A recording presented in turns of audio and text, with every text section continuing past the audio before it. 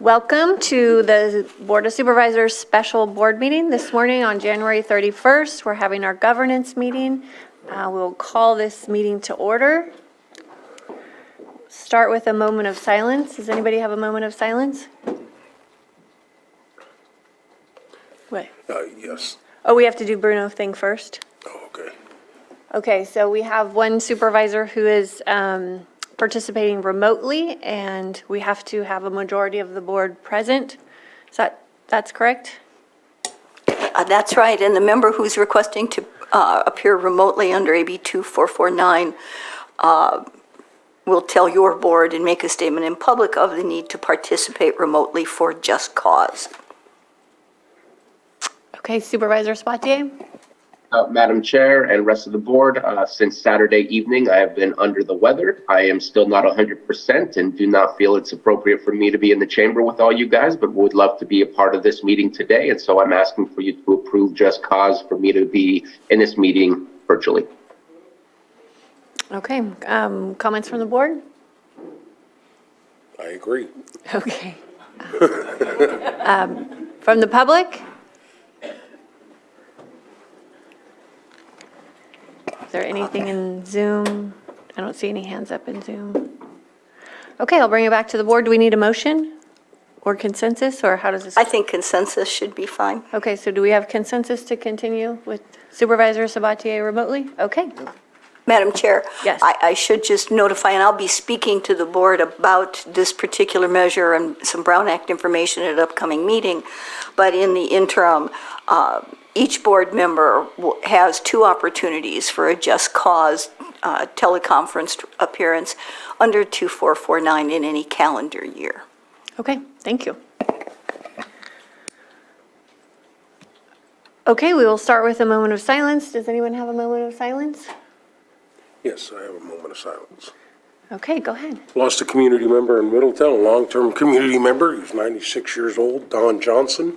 And I just want to give condolences to his wife, Sydney, and his family in South County. So, Okay, thank you. Anyone else?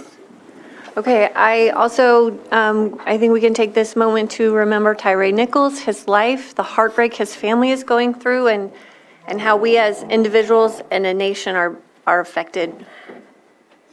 So, thanks.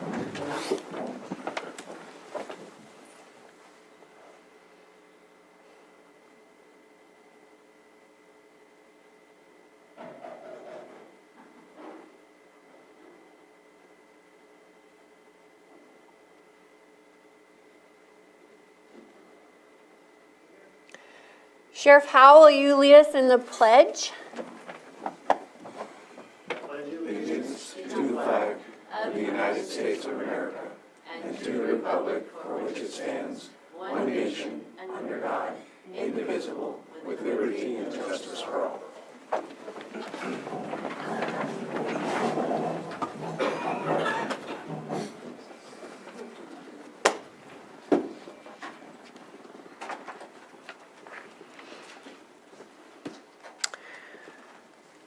So we have public input, but we don't have public input on the agenda. So the person, Elaine Brown, would you like to come back next Tuesday? Okay, and we'll have a regular meeting and then we can hear your public input then. Okay, thank you.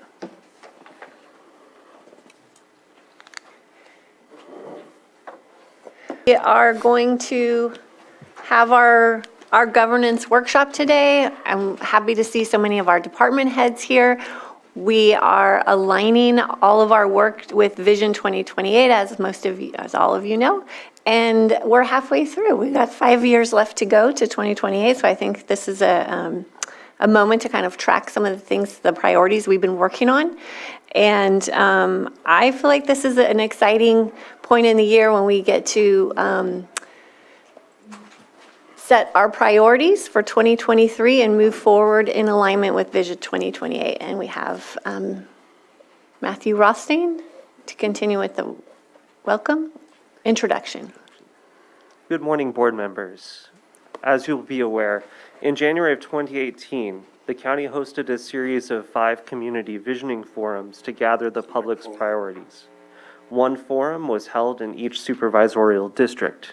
And as a result of that public process, the Board of Supervisors adopted 10 key priorities for the next 10 years as the county's Vision 2028 statement.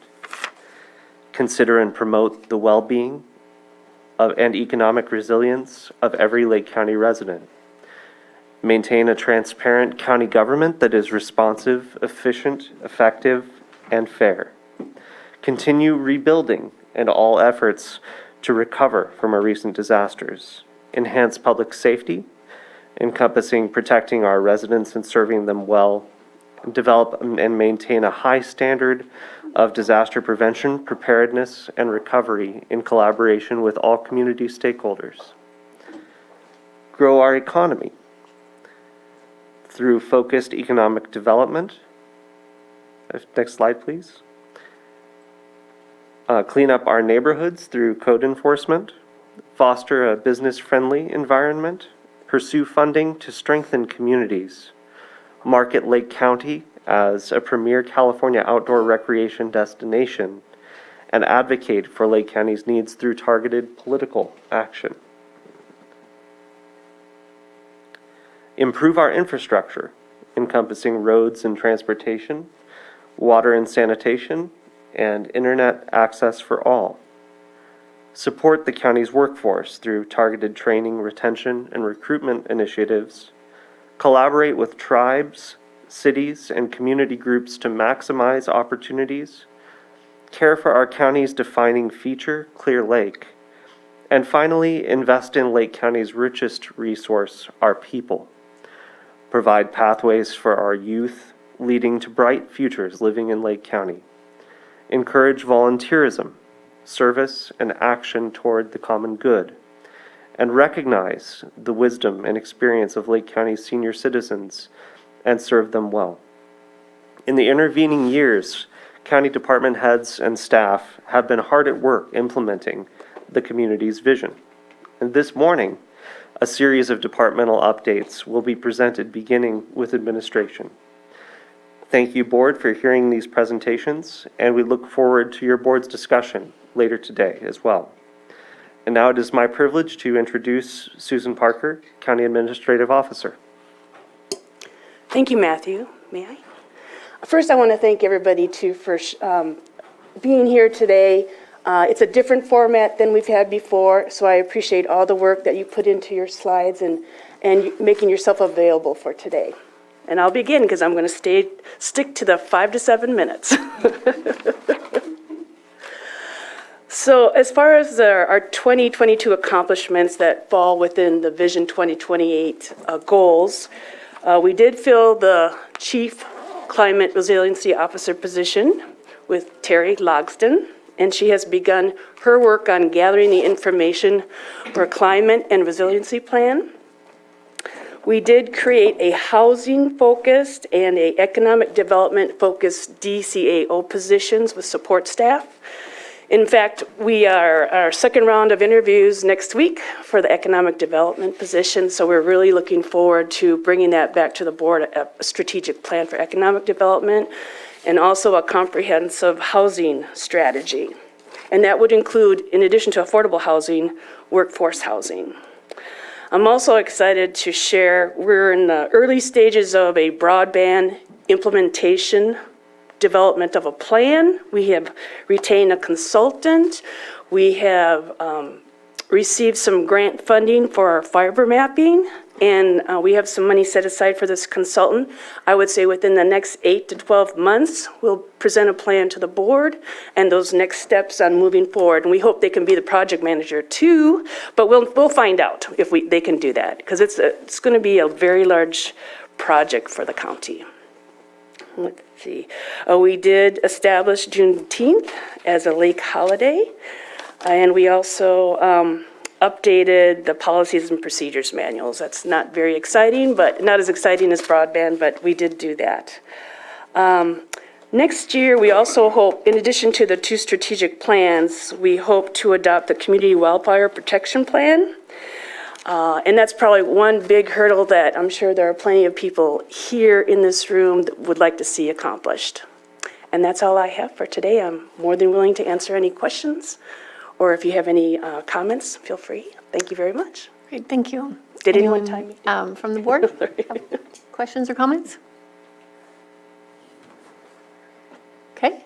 I think we'll take public input at the end of the presentations. So we'll move through to our next department head, agriculture weights and measures. Up there, here. Wherever you feel most comfortable. Okay.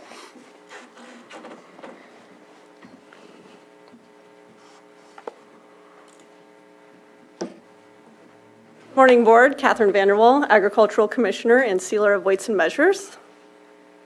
So our 2022 accomplishments within the department, we were able to fill the Deputy Agricultural Commissioner Sealer position with a person in-house, Sam Upton. We co-hosted a cannabis weighmaster training with the California Department of Food and Agriculture's Division of Measurement Standards. Topics included weighmaster regulations and requirements, proper documentation, approved scale types, and scale testing requirements. And our next accomplishment, in December, we resumed our in-person pesticide applicator continuing education courses. These courses provide a pathway for license renewal for Lake County and regional applicators, as well as keeping applicators informed of any regulatory changes statewide. You can skip to the next slide.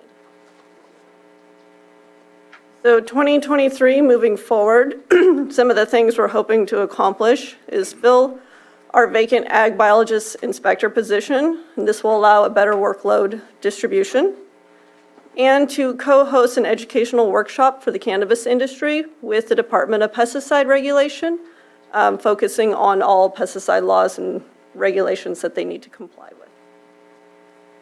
That is the end. Does the board have any questions? Questions? Supervisor Green? Did Just- you put your hand up? Thanks. Just a comment, very appreciative to see the outreach involving the cannabis industry and having ag on board. And these two industries are very closely related, at least on the cultivation side. So I want to give all due praise for this willingness to host these types of trainings, and looking forward to a future direction in that way. I appreciate it. Thank you. Okay, thank you so much.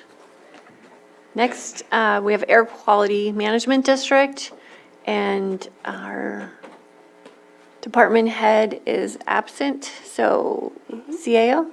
Yes, thank you. Next slide. Thank you very much. I'm going to just briefly, he talks about the ambient air quality, the grant programs. I won't list them all for you. It's on the screen. And staffing. They've been successful in filling positions. Next year, they can continue with the air quality standards, upgrading monitoring station, and automation of data processing, implement an updated fee rule, increase recruitment efforts, and continue to ensure local needs are considered by the state as they implement new requirements and regulations. He did share with me a statement he would like read into the record. As we maintain our attainment status, it is a key benefit to providing economic development options in Lake County. Failing to meet air quality standards will trigger significant costs to industry and residents, as well as elimination of exemptions for agricultural operations and certain on-road trucks, as well as other industries, all costing significant expenditures to come into compliance. So maintaining our clean air status is essential for economic development. Thank you. Thank you. Anything from the board? All right, we will move on to animal care and control.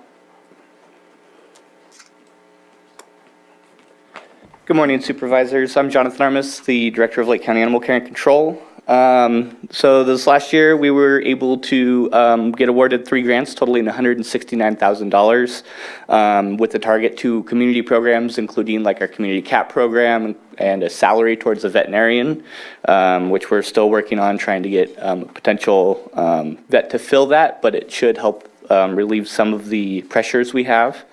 All of our applicable officers that we do have on staff, including me, my deputy, were certified with the state of California to be animal control officers with the state. And then we pivoted over to full-time employment equivalent positions over like 12 plus 900-hour staff, which has helped us provide consistent care to both the public and the animals that we care for. And then we also extended our outreach to the community. We were able to go to a whole bunch of events like Concert in the Park. We did mobile adoption events this year. We did Trucks on the Track, and I'm forgetting one. But for our emphasis this next year, we need to fill the veterinarian position. We know we're on a time crunch. Our current vet will probably be leaving soon. And then filling our 2 vacant officer positions, which we're conducting interviews right now. Hopefully within 2 weeks, we'll be able to conduct those and fill them. We're also going to be exploring contract vet services more. Been working with an RFP with Stephen and admin to shore that up. And then also trying to find full-time vet if there's any interested. And then again, the 2 vacant officers we want to get on, hired, trained, and the resumption of services with that, including the community cat program, low-cost spay and neuter. We are still doing vaccination clinics, and then also our on-call after-hour services, so that if something happens over the weekend or overnight, that we are available. So if anyone has any questions or comments. Does the board have any questions? I am curious if any adoptions came out of our board chamber visits. It's hard to tell. I think it is a good thing for us to do when we have the staff available. It's just hard to tell. Right now, throughout the state and the nation, we're seeing that every shelter, regardless if it's a municipal or a rescue, is taking in more dogs than they can place, about 10 to 20% on average, and we're no different. This last year, our live release rates did go down due to that in total, so it is hard to tell. Well, when you are fully staffed, we would love to have you back. We will bring them. Yeah. That was really great. Supervisor Crandall? Yes, I just had a question, I think in regards to like the CAT program or either that or spay and neutering and whatnot. Is there like any type of initiative where you're working with maybe a nonprofit or someone in the community that has a group that does that work while you're doing all of the hiring or anything of that nature? The difficulty is there's a shortage of veterinarians, so it's more of the capacity to provide those surgeries. There was just a study conducted in the state, and it was something along the lines of like 40% of the state is unable to provide surgeries to animals through rescues or municipal agencies. So that's more of the choke point in our ability. All right, thanks. Anybody else? Okay, thank you so much. Thank you. Okay, next we have assessor recorder, but is he? He's unable to meet with us at this time, but we're going to bring him back later in the day, Okay, if wonderful. possible. Okay.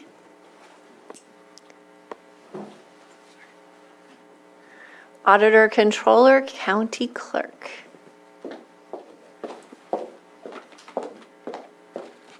Good morning. Let's see. So the accomplishments, the Auditor Controller County Clerk's Office for 2022, so contract automation project, that's step one of something that could potentially be much larger, could eventually lend itself to going into the document management software that the county recently acquired. But at this stage, that means all contracts have been scanned and all payment processing is electronic, so it's not in paper files anymore, which is big for us. The second one, resumed wedding ceremonies. And so that's just a fun thing we get to do. In the middle of a very serious day, we also marry people, and we are almost always booked, especially during the summer. We're booked months out, so it's pretty neat to note that. And then third, prepared for transition and leadership, which was huge. There was over 40 years for me to try to download, and then what spilled over, I took a ton of notes, and then at this point, just looking to the support and resources offered by the county, so as we move forward. And so then for points of emphasis, I have 2 slides for points of emphasis. I couldn't narrow it down. So the first one is more of from a technical aspect, addressing challenges with decentralized contracting processes. So continuation of the contract project, as I mentioned. So it could include countywide indexing and then streamlining the process overall. And that's something I look forward to assisting with as we have more discussions about it. Second is implementing new AP software, so accounts payable. That's our check writing software. The RFQ's already done. We're about to select a vendor. We're down to 2, and that's going to happen, I'd say, in the next 60 to 90 days. And so as we do that, we're also going to explore other possibilities as far as electronic payments are concerned. And then third, improving report writing capabilities. That one I have to tackle. There's a lot to that, but it's definitely a goal because I know it will help everybody throughout the county. And then, so this point of emphasis is a little more of a big picture view, just continuing the great work started by Kathy, your board, the county, and the focus on employee retention. So continuing to support the amazing team that I have now. Training and exploring resources that are available are kind of where I'm going to start, but just to focus on hanging on to this really great team that we have. And then secondly, business process efficiencies. So your board recently approved the clerk doc software, and so that's also going to be implemented in the next couple of months. And the 2 main efficiencies that I'd like to point out are, one, fictitious business name statements. That's something that the public often wants to search for, and right now they have to call our office and someone has to answer the phone and search and give them an answer. They're going to be able to go onto the website and search that for themselves. And then secondly, the marriage license application. That's going to allow them to fill it out at home. The information will populate when they come in. It'll just streamline the process overall for obtaining a marriage license through our office. And that's all I have. Do you have any questions? Thank you. Any questions? Supervisor Green? Yeah, just super quick, and I think I know the answer, but because of the specialized nature of many of your processes, so I'm assuming there's not one, but several proprietary software packages that you're using in there and that you're expanding your use in 23. But I know the county as a whole now has Laserfiche available and stuff like that. So some departments may be able to leverage that and do some workflows. So without putting you on the spot, is this all proprietary all the time as far as your workflows and your software packages, or is there some opportunity to develop some workflows in-house that could leverage this kind of baseline Laserfiche availability we have now for scanning documents, storing documents, stuff like that?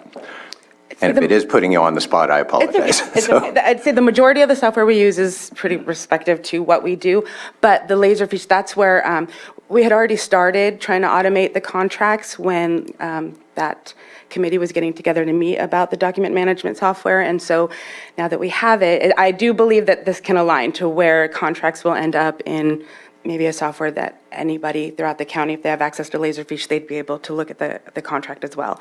But that's going to take a lot of coordination and so forth. So that's more of a dream, but I do think that that won't be proprietary, that part of it, the contracting part, because that is something that, the other departments, that we could share the information. There's potential there.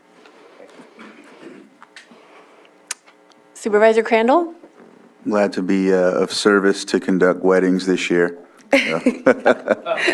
Wednesday afternoons, if you're available. Yeah. We do them right here. Yeah. I've done 3 so far, but they've all been off-site, Oh, brought okay. paperwork in, so yeah. We did do a few in the park across the street. That was fun. So, yeah. Did one at the county park, and Yeah. then over on the lake, 2 on the lake, so it was pretty cool. Oh, really? Nice. Yeah.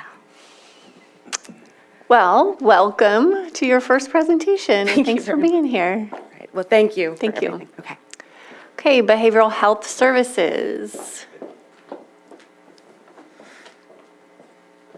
morning, Board. I saw this slide come up. I thought maybe Genevieve was going to do this for me, but I'll do my best. Todd Metcalf, Behavioral Services. Good morning. So we have a few things to share, our accomplishments from 2022. We recently established a suicide review team. As some of you may or may not know, Lake County in the state of California has one of the highest, if not the highest, suicide rates. And so we made up a team. It's comprised of the sheriff, coroner's office staff, and invested and interested community members. The team is going to meet very soon. They will be meeting monthly to review deaths by suicide. And as I said, that they will be conducting their first review next month. And what the goal of this is that the team will identify existing systems level, what's working and what's not working. And so once we get some data together, we will be coming back and presenting to the Board of Supervisors the results of that. Excuse me.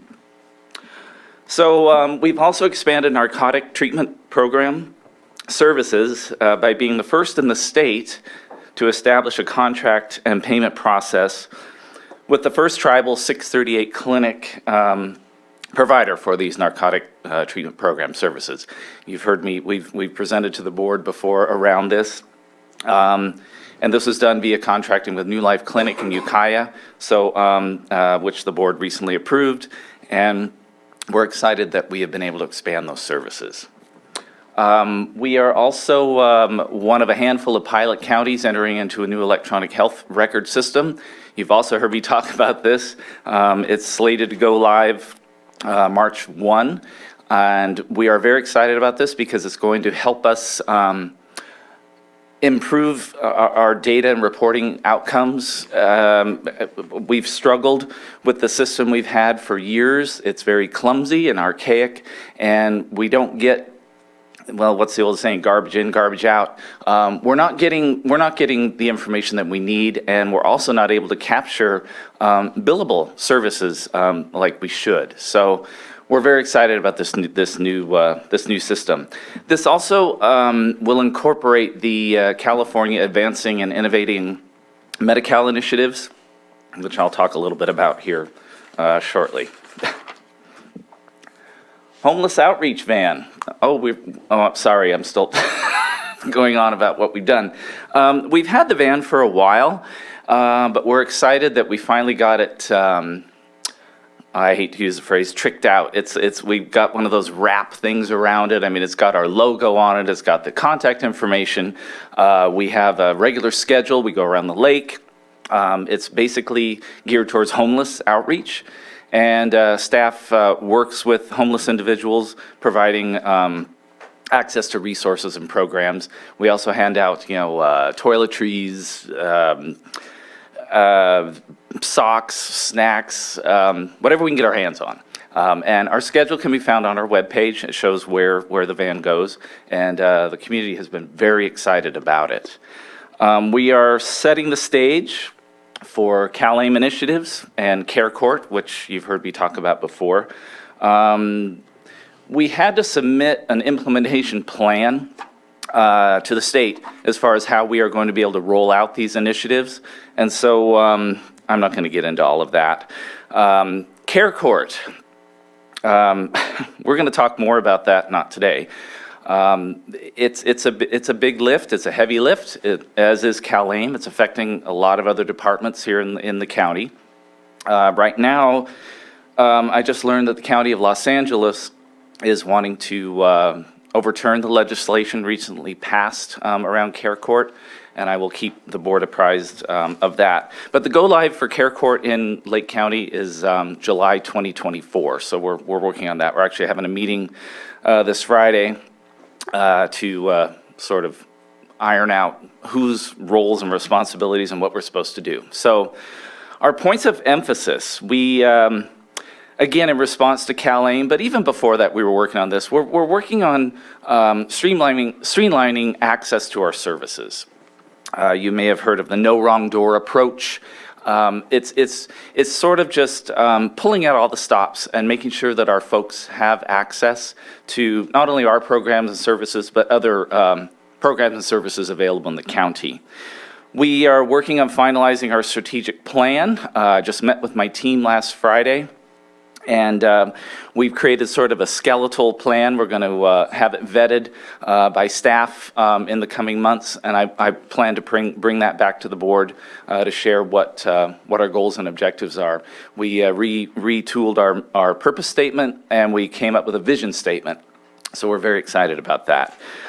Expansion of youth services, another CalAIM initiative that we are working on. It really will, the CalAIM initiative around that is going to sort of expand and relax eligibility requirements to get folks enrolled in Medi-Cal so they can receive the services that they need. Working with Supervisor Sabatier around the future of some kind of a permanent homeless shelter. You know, we recently were working with a contracted service provider to open a warming shelter at Old Juvenile Hall, but that's just not the answer. It's a temporary thing, and so hoping to bring something to the board. We really need to work on figuring out how we're going to solve this issue so that, you know, things are opening and things are closing. We need to figure out a permanent solution. So working on that. Collier Avenue, still hopeful that ground may be broken in March on a 40-unit complex, which will serve folks experiencing mental illness, developmental disabilities, and low income. So we're excited about that as well. And our Clear Lake Clinic remodel, we recently received a planning grant to start work on updating that building. For any of you that have been there, it's in dire need of a facelift. And so we're excited that we got funding for a planning grant to have someone come in and tell us what needs to be done so we can fix that place up. We're also developing a career path training curriculum. I'm proud to say our vacancy rate is fairly low right now, which is kind of unusual for a behavioral health services department. But we're working on developing recruitment tools, retention tools, and sort of turning our department into a behavioral health training ground. So people will come, we can train them up, and hopefully they'll stay. So it's a work in progress, but we're very excited about that. And peer support site and staff certification. We have multiple satellite offices. We call them peer support centers. And when I came to this department, I didn't quite understand what the term peer meant. We employ a lot of folks that have lived experiences, that have experienced or are experiencing mental illness, substance use disorder, and or homelessness. And so what this means is that we will be able to expand our services in our satellite offices. We will get our peer support staff trained up and certified so they can offer services on site that we can bill for, which would bring money into the department. So we're excited about that. And that, I think I've took too long. I apologize, but that's what we've been up to lately. And more to come. Great. Questions from the board? Comments? Supervisor Crandall? Yeah, so just one comment or recommendation on the Collier Avenue. Are there any initiatives to prepare for mental health services for on-site mental health patients once that commences? Are you working on that already, or is that something you have planned? Oh, yes, there will be an office available Monday through Friday. It's what we call a supportive housing development. So there will be staff on site, and not only behavioral health services and I don't want to speak for any other departments in the county, but our plan is we will have staff on site Monday through Friday, 8 to 5, for anything that folks there need. And we're hoping to get other community organizations involved in that. So Like the weekends could be. there will be someone on site. Yeah. And there will be a property manager on site 24/7. Will they be trained in like the mental health portion of it? That's a good question, and hadn't really even thought about that. So Okay. Thank I'll you. work on that. Yeah, just throwing it out. No, that's a great question. Thank you. Anyone else? Well, you know I always ask about the van, and I am just wondering if you have any statistics or success stories from outreach and connection to services, especially for those of us that have big unincorporated districts where the people are far from services. I'm just wondering if you have any of that to share. I do, but I didn't bring it with me. I Okay. apologize for that. But and our hope is, as you may recall, we were able to purchase that van with cannabis funds, and we're sort of hoping that might come around again, so we can get another one. So, but I will certainly come back and provide you with the data that you're asking for. Thank you. Thank you. Thank you. So next we have Child Support Services.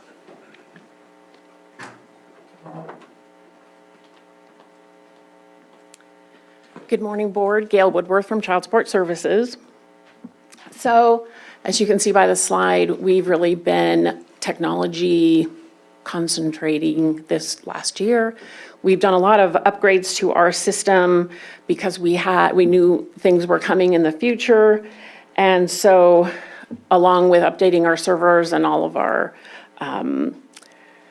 antivirus kind of things, trying to ensure that we have good mechanisms to keep our information in our system secure, we deployed high-speed scanners to each of the staff, and then that was done in anticipation of our e-filing.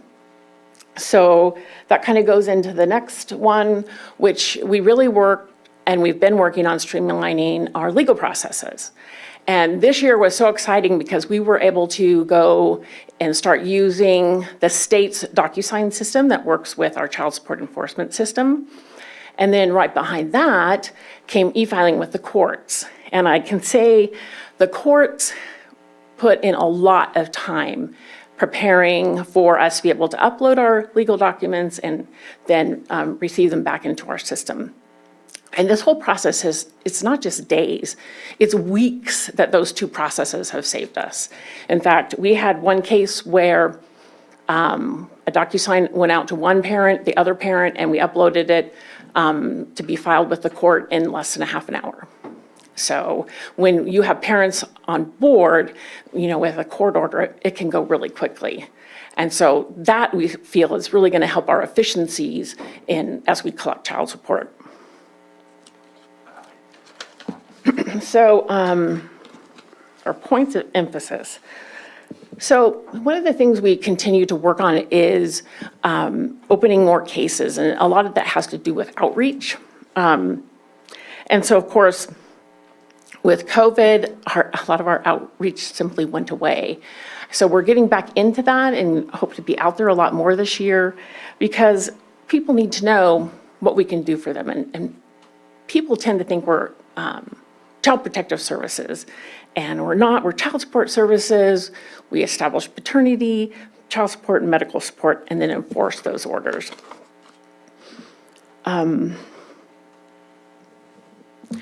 So the state looked to some of the small counties and saw that we weren't utilizing Facebook and those kind of things. And so the state actually took over and has implemented Facebook, and then we'll be doing Twitter and Instagram, which I know nothing about Twitter and Instagram, so I was happy that they have people on staff. And with our input, they're going to be doing those things for us. And of course, we continue to work on staff development. I think cross-training is vital for the growth of staff and for succession training. The state now has what's called Blackboard, and it has over 270 trainings are available. And then we also use Skillport at LinkedIn, and we have our in-house training. So it keeps us busy. Thank you. Anything from the board? Okay, thank you so much. Thank you. And next we have community development. Good morning. Mireya Turner, Community Development Department. I wanted to take advantage of my 5 to 7 minute slice of the pie to highlight our management team.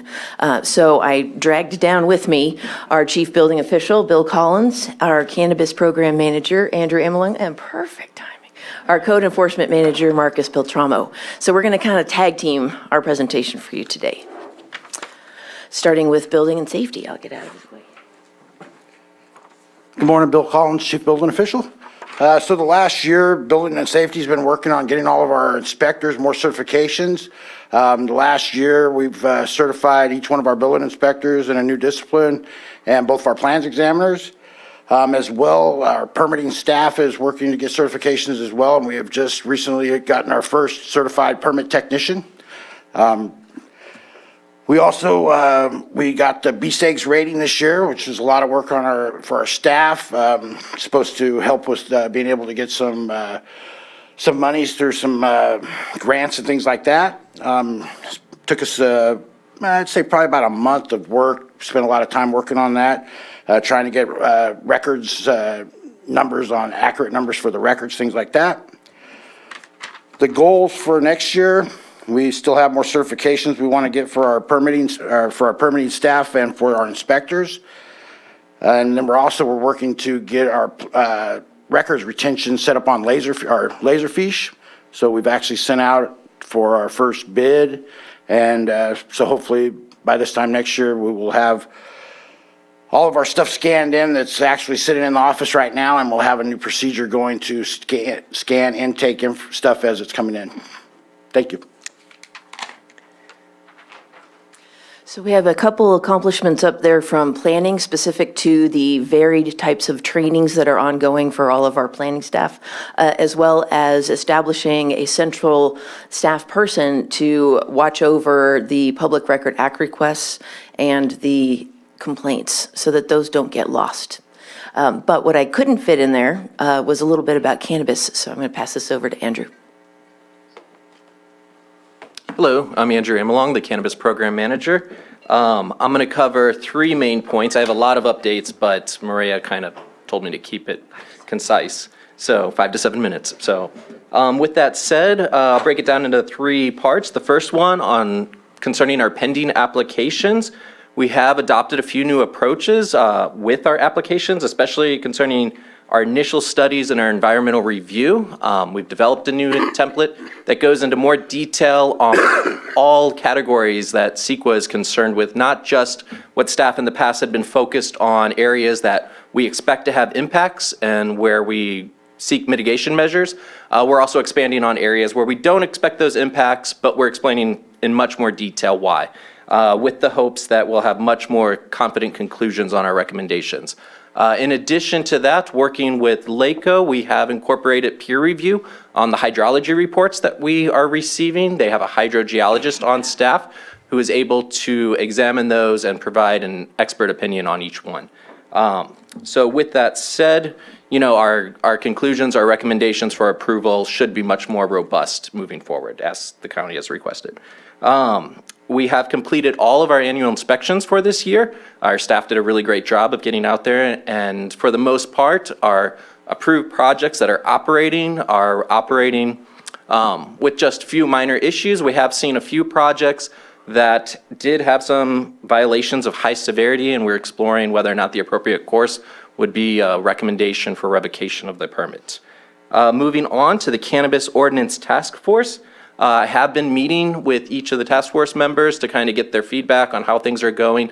Overall, everyone's pretty satisfied. They recognize there was a bit of a slow start in the beginning, but they are pretty happy with the progress and the approach that we are taking now.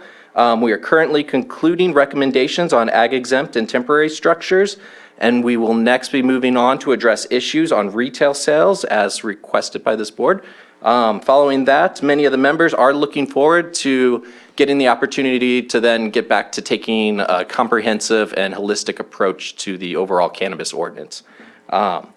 And finally, we have grants. The planning division and the cannabis program specifically is now overseeing a lot of the deliverables for the LJAG, the Local Jurisdiction Assistant Grant, as well as the equity grant from the DCC, Department of Cannabis Control. With that said, I have been in touch with the California State Auditor. They're going to be conducting an audit for the first time this year on the LJAG, the Local Jurisdiction Assistant Grant. And furthermore, we've had some meetings with DCC concerning the equity grant and the LJAG grant. And one positive note, they are looking for different recipients, grantees of the equity grant to highlight those who are making a positive impact. So far, they've only had a few cases from the larger cities like San Francisco and Los Angeles and Oakland. We do have a few candidates in mind, especially with what they're doing in terms of the environment. So we're hoping to be able to highlight some of them, but I won't get into detail because that's still all in the works. So, I have a question. What does the backlog look like now? oh, yes. Well, we are currently at, as of my last update with the Planning Commission, the backlog isn't a whole lot different. We are at about 119 pending projects with 2 just recently approved at the last Planning Commission. We've had about 6 withdrawn, and some of the other updates that I wasn't going to, get into the weeds with, but we are taking a kind of a simultaneous processing approach to where we were trying to focus on some of the older projects that have just been kind of hanging around and get those moved forward. Well, there's a reason they're old. They have a lot of issues. There's a lot of things with them that just, keep stalling the project, and, the feasibility of some of those are questionable. So with that, we've kind of divvied it up. We've dedicated a few staff members to get the ball rolling on some of our more recently submitted applications, especially the ones from last year that were submitted. We're noticing the more recent submissions are just, again, more robust applications, and they've learned from past experiences, so they're a little bit easier to move forward. So we've had a number of recent submissions from 2022? Well, when I say recent, they're about a year ago. Okay, So that's what I was curious. we're still addressing, I think we still have a 2019 pending application, which recently finally withdrew because they realized that, the issues around it they were not moving forward. We have a handful that are still left from 2020, and now we're getting into the 2021 and about 20 or so from 2022. So That's a significant amount of applications for. it is, yes. Okay, that's interesting. And then just a follow-up question, how helpful was the satellite software this year? It played a bigger role in annual inspections and code enforcement. Code enforcement utilizes it for the most part, but with us, we did, out of our 109 approved projects at the time over the growing season this year, we had roughly between 20 and 30 that opted out of cultivating, and another 20 to 30 that requested to reduce their cultivation square footage for their canopy area. And the software was pretty instrumental in determining that, those figures that they were reporting to us were in fact accurate. And it saved a lot of staff time. We didn't have to go out to those locations. We could check via satellite for the outdoor operations. Okay, great, thanks. Did anyone else have any, Supervisor Green? Yeah, just very quickly on the backlog. So we do have some newer applications, yeah. but just to clarify for everyone, we still have kind of a de facto roadblock in terms of any new applicant must have a water board permit as of whatever that cutoff date is. Correct, yes. We have discussed this with the task force, or, I'm sorry, were you? No, that's fine. Okay. Yeah, I'll just plow ahead. You're way over 5. So backlog, yes, still a hard stop as far as those people who don't have a water board permit hanging around for 3 years plus. Sure. So progress to be made on opening up avenues for new applications. Yes. And that's just it. I wanted to highlight, not only is there a backlog, there's a hard stop on new applications unless you have that prerequisite water board permit in place. That is correct. And of the backlog, I would like to point out of, roughly about 119 at this point pending applications, nearly half of them, I believe 52 at our latest count, are still deemed incomplete. They haven't submitted all the information that we need to move those forward. And our current ordinance doesn't have a mechanism like the state where if in 90 days we don't receive anything or we don't hear back from you in 180 days, they close the project. We don't have a mechanism to do that. So we are, working on approaching, reaching out to these applicants, exhausting every possibility of moving them forward and then potentially bringing them forward with a denial without prejudice so they could come and resubmit and pick up where they left off. So that is a big factor. So. Great. Yeah, and last thing on that, and don't want to put words in anyone's mouth, and obviously the task force is going to take the work on as it's being presented to them, but I have had anyways some preliminary discussions with California Cannabis Authority, which is a more of a state level organization. They may have some thoughts on how they may be able to assist. I don't want to box anyone in, any staff, including our treasurer tax collectors, to the potential utility of that organization, but I do want to point out that it does exist. And when we get closer to that more 30,000-foot level rewrite of the ordinance, I'd be interested in hearing some feedback on whether that organization might be helpful to us. So thank you for that. So Marcus is going to come and close us up with the code enforcement accomplishments for this year. Also, you'll note there are a few stats from the Roadmap Task Force. A more robust update will be presented to the board on the Roadmap Task Force in February. Good morning. My name is Marcus Beltramo. I'm the manager of the Code Enforcement Division. Right now, we have 4 fully certified code enforcement officers. I don't believe the county's had that in the past. And by June, all our code enforcement officers will be fully certified. So we'll have the training. Now everybody will also have the experience. So we're anticipating 2023 will be a better year for code enforcement. We've grown over the last year. We've learned about Lake County. In the code enforcement world, each jurisdiction is different. And Lake County is unique. And so we've learned the uniqueness of Lake County and how to deal with those. So we look to be more proficient moving forward. Also, we're getting mobile printers and laptops. The equipment started to come in. We're starting to install it. We're starting to implement procedures so that we can be more efficient also in code enforcement issues. We've also branched out and formed stronger relationships with our sister departments, environmental health, water resources, for example. We've strengthened that bond. We've learned to work together, and that's also helped us accomplish a lot more. And I think moving forward, as we get better, our sister departments we get better working with our sister departments, we'll be more effective moving forward. So our thing is just to get better, get more proficient, more efficient, and 2023, our goal is to resolve all complaints that are received. Another thing is educating the public, what information we need, how to file complaints, how to get in touch with us, and so that we can move forward in trying to attain compliance. So I want to make sure that the zone of benefit is included in the area. Oh, I apologize. So the benefit zones, once we work that plan out and we have an understanding, we will be moving forward. That will be a priority. That is something that needs to be done. We've reached out to Mike Ciancio and his crew over there as part of being part of that resolution to moving forward with that program, but that is a priority. So our priority issues, Roadmap Task Force, cannabis, all abandoned vehicles and RVs off the major roadways, and then the benefit zones. Those are our 4 priorities that we're going to be focusing our energy and resources to address those issues.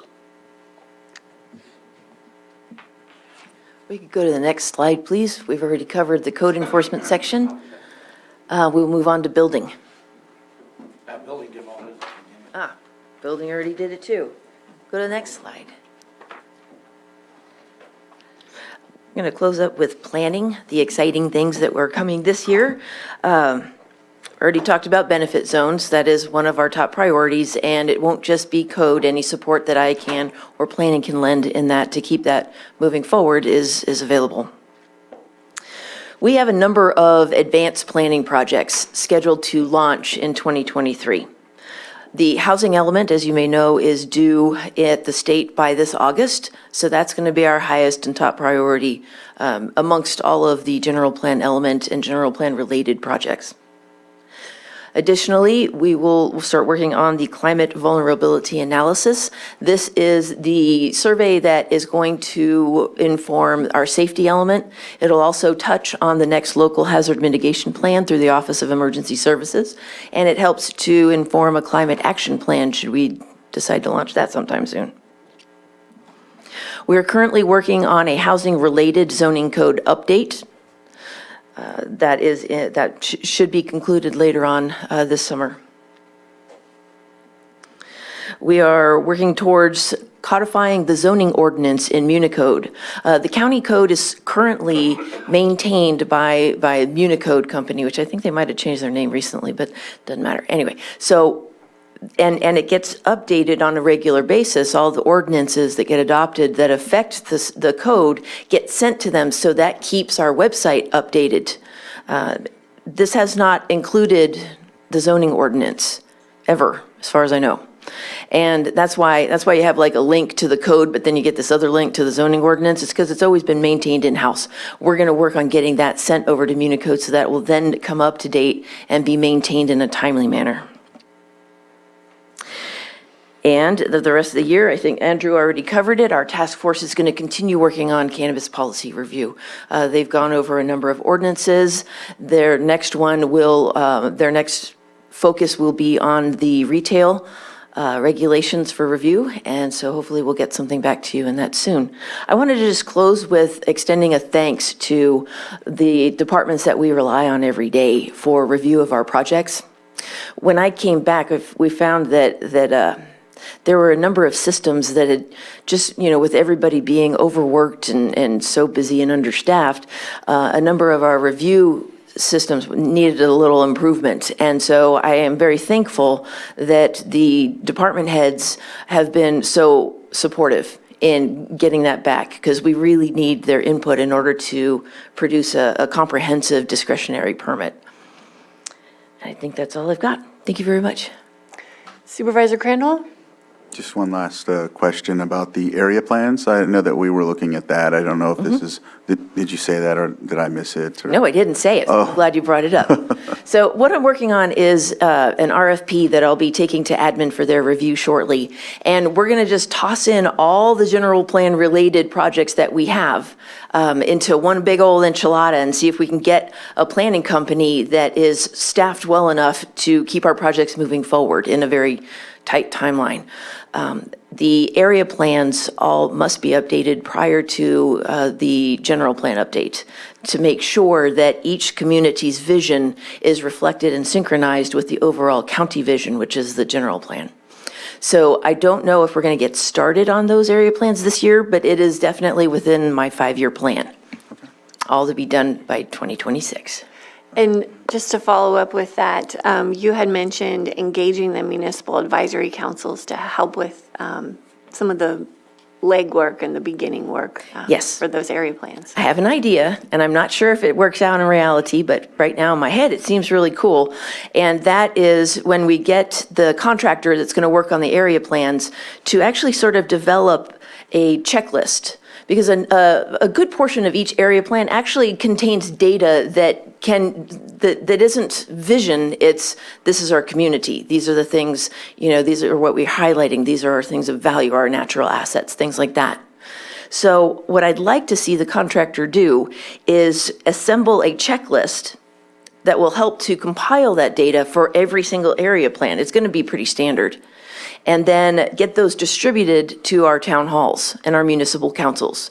Because I know that every community is very anxious about getting that area plan started as soon as possible. And so this would give them something that they could do that would then be helpful when we start coming to work on the vision part. We'll see if that works in reality. So, thank you. Thanks. Supervisor Green? Just a quick thank you.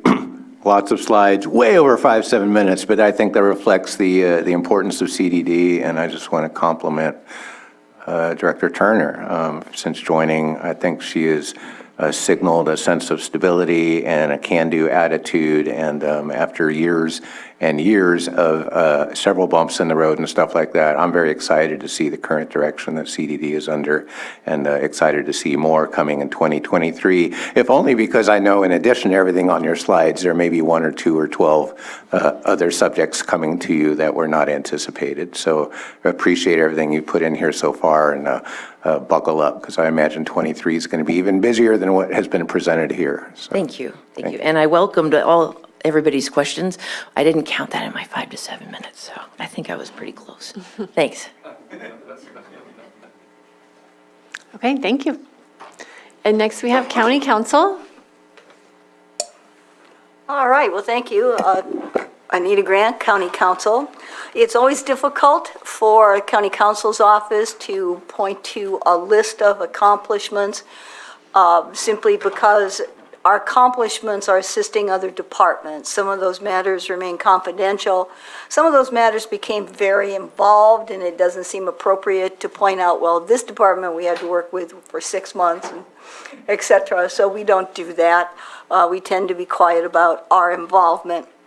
But you will see under this slide that there are numerous accomplishments, which I've just done by doing very bland statistics in terms of the type of work we do. A county council's office is a generalist office, so we are involved in almost everything. And we draft contracts, we draft ordinances, resolutions, we review contracts, ordinances, and resolutions. And those reviews are not simply signing my name or signing a deputy's name on the bottom of the page. Oftentimes that requires a great deal of work. There are legal requirements, there are issues with regard to compliance issues with various grants, et cetera, all of which we have to review and assist the departments with. In terms of just numbers of contracts, I've stated about 700 for last year. That's in addition to all the other work I do, the office does as a whole. Generally, I've been doing the documents because I think 12-hour days are normal, but the issues with regard to land use, we've got, I think, all of my staff, legal staff. We have one attorney, Nicole Johnson, who focuses on that primarily, and she's excellent. But all the attorney staff have a very good and solid understanding of land use so that we can pitch hit for each other. We found that to be very important, both in juveniles and probates as well, because for about half a year last year, my attorney staff was reduced by half. So for us, that's the same as if you're staffing any large department, just 50% of them were gone because people moved on to other things. We also were without a risk person for approximately 8 months in 21, 22, and we had lost one of our administrative assistants for clerical several years ago. Your board was very good to give another position of attorney staff, which will be the first addition to attorney staff in 30 years. Actually 31 years. It might be longer, but I only know 31 because that's how long I've been here. You'll see we're very busy with juvenile dependencies, which are abused and neglected children, a very important area of law, 25 probate and conservatorships, and complex projects. By those, I mean those projects that require ongoing commitment of months, sometimes years, to bring to fruition with departments. So that is what we accomplish. Again, a thumbnail sketch without going into detail. Your board generally knows everything we're doing, so certainly the information isn't lost on you, but again, the confines of confidentiality make it a little difficult for me to feel comfortable going into detail. As far as points of emphasis, as you know, I'm going to be retiring in a couple of months. So I don't really have major points of emphasis other than getting staff ready for that. Also, points of emphasis for us depend upon what your board and departments move forward, because our office assists, helps, advises, counsels on all of those areas. We don't generally self-generate. We provide information to your board. One of the things I'll do before I leave is giving you some information on Brown Act updates and the Brown Act itself. We'll also be the office will be bringing a number of things to the board over the next couple of months that will hopefully set the stage for future actions. And again, I mentioned Nicole, and I'm sitting here realizing that I have left out several lawyers, Lloyd Guintavano, who's the senior deputy, as well as Carlos Torres, who's handling probates, conservatorships, and anything else you throw at him. Alik Orfelian, who is handling the juvenile cases and has a great passion for the work, but she's hopefully just as passionate about all the other assignments that she has to do, because again, in our office, one of the most important things is to be able to pivot. So, and we do that. I will say that when it comes to recruitment issues, the thing that my office focuses on, and I would think other offices may want to, is that 2 years, 3 years of experience in this county council's office gives you a scope and breadth of experience that it would take you 10, maybe 15 years in a larger government office, because you tend to be pigeonholed. Here, we can't afford to pigeonhole anyone, so all of us can do pretty much anything. Thank you, Anita. Any other comments from the board? Supervisor Green? Yeah, thank you. Before joining the board, I worked with DSS CWS and managed to attend many of our juvenile dependency court hearings virtually, and it's an important job, and it was news to me that it was part of county counsel's office. And so I want to highlight the hiring of Alik as a dedicated counsel for juvenile dependency to be a major accomplishment. I have seen lots of pivoting before her hire, and I imagine more pivoting will happen. But I just want to highlight the vital importance of the juvenile dependency process. I appreciate the work that's been done to solidify county counsel's contributions to that. I hope part of that will be advocacy to systemic change. I think part of the difficulties I saw during my time there was just there aren't enough court days, there aren't enough attorneys. So just as the county counsel's office needed to dedicate resources, I hope the Superior Court and those people that are tasked with making sure that the juvenile dependency process runs smoothly as a whole will be sensitive to the concerns that Lake County has. We need more court days, and that's it. Thank you very much for everything you've done. We'll do the little happy dance for your retirement later on, but everything that your office does has been spot on, high quality work, no matter what I've seen, no matter the subject. Thank you so much for your contributions. Thank you very much, Supervisor. And other than when we were drastically reduced by staff, people don't necessarily stay for 20, 30 years anymore. They'll leave after 4 or 5 years, which is to be expected. But we've always had an attorney dedicated to juvenile. I think that, again, over the last couple of years, because of staff shortages, there was more pivoting than the office had ever experienced before, and certainly not something that we want to continue. So we'll continue with that dedicated. Supervisor Crandall? Well, definitely won't be doing a happy dance because you've covered so much since I've been in the position, and I appreciate everything you've done as a quarterback for that office, and I think the 49ers could have used you this last weekend.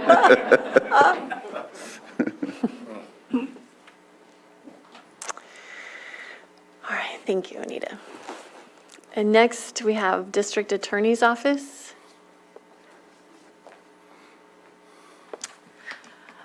Good morning. So, let's see, there's my slides. I think I'm the only one that did color. I spent a lot of time on that. So, accomplishments, of course, successfully prosecuted several high-profile murder cases that resulted in significant prison commitments, and that includes not only a trial that lasted several weeks, but also settlements that resulted in a very, very significant terms, but also in every case that we settle, especially in murder cases or attempted murder cases or any crimes of violence, we reach out to the victims and make sure that they understand why we're doing what we're doing and that they are okay with what we're doing. Sometimes they're not really happy, but they understand why we have to settle certain cases, whether it's, lack of being able to prove beyond a reasonable doubt certain cases because of evidentiary issues. But the good news is that our caseload for pending murder cases has been drastically reduced. And I hope not to have new ones, but that's beyond my control. So we have a mental health court now, and this is new with the courts, started last year, I believe. And our focus is, obviously, we attend those, that court hearing. We advocate for the protection of the victim's rights and to make sure that if there is going to be an individual is going to go into mental health court, that the victims is protected with a protective order, that that the cases are monitored so that if there is a violation, it's brought back right away as soon as possible. We're still working on that because there's still some procedures that the court is working through.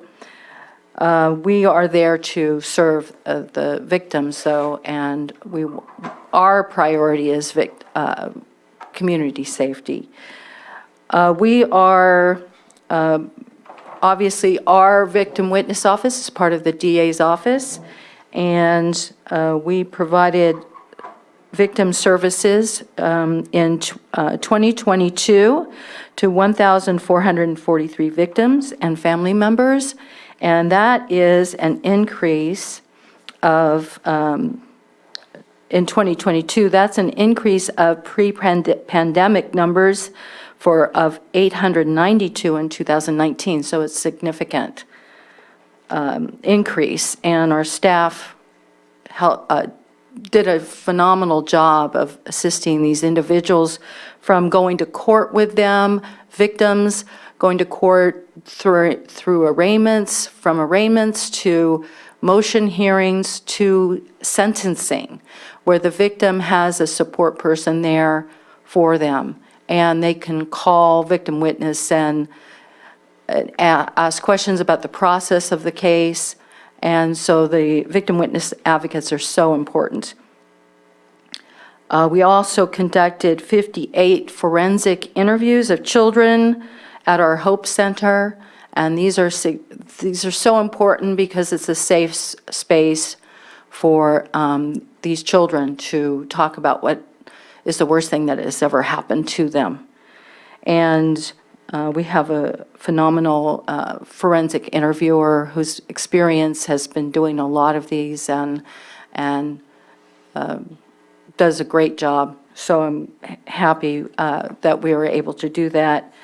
We also included in that number, we've done a couple of interviews for agencies outside of Lake County, cases outside of Lake County, and then they have, other counties have done some forensic interviews of victims who have moved to another county. So in 2023, this is an ongoing theme with every department, but we continue to recruit full-time to fill positions and provide training and experience to develop happy and satisfied employees. And I think that we have been able, in 2022,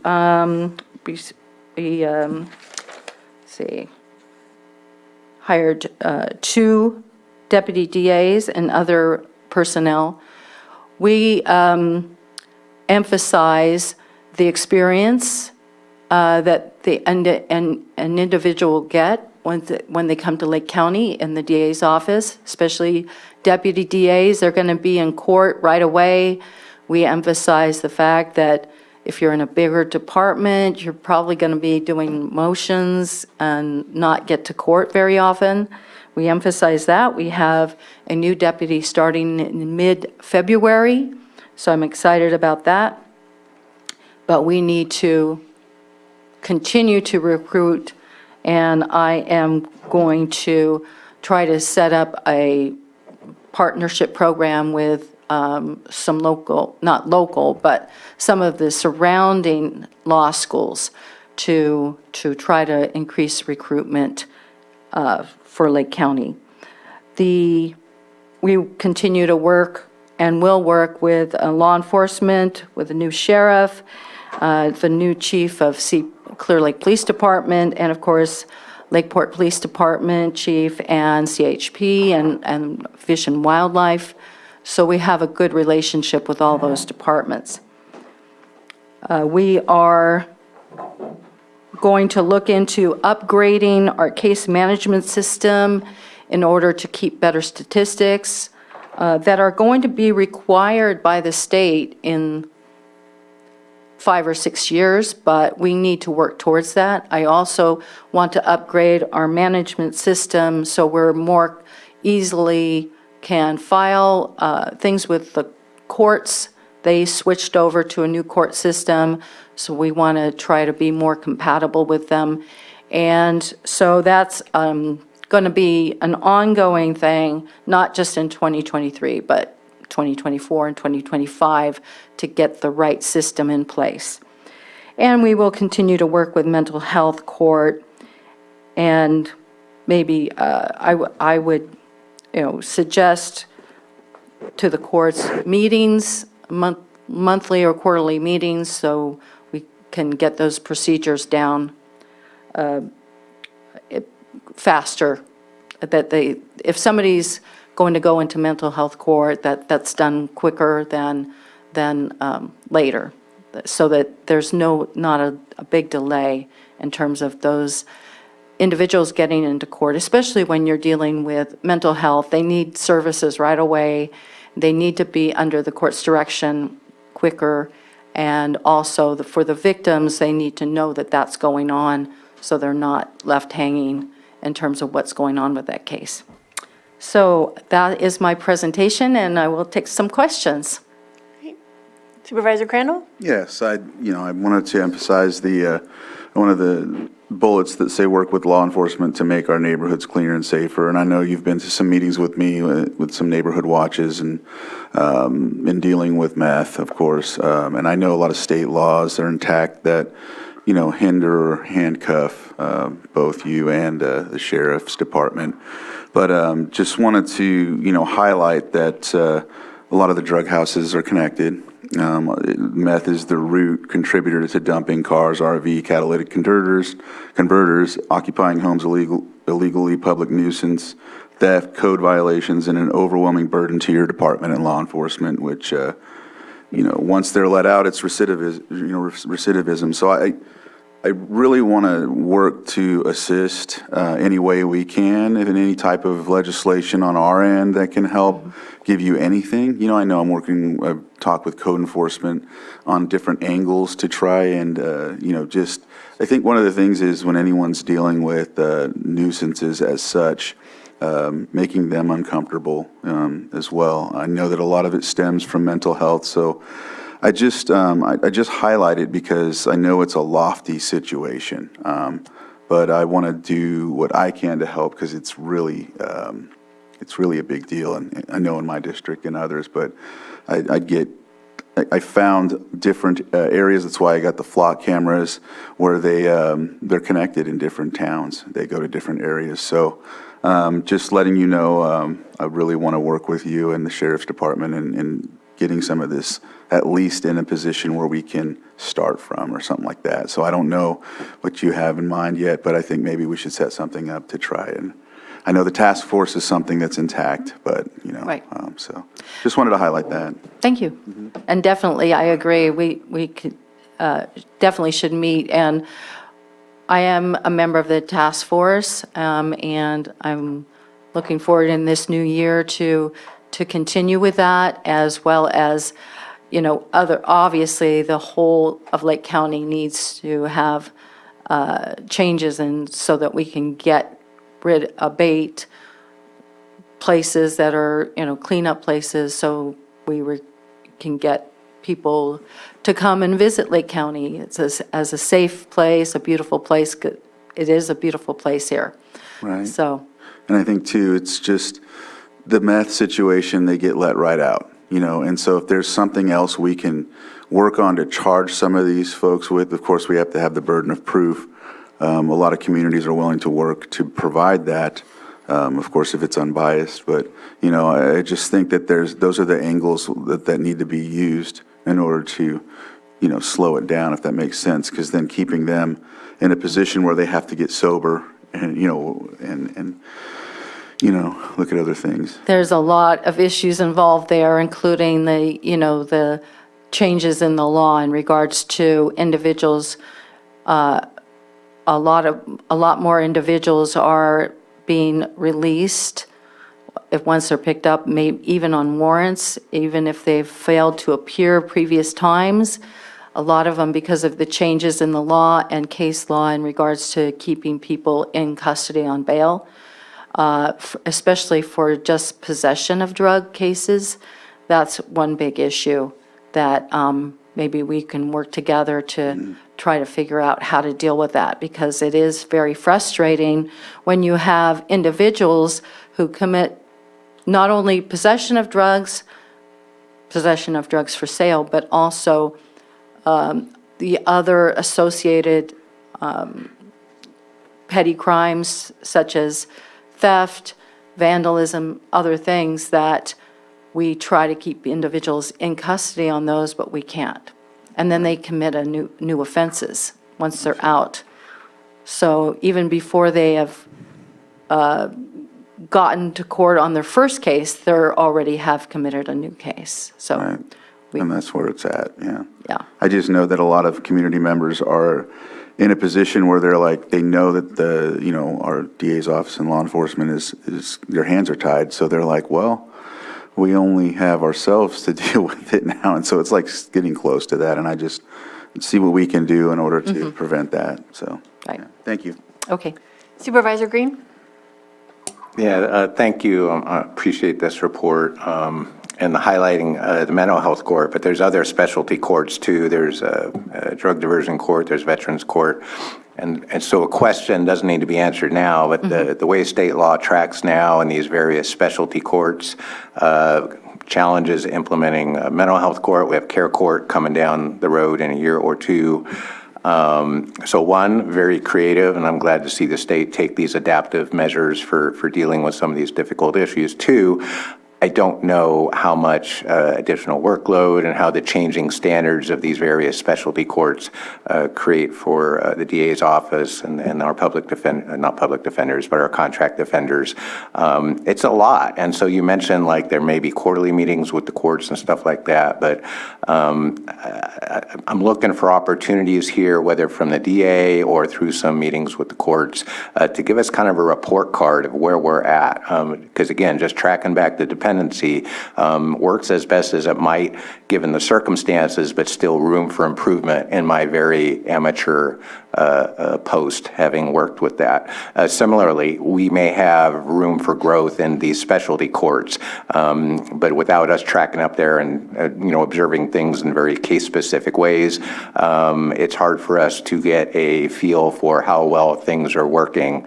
But I suspect they might be similar to juvenile dependency cases. There may not be enough days, there may not be enough attorneys. Definitely, there's not enough judges to keep things rolling smoothly at all times. So whether it's through your office directly or if it's through some partnership with the Superior Court, I'd love to hear more about it and more often about how these various specialty courts are working and what challenges you may be facing in that. So thank you. Great. Okay. And I just have one more question. Each year we talk about illegal cannabis and environmental crimes, and I was just wondering what your plans are for this year, if there's going to be anything different, if anything that you can share with us. Well, we continue to prosecute illegal cannabis grows and law enforcement goes in, eradicates, and brings us the case. We continue to file those. Those are mostly misdemeanors unless we have sufficient environmental crimes that we can prove to charge a felony. But we are continuing to prosecute those cases because it's important. If you have an individual who has two possession for sale of marijuana or two cultivation convictions, then the third time can be a felony. So it's important to continue to prosecute those.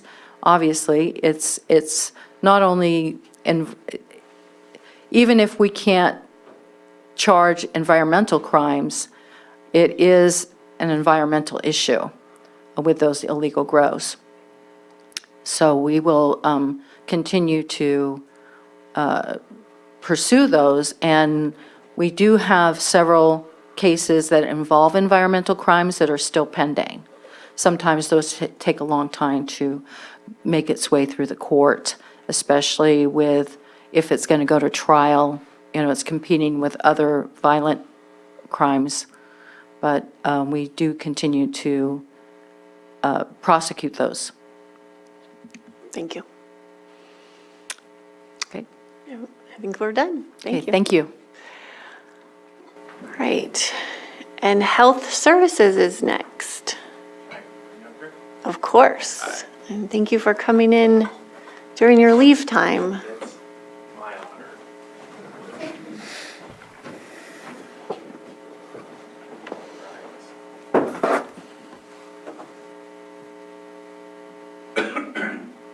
Good morning, board. Good morning, community and partners. Peers. So, the health department is going through an organizational transition.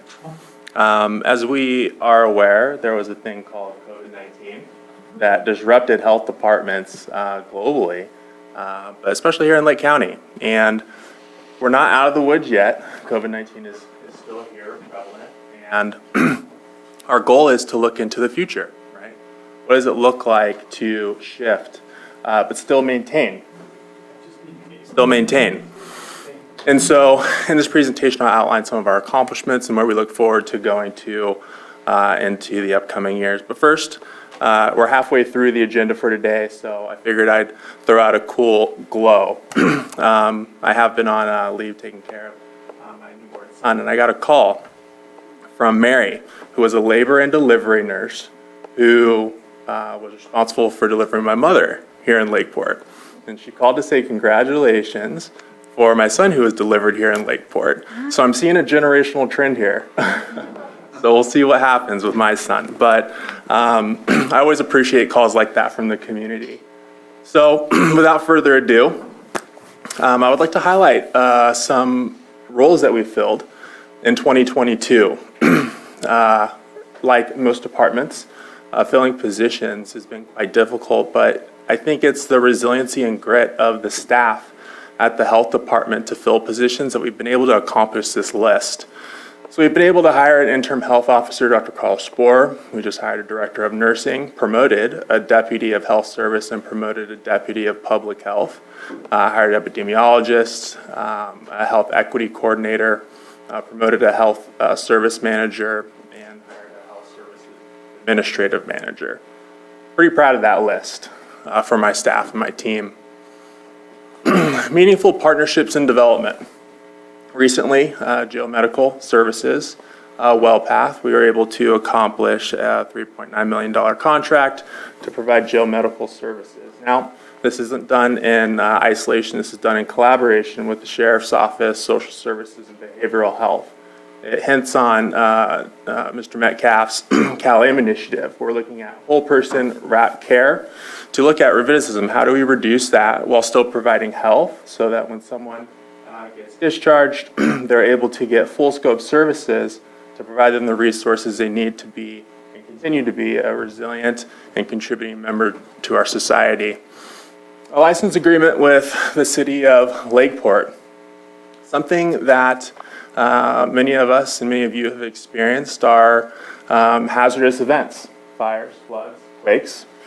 We're always looking at how we meet and support all partnering agencies and people, especially those who are ADA. So this emergency medical respite center that we are looking to develop is going to provide a space for people who need potentially charging stations, places to go for electricity, the opportunity to have a space, a dedicated space, where they can come get those much-needed services. So if they have, for example, electric wheelchair, they can come charge it there if their electricity is down at their house. Same with breathing apparatuses, ventilators, etc. It'll do a couple things. It will hopefully provide a safety net, but also provide a place for our first responders and our hospitals to be able to send people if they, God forbid, become at capacity and don't have the necessary resources to be able to provide that care. Something that I'm looking at is eCornell online courses for residents and staff. And virtual learning seems to be a new trend, not only at universities, city colleges, but even for our staff. And providing an opportunity for public health education or CEUs, credits for whether it be community or staff to get public health knowledge, administrative knowledge, tech knowledge, what have you. Really leveraging eCornell to be able to provide those services. UC Davis and our DEI programming, annual programming for our staff, diversity, equity, inclusion, that's important, and I'll hit on it on the next slide. An expansion of our California Children's Services, also known as CCS, Diagnostic and Treatment Services, which I'll also elaborate how we're going to do that.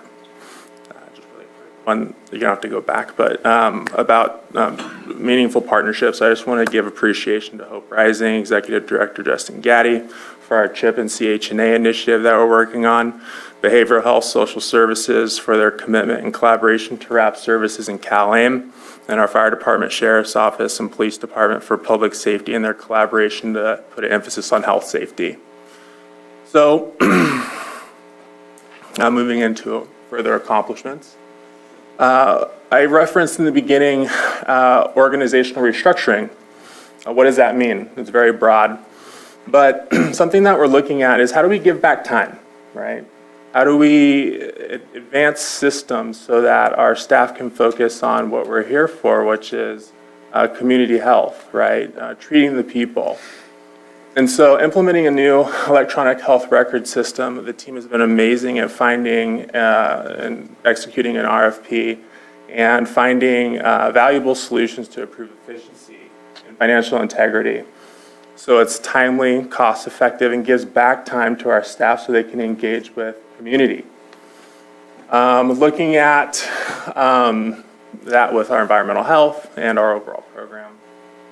Another accomplishment would be our MOAC, our Medical Health Operations Area Coordination Manual. Several pages, the board has it, it's pretty dense, but it's how do we work together with our fire department, sheriff, social services, behavioral health, to address mutual aid so that we're not working in isolation, but we're working in collaboration. Again, that looks at cost effectiveness, time management, again, to ensure that we are communicating effectively so that the most important people, our residents, receive the care that they need. One of the choke points that we as a team established is if we're going to continue to have our department and county be as desirable as possible, which it is, we need to make sure that our onboarding processes and procedures for our health department and our staff are seamless. So when people come into our department and into our county, they know where to go, where the great places are to eat, where the great hikes are, how to log in, log out, and navigate the system so that when there is an issue or need for a staff member, they have direct sources on where to go to get that, and they don't have to spend a lot of time in ambiguity trying to figure that out. So our team has put together very detailed onboarding policy procedure that's going through several levels of accreditation so that when a new staff member comes on board, they have all the resources and tools that they need to navigate our health system. And just to highlight the general accomplishments around health, COVID-19, monkeypox, RSV, and influenza response for our team in partnership with county CBOs and stakeholders has been top tier, and I'm really proud of the team and the community for stepping up to address that. So, looking at 2023 and beyond, this isn't just a goal that we're looking at for this year. We're looking at this to be a staple for our department. Some of you may and some of you may not know that the APHA, American Public Health Association, and AMA, the American Medical Association, they consider racism as a public health emergency. And so understanding that and the importance of just the fundamental basic care that we need to look past external and look internal. Anyone who has a heart needs to be served. We're really trying to ensure that we place focus on diversity, equity, inclusion, and belonging. And when I say internally, externally, a standard for our staff and our service of care. And that's acknowledging that cultural competencies and health disparities as they relate to health outcomes and how they relate to the workplace. This is really important to me, and I believe it's important to the board and the community that we put diversity, equity, inclusion as our foundation on which we build, because all staff and all community, they should be able to come to a place, especially for health, that they feel seen, heard, and valued. So continuing to improve our onboarding processes and procedures and provide peer and professional relationship building for our staff will be a top priority. And I'm confident actually, that this will increase staff cohesion and amplify our shared purpose and vision and mission. And partner and build with on community-based harm reduction coalition. Mr. Metcalf referenced a mobile van that goes out to provide service of care, and we have and are in discussions around how we can coordinate with our health department to provide a spoke of care in that to address morbidity and mortality, and leverage CalAIM to address health disparities, improve service delivery for whole person care, and really focusing on partnerships and community-based organizations. Okay, questions or comments? All right, I think that's it. Thank you Great. so much. Thank you. And should we take a break? A 5-minute break? Yep. Okay, so we will come back at 11:51. I mean 10:51. Sorry. Yeah.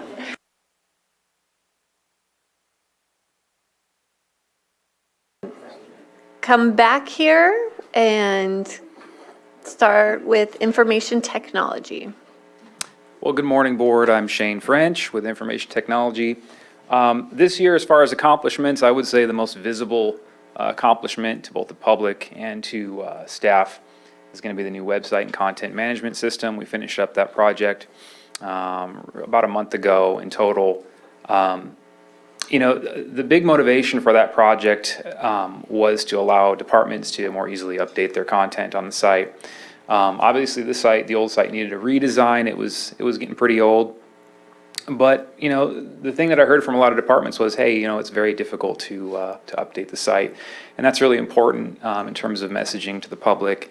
And, updated content is becoming more and more critical every day as we go forward. So I think, that was an important project for us. And for departments, departments now are able to get in there and update and keep their content fresh. And so that's been a really good thing. We did a lot of work to secure county information resources, always doing that, obviously. It's becoming more and more critical every day that we respond and really be proactive about threats that are coming to us every day in the cybersecurity space. I have on there continued support of secure network access. So obviously we have a lot of folks working remotely, have since COVID-19. That continues to be an area where we really need to make sure that we have our due diligence done in terms of making sure that these resources are secure as well, because obviously you have folks working from home. It's basically completely outside our firewall. And so it's important that we employ advanced tactics to make sure that that every device that's connected to our network, no matter where it's connected from, is secured appropriately. Another, project that I'm really excited about, you guys have heard a few people talk about the Laserfish system this year. Departments are starting to use that. This is a platform for not only document storage and retention, management, lifecycle management of documents, all tools we've maybe had bits and pieces of in places, but never had a complete solution. We kind of have a complete solution now, and I think that's really exciting. And departments are starting to leverage that, and I think as we learn more and more about that, you're going to see a lot of growth there in terms of our document management strategy. Maturity. I think that's going to be an important piece for a lot of departments. The other thing that's really great about that is it does allow for a lot of workflow management. We have a lot of different disparate tools on our network that allow departments to do things, but a lot of them don't talk to each other. And so it's nice to have something out there that will allow us to have processes that allow departments to collaborate more easily between the departments. As far as points of emphasis, obviously I'm always kind of harping on the information security piece. It's just becoming a bigger and bigger part of the job of being an IT department. The threats that we face are just increasing, I would say, moment by moment. So we really put a lot of focus there. As far as, I would say the biggest part of our job is the one that might not be as visible, which again is just supporting departments in their initiatives. That's where the majority of our time is spent, because that's where the demands come. So we like to obviously prioritize those projects that departments have. And of course, just as I mentioned, obviously we want to expand that use of electronic workflows. We started doing quite a lot of that during the beginning of the pandemic. And it's become quite the norm, I think, for departments now. And I think, we're just seeing more and more of it. And I just think that, having the right tools is just going to be a game changer for the county. And I think I'm really excited about that. So that's all I have. Thank you. Comments? Supervisor Green? Yeah, just thank you for highlighting the Laserfish and mentioning the workflows.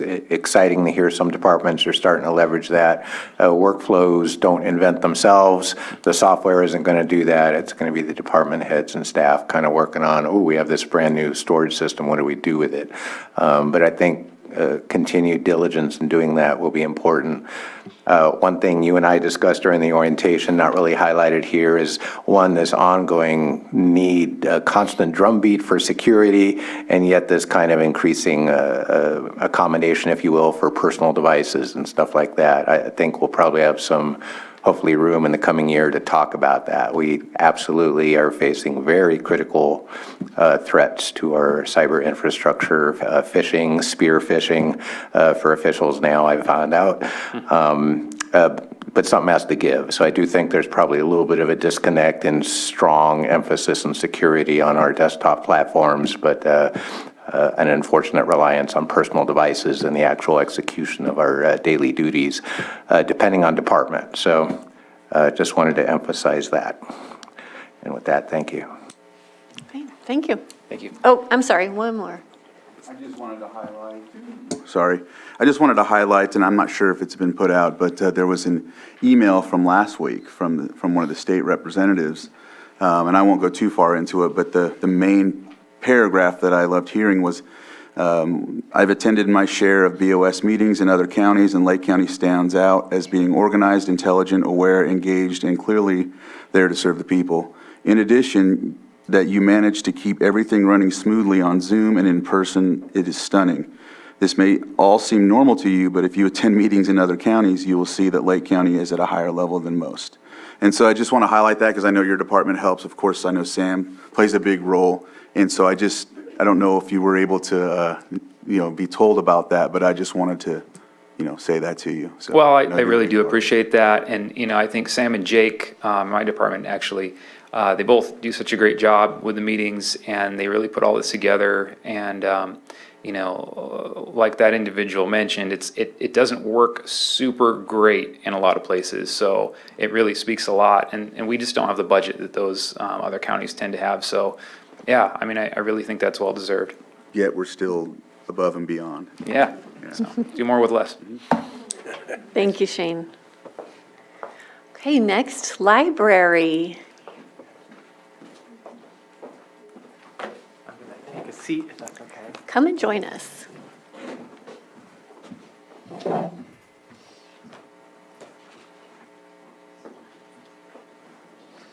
So I'm Christopher Veach, County Librarian, and the library's accomplished so much in 2022, and we plan to do so much more in 2023, but I boiled it down to these highlights. So in 2022, use of the library increased. Total checkouts of materials, both digital and physical books and other items, was 213,980.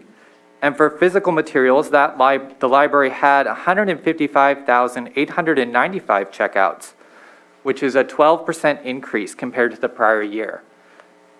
And we also have digital checkouts continue to grow, and we had 58,085 checkouts in 2022. So that's a continuing larger share of our checkouts, but physical materials grows as well. So this increase in use is due in part to the resources and work put into refreshing and revitalizing the library collection, both with funding from your board and all the work of library staff to ensure the library collection of materials is relevant and appealing to Lake County. Also, with library use increasing, attendance at library events has also increased, almost tripling from the year before. In 2022, the library hosted over 550 events with an attendance of over 9,500.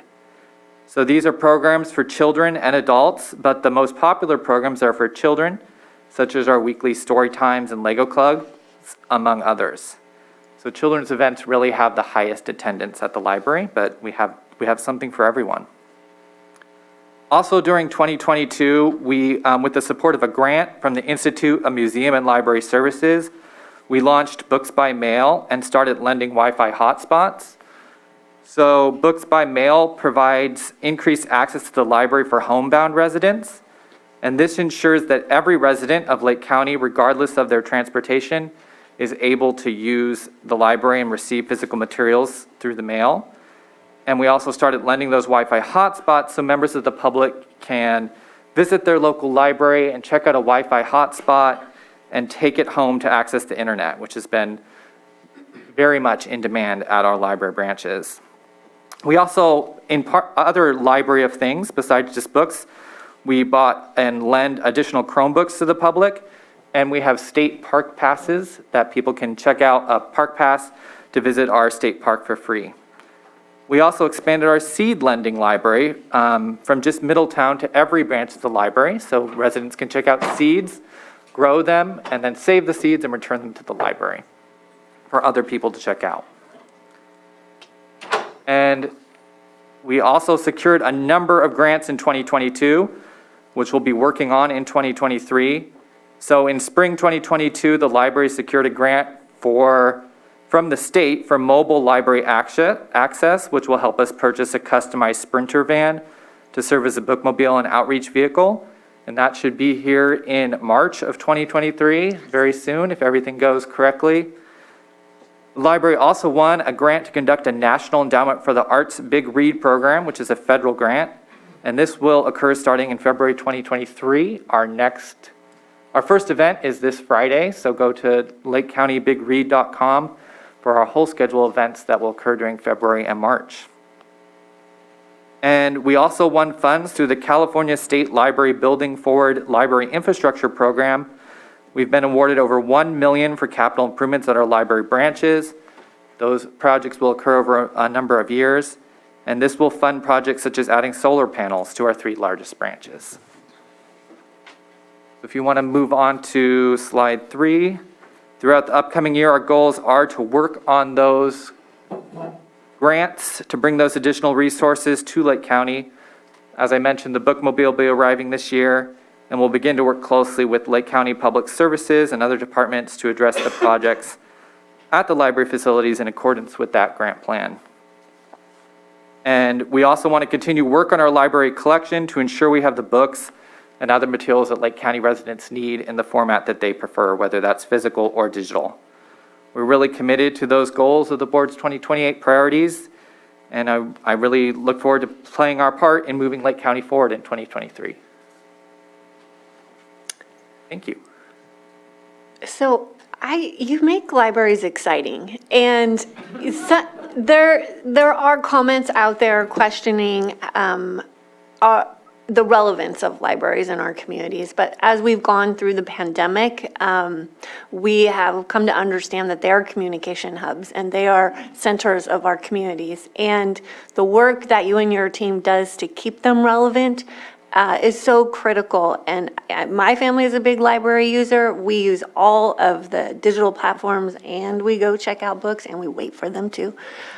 So I just really appreciate that we have been able to adapt and thrive. And our communities are definitely reaping the benefits of all this innovation that you and your team have brought to our library system. Thank you so much. Thank you. Anybody else? Okay. So next we have probation.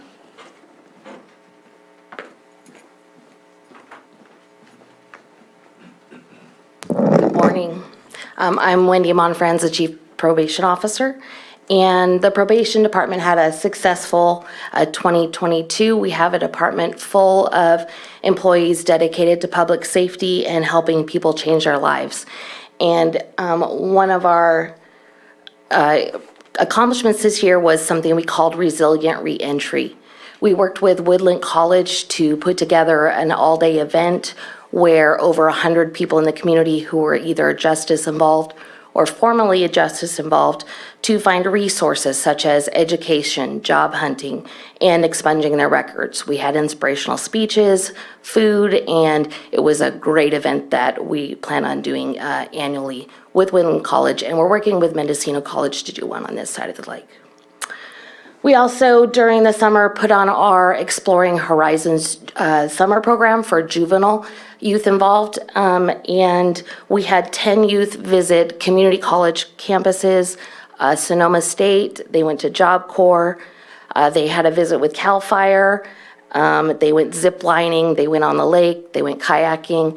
And it's something we've done for, I think, 6 years now. And it teaches the kids that are involved with us that there are other things to do besides committing crimes. Our third accomplishment was we created a new division in our adult unit, and it's called the pretrial unit. We contracted with the Superior Court to supervise those people who are released while pending trial, and we report back to the court on their progress. Most are ordered on electronic monitoring, and we supervised 80 individuals during 11 months of the year, and we wrote 175 court reports related to the pretrial program. And our accomplishment that our department did was we raised more canned foods for the animal food drive than any department ever has. We had, I think it was over 1,000 cans of food that were donated by our staff, and we were pretty excited about that. This next year, our biggest goal is to recruit more probation officers. We have been trying different ways to do that, creating videos, going to different sites on the internet, and actually networking. We get a new employee and try to get them to find their friends to come apply. So that's our goal there. We are also starting leadership training of our staff with the Dare to Lead program, and we've hired a facilitator to come and begin our succession planning. So the new leaders, the younger ones that are in our department can start moving forward. We have 2 grant opportunities that we're pursuing right now. The first is a mobile probation services center that will be a van similar to that behavioral health uses to reach those that are on supervised release that are homeless, and we can also use it at community events, and we should know if we receive that grant in April. And the last one is working with the Vera Foundation to end girls' incarceration grant. And right now, the past 5 years, our girls' incarceration for juveniles is about 30%, and the goal of Vera is to reduce that to 0. They started in Santa Clara County and reduced it to 0 long-term, and they have an average of about 2 in custody in Santa Clara after working with them. So it's our goal to do the same and receive that grant. Thank you. Wendy, welcome. Thank you. We're delighted to have you with us Thank for you. this year. Do we have comments from the board? Not at this time? Well, thank you so much. Thank you.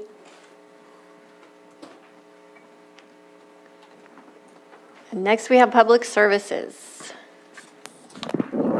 Well, good morning. Lars Ewing, Public Services Director.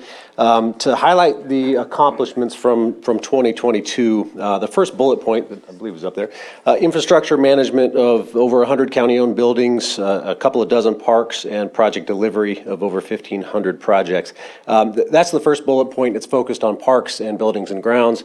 Really, the emphasis there is the about 24 men and women that are out there handling these day-to-day, just the upkeep, the maintenance, the repair, the improvements at these projects. The bulk of what we do is not by contract. Maybe what is outwardly seen is by contract, but the men and women that we have working are exceptional, and that's where I wanted to start.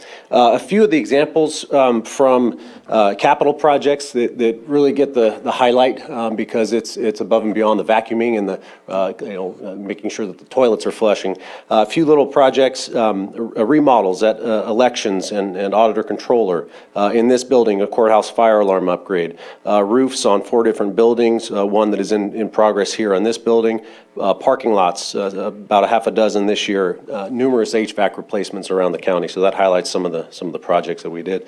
The next bullet point there is countywide building energy audit and building condition assessments. That was a big push, 2 separate pushes, but they are interrelated. The energy audit identified that in a very unique situation that our county buildings would not qualify for something that these companies would do for an energy savings contract.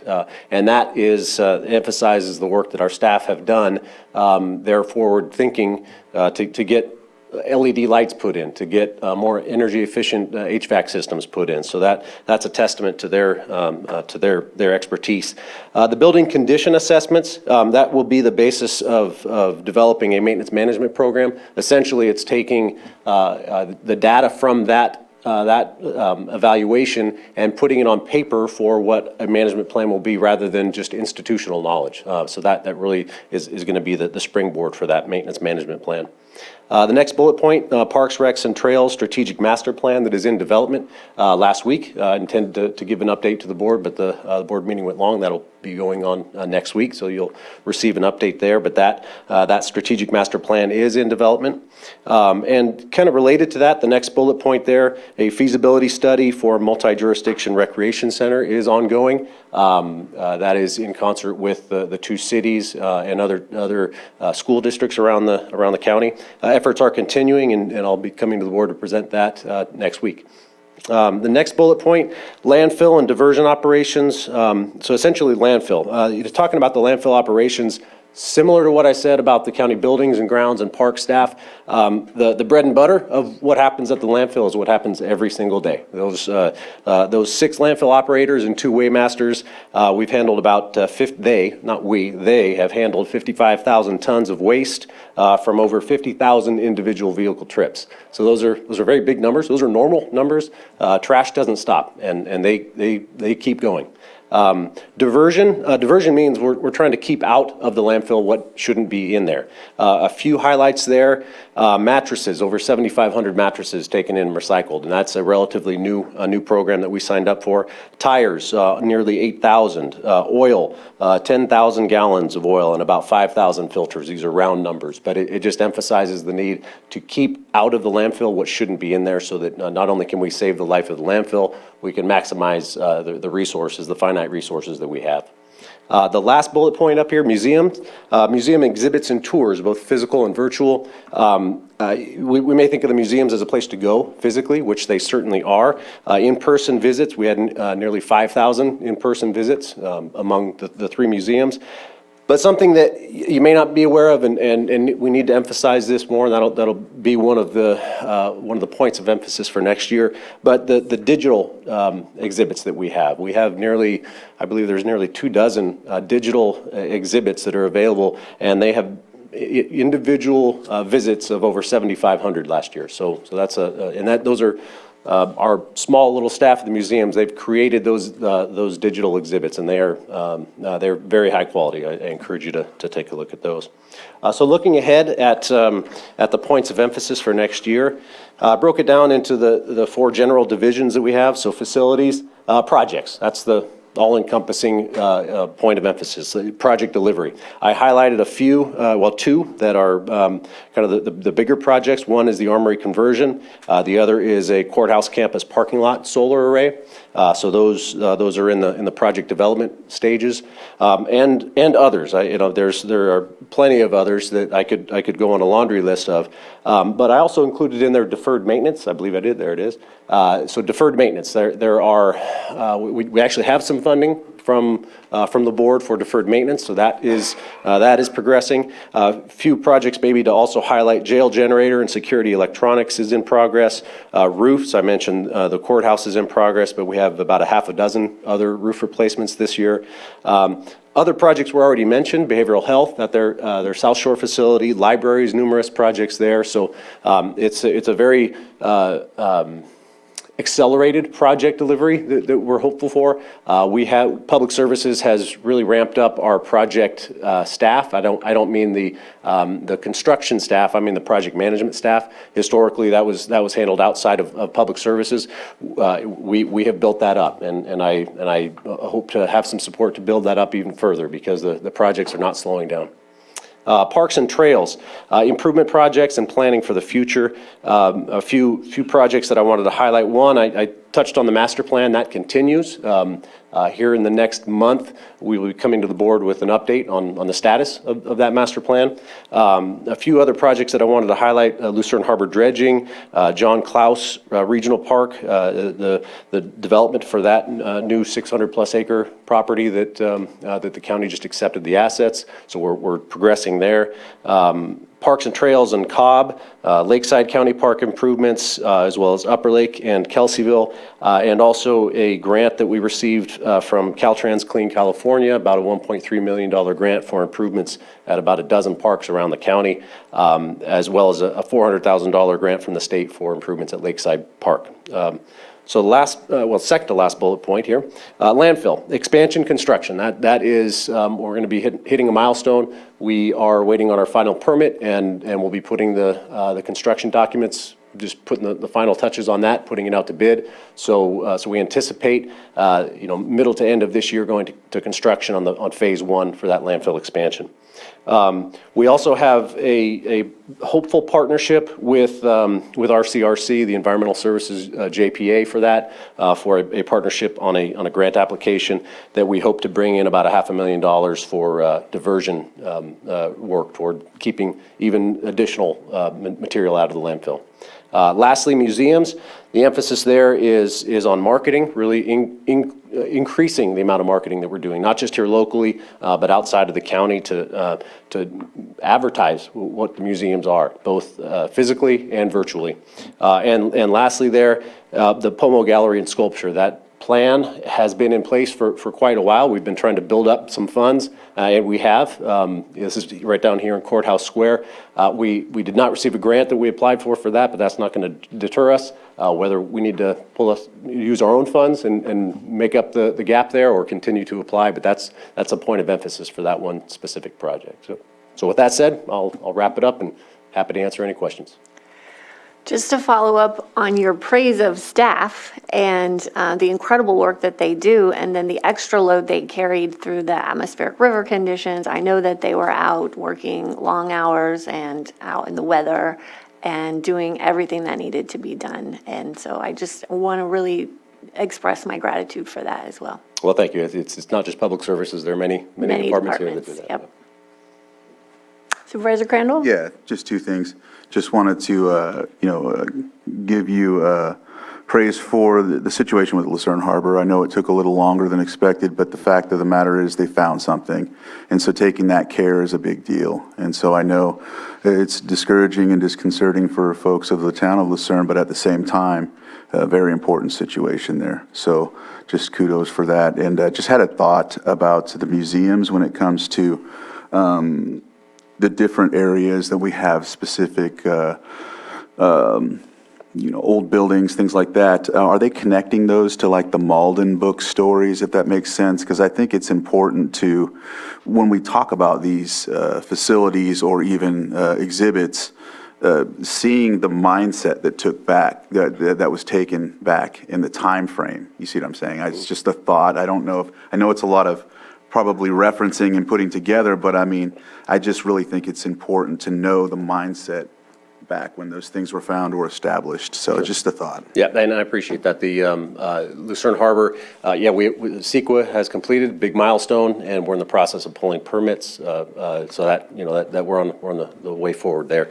For the museum question, it's certainly a topic that I need to talk to the expert, to the curator about, as well as many other experts that are on the various committees that advise the museums. But I can tell you that the Heritage Commission, there's been some discussion of reviving that, which ties into Historic Properties Preservation Ordinance. So that these are things that have been discussed, but need to kind of give it a little boot. And it involves more than just public services. There's multiple departments there. But yeah, that's a topic that has been brought up. But I certainly need to have a conversation with the curator to better answer your question. All right, thanks, Lars.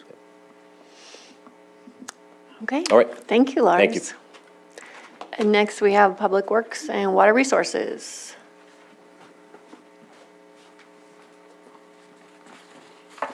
Good morning, Board. Scott DeLeon, Public Works and Water Resources. I'd just like to start by acknowledging Deputy Director of Water Resources, Marina Delajanis, who has joined us here today and has assisted in preparation of a number of these slides. So thank you for your assistance and being here. This is a challenge to try to encompass everything that we do and present this, and I was reminded I need to be done in 5 to 7 minutes. So it's a challenge to put all the things that we do, and so with that, I'll make an effort here to quickly go through these things. We presented as an update to the draft 5-year plan to improve the county road network. We secured community funding for the Safe Routes to School project at the Kelseyville sidewalk for the schools there. We completed a road rehab project for roads affected by the sulfur fire, utilizing funding that was provided by your board. We completed a chip seal project this year that included those sulfur fire roads, as well as New Long Valley Road. And pretty excited about this, we leveraged federal funding to purchase a new chip cart for county road chip seal projects. We were using a machine that we were given by Sonoma County. It's 30-something years old, and we were able to purchase a brand-new chip cart utilizing that federal funding. So pretty excited about that. Next slide, please. prepared a successful grant application for the Soda Bay Corridor Evacuation Route Planning and Maintenance Project, and we completed the construction of a bridge replacement in Witter Springs. For 2023, Public Works, we're obviously continuing our response to the atmospheric river storm, that response. We're still doing pothole patching. We're going to be doing pothole patching for a while. The road network, as you all are aware, took a beating from that storm, but crews are working hard to get those repairs completed. We intend to finalize the pavement rehabilitation plan, including development of a strategy for increased funding, begin implementation of that plan to include preparation of plans and specs for the contracted work, and complete surfacing projects performed by county forces. We intend to complete the preliminary design for a new hangar development area at Lamson Airfield. Complete the right-of-way acquisition for South Main Street Soda Bay Road widening project. Complete the slip-out repairs on Socrates Mine Road. It's been a long-standing project, and we hope to have that out to bid and completed this year. Complete bridge replacement projects in Spring Valley and Bartlett Springs, and of course, complete that Kelseyville Safe Routes to School project. And it's not on the slide, but complete the Soda Bay corridor evacuation grant objectives. Moving on to water resources. We've had a number of accomplishments with water resources. We submitted the groundwater sustainability plan for Big Valley. We secured internal cannabis tax funding for the abatement of lake bed, dilapidated structures, and abandoned vessels, and we've brought a couple of those to your board where we performed the abatement of those structures. And we will continue to do that in 2023. We received a grant timeline extension from the California Department of Water Resources for the Middle Creek Flood Damage Reduction and Ecosystem Restoration Project for property acquisition. If you recall, that's a $15 million grant. It had a completion date of June of this year, and we received a 5-year extension for that.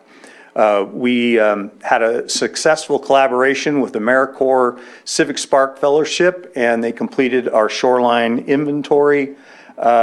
We continued to maintain over 9 miles of levees in the Upper Lake community. Using a grant, we launched the Invasive Mussel Introduction Rapid Response and Containment Transition Plan for Clear Lake. And basically what that is it's the development of a plan for what do we do should we be infested with quagga mussels. So again, we're using a grant to do that planning. Over $1.6 million in various state funding for a variety of water resources programs and projects.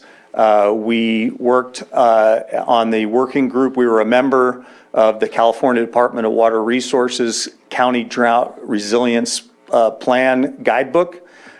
We secured $750,000 through Congressman Mike Thompson, again for the Middle Creek project, and passed the recertification of FEMA's Community Rating Service, which affects flood insurance premiums for folks in Lake County.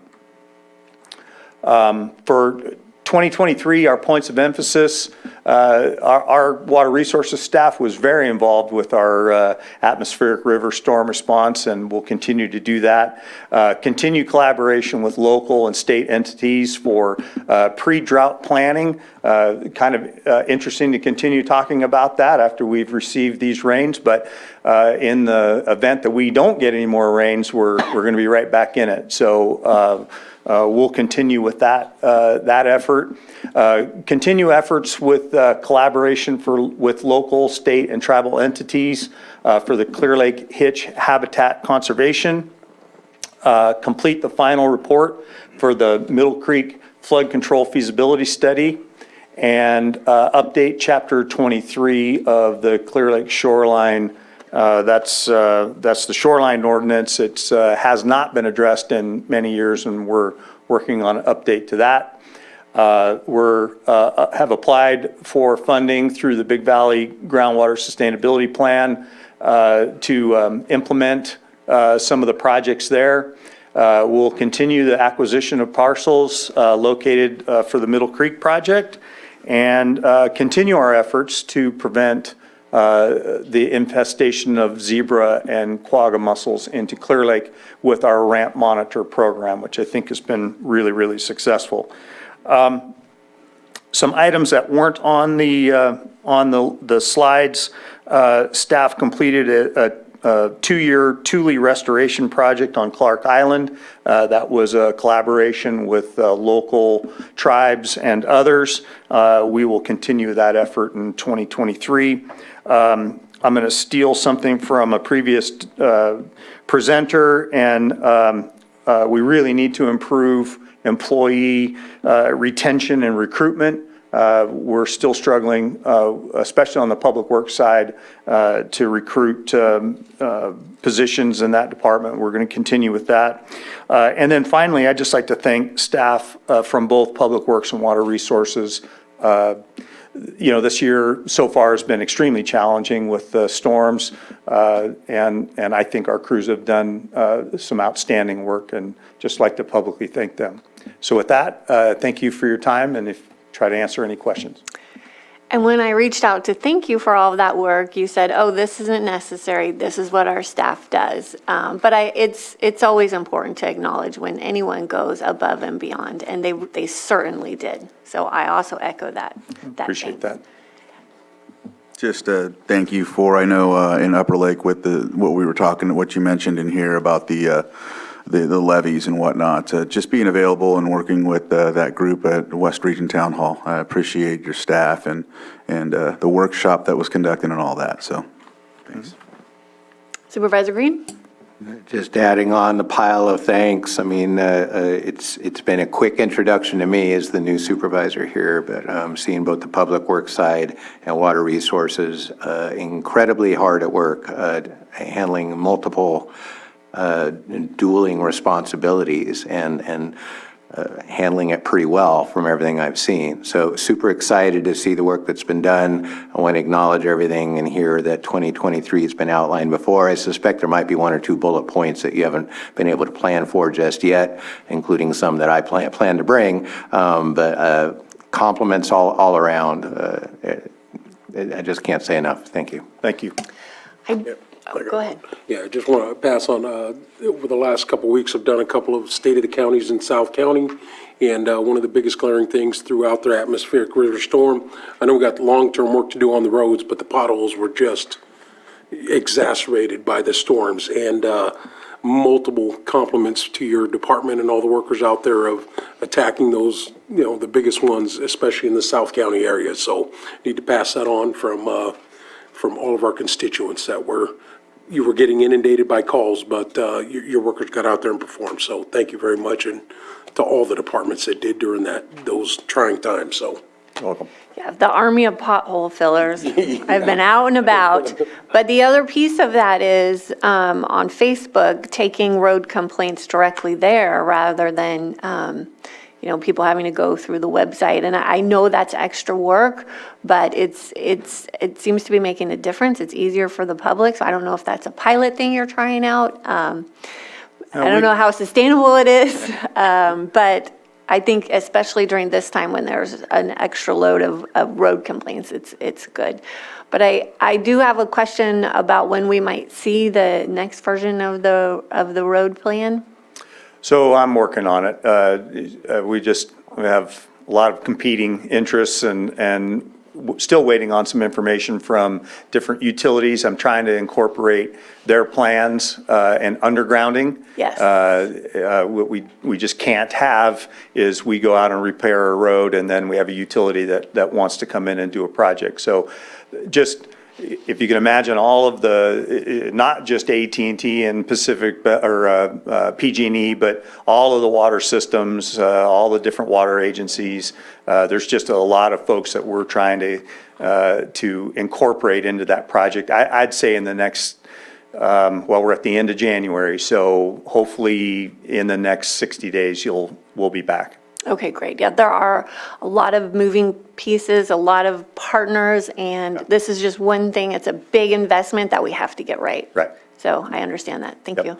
Anybody? And one last thing, specific to Lori Price, getting all the information out on the road closures. And Yes, just yes. on time, the community greatly appreciated that, and obviously in each district, I think we did too, but that was another specific one I had to mention her, Well, getting that I appreciate information out that. there online. Yeah, we've had a presence on Facebook, and Lori handles that for our department, and again, it's what we do, and she does a spectacular job with that, and so I appreciate your comment, and if she's not listening, I'll be sure and pass it along. Thank you, Lori. Thanks. I just wanted to add one more thing. It just, with the Sulphur Bank Road, that repaving, and then when you came to the town hall, and East Region Town Hall, the fact that that plan was brought forward to us, and it's given a lot of people in the district hope. I know we talked about it possibly being delayed, but the fact that it's being done, people are like, okay, it's going to happen. So just thanks for that too. And the tangibility of some of the roads just lets them know, okay, it's coming. So thanks again. Thank you. Thank you. Registrar of Voters and Elections.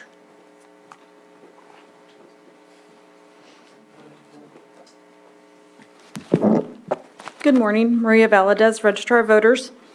And I know there's a couple of things I missed on here. So I'll start off with the redistricting that initiated in 2021 with the supervisorial district changes. That had to be implemented, and we had to redraw our boundaries as well as the voting precincts for the June election in 2022. After that, we had the Board of Education that also aligns their districts with the supervisorial districts, which we also had to turn around and implement. Both local college districts, the Mendel Lake Community College and Yuba College District, also redrew their boundaries, so we had to implement those for the November election. We moved into our new office in February of last year, so thank you to Public Services and to IT to assist with making that happen and making it seem so smoothly.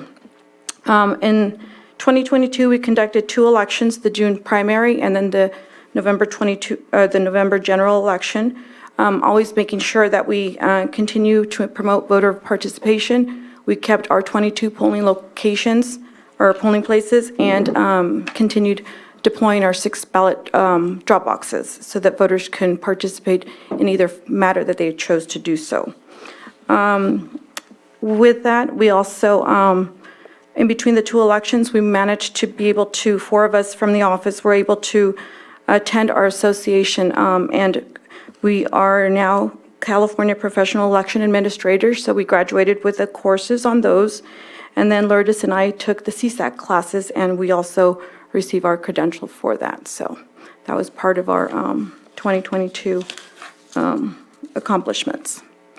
In 2023, we are preparing for our tentative 2023 general district election, even though there's no, the majority of our districts switched over to the even year elections. We still have one district that has to still file for candidacy. And so we have to prepare for that. And then in addition, we're now starting to prepare for the March 2024 presidential election. So working on that and always continue attending training to help us grow within our job performance. And that's it. Thank you. It was a big year. Yes, and it was. You moved through it successfully, so thank you for Thank you to my staff. It was a lot. Yes, it was. Supervisor Green. Yes, thank you for everything Elections does. ROV, as a recovering elections worker, I'd like to say hi. And thank you very much for all the hard work for our elections last year, but also to highlight for the community. Depending on where else you live in the country and who's speaking, you'll hear any number of comments and views about the integrity of our elections. And I just want to signal how proud I am of our local election staff and our local community for supporting them. We had several drop boxes out at the last election. I didn't hear anybody camping out on them. I didn't hear any notion of the criticism that has been leveled at election workers in other communities. So both to the elections department and to the community that supports that department, job well done all around. Thank you so much. Thank you. I also wanted to mention one more thing that I haven't brought up forward, but in 2021, we moved in with Granicus to do our campaign filing disclosure campaign statements, which are now online and viewable for the public. So that was really a big help for us for the June, or for last year, or for 2022, where people could go and view campaign filings where contributions, people ask about contributions, so they're no longer having to call our office. It's online and it's on our website. So that was a big accomplishment. Great. Thank you.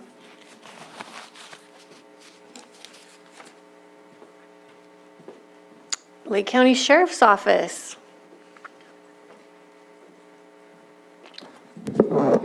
Good morning, still a little bit.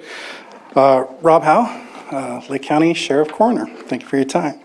So I took this 5 to 7 minute thing pretty seriously, so our slides are kind of down to a minimum. We'll get this through as quickly as possible, but of course be willing to answer or discuss anything that you guys might want to talk about. So for 2022 accomplishment, we'll start with our repeater project. There are 12 repeaters in the county, I believe. We purchased those repeaters with Homeland Security funds. 3 have been equipped, and the remainder will be equipped in 2023. Implementation of STOP data reporting.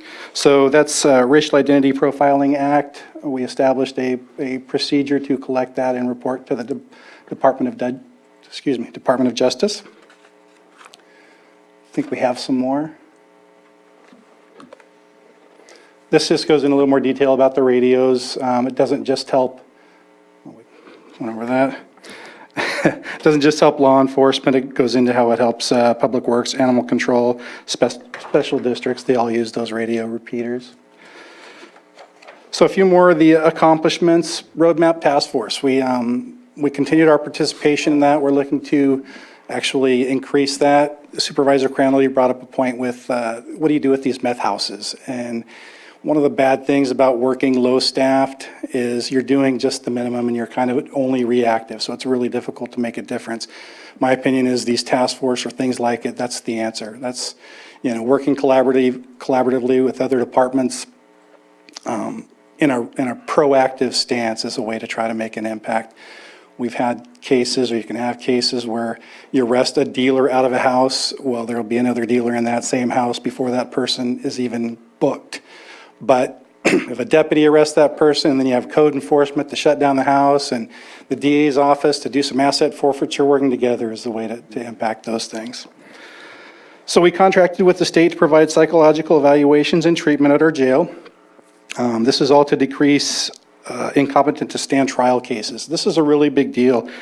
If the board hasn't been following SB 184, essentially the state has realigned the responsibility to decrease ISTs to the county. It's a tough thing because we really have, as a sheriff's department in the county, we really have very little control over it. We do make arrests, but so does LPD, CPD, CHP. And if a court determines that that person arrested is an IST, incompetent to stand trial, well, the state's determined that they've come up with essentially fining counties for the number of ISTs they have.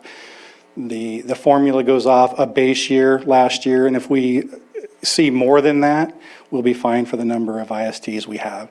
So these kind of programs that we've established in the jail are extremely important. Right now, we're tracking to not be in that place, but that can change. We created and filled a staff services analyst position at the jail. This is a position created specifically to coordinate programs, classes, to reduce recidivism, to help that transition out of custody.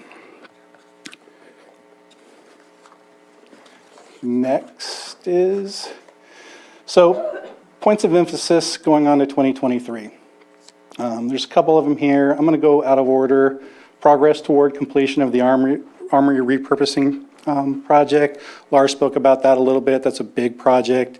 As I understand it, we just finished the RFP for the architectural consultant, and that should be coming before the board at some point. But again, that's multi-years out, I think. Big thing to keep working on, but I want to focus more on improving the staffing levels through expanded and unique recruiting methods. One thing I wanted to, and work this into a little thank you. Right now, I'll give you a couple stats. We're looking at close to 40% vacancy rate in correctional deputies, 30% vacancy in deputy, and currently 57% in dispatch. And I bring those stats just to really thank the men and women who are there. If you can imagine working and doing everything that a sheriff's office does with that kind of vacancy rate. So just a big thank you to the employees that we already have.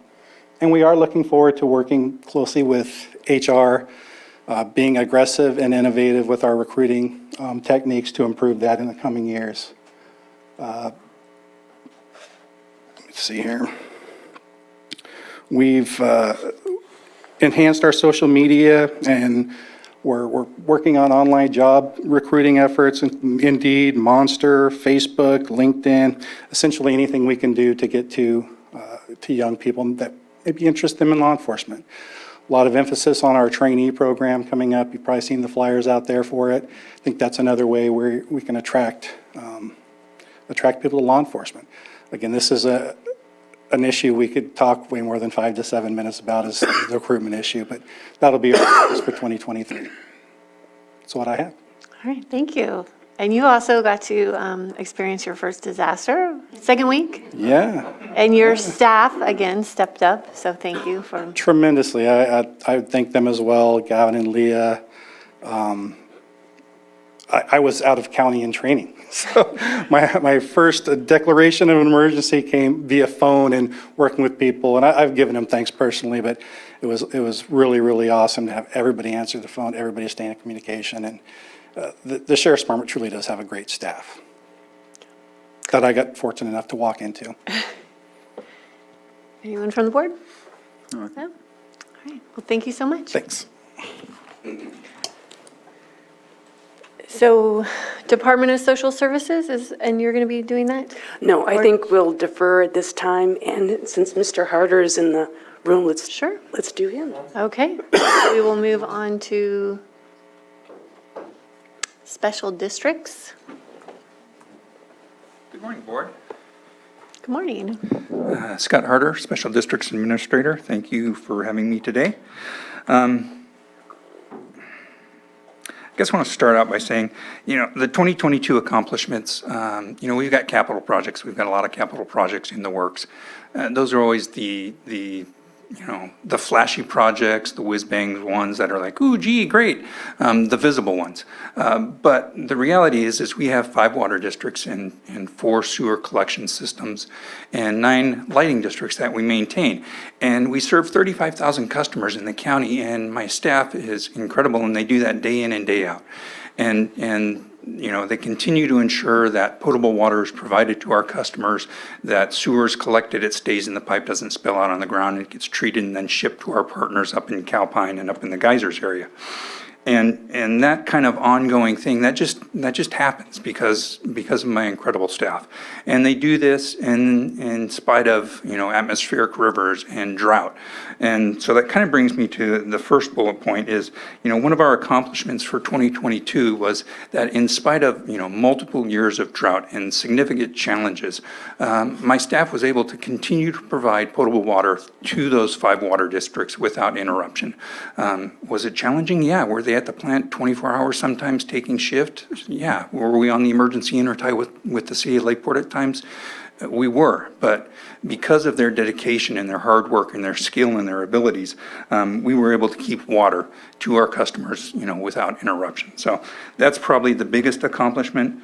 Some of our other highlights on the capital project side, we completed the Quail Trail water main replacement project. So that's a grant-funded project to replace about 2,000 feet of water main out in our Spring Valley Water District. Construction has completed with the exception of paving back the trench cut. So that'll happen happen once things warm up. But that was an IRWM-funded project to reduce leaks out there, help keep our variance down, help keep more water in the pipes going to our customers.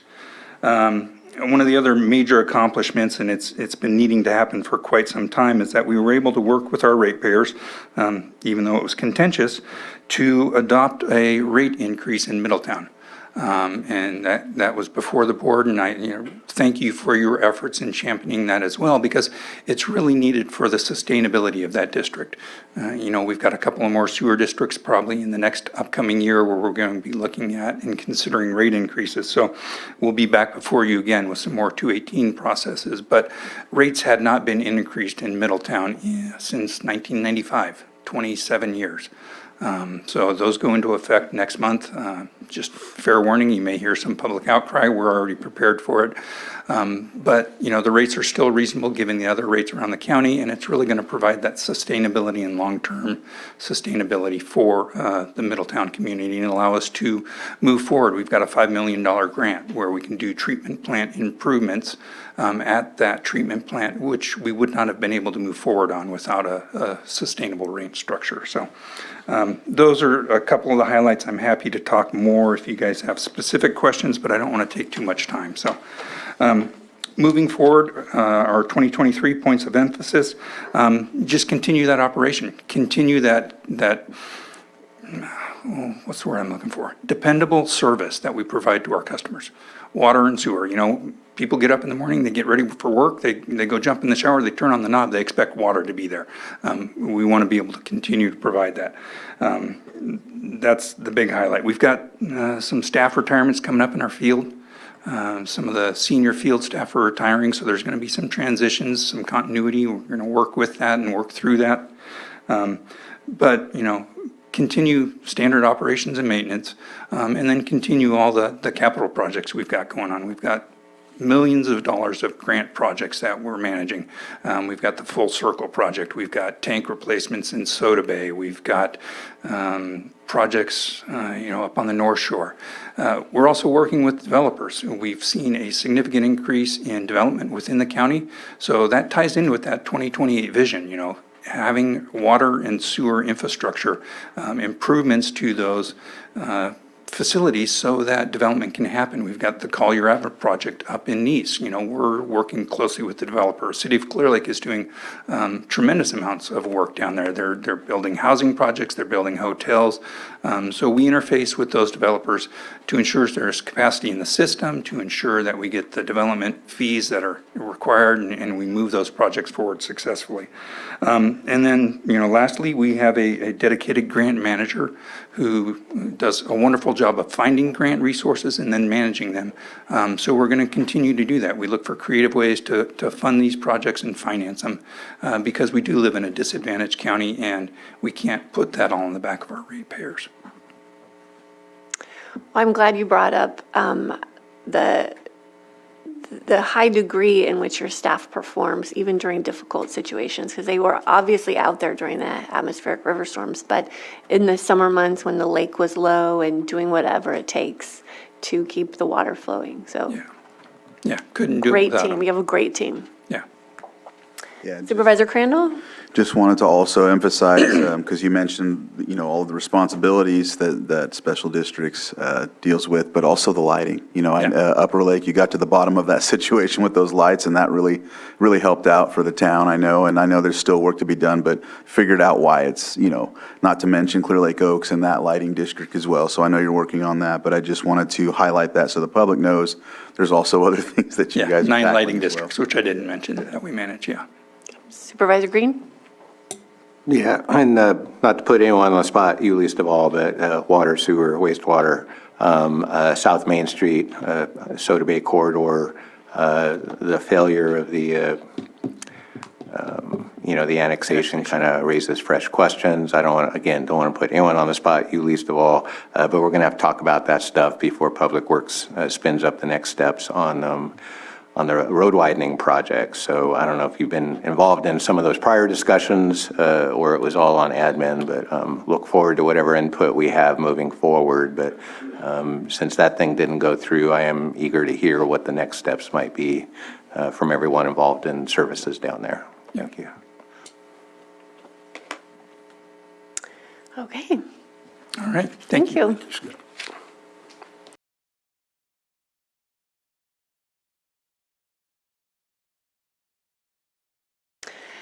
Treasurer, tax collector.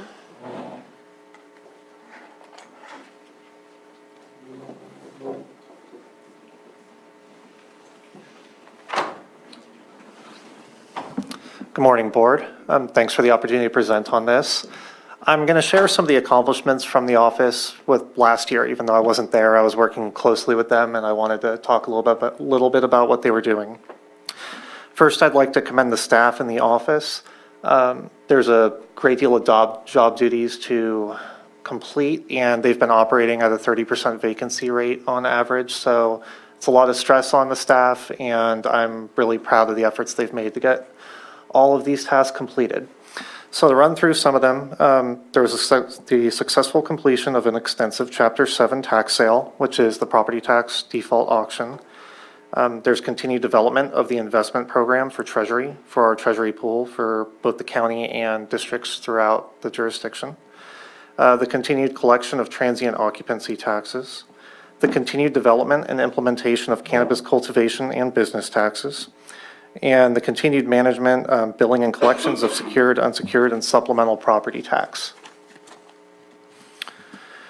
Furthermore, there's other tasks the office continues to complete. The office continues to help coordinate tax information for real estate transactions, maintains daily treasury operations and reporting, manages the court collections program to enforce court-ordered debt, and manages state-mandated reporting of cash and personal property for absent heirs or claimants. Some of the future plans and points of emphasis that I would like to address are heavily dependent on technology. There's a lot of technological improvements that we need to do to upgrade existing software programs. So that's going to be one of our highest priorities, especially with the shortage in staff. If we can update a lot of this software, it's really going to open up a lot more time for us, help promote efficiency, and I think it's really going to help us go forward on a lot of the other projects we'd like to get to. Some of the highlights are to update the existing software supporting bank check processing. This would allow for the electronic transmission of checks. Right now, our checks go to the bank manually. If we can do this, we can really speed things up. It's going to cut back on time, but more importantly, it's also the gateway to the other payment processing program we'd really like to work at, and that's the lockbox payment processing service. We have to do more software upgrades to get there, so these other things have to happen first. But that would allow an outside vendor to actually process our payments in a more immediate fashion. This is what a lot of our neighboring counties use. And right now, the vendor we already work with for check imaging is the one that these other counties have. It's actually able to fully integrate with both our check processing service and our megabyte property tax system. So this could be a real opportunity for us to basically get very rapid processing of our payments with a more automated application into our system. And that's one of the biggest burdens right now on office staff. So the next, one of the larger projects that I'd like to address is the development of a low-value ordinance for your board to review. That would help take some of the lower-value properties off the tax roll. That's something that I would be working with both the assessor's office on and the support of staff and county council to help develop a plan that could work for the county. The goal with that ordinance, along with a review of discharges across departmental programs, which would include court-ordered debt as well as tax programs, is to reduce the existing inventory and limit the collections activity to more cost-effective operations. Right now, we're collecting on a lot of bad debt, debt that's very small, debt that's old, with enormous interest and penalties, no real no real possibility of actual recovery. And so it's an enormous burden on staff time, and there's really limited opportunity for revenue. So whatever we can do to actually constrict this to debt we can collect on and sort of make it worth our time and effort, that is something I'd really like to explore. One of the other big projects is another software update, and that's to update our existing property tax software. This can help streamline operations. Megabyte has other modules and services that we can add on. One of them helps support tax sales. Right now, a lot of the processes behind our tax sales are manual in nature. I've been working on them. We have other staff in the office working on them. If we were to upgrade the software, that just opens up further opportunity for staff time and helps streamline our operations. So that sums it up. I'm happy to take questions. Supervisor Green? Yeah, certainly excited to see the the idea of discharging some of these low-value debts. I think that type of efficiency is super exciting. We had, just like CDD, we had discussed previously, at least in preliminary talks, about some possibility of leveraging software that California Cannabis Authority has available to help things like tracking cannabis tax revenues. And again, without boxing anybody in, I know there's a value proposition there, but I hope you'll continue to be open and continue talks like that. I know that you'll have a different number of other software applications that could do the same thing, potentially differently, but this is a cannabis central county. We need to be in a position of leadership, and I think in just understanding the offerings of that, it's kind of a CSAC-sponsored JPA, so there may be some value there. So again, without boxing you in or CDD in, I am curious to see if there is something that JPA would have to offer that would help streamline operations, collections of taxes, and also maybe give us some information that would be useful for compliance work. So with that, appreciate everything you've presented so far. Good luck in 2023. We're glad you're on board. Thank you.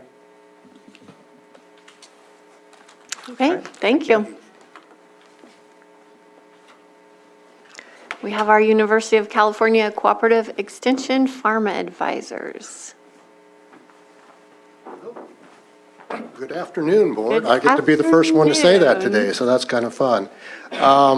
It's a real pleasure to be able to present to you guys today some of the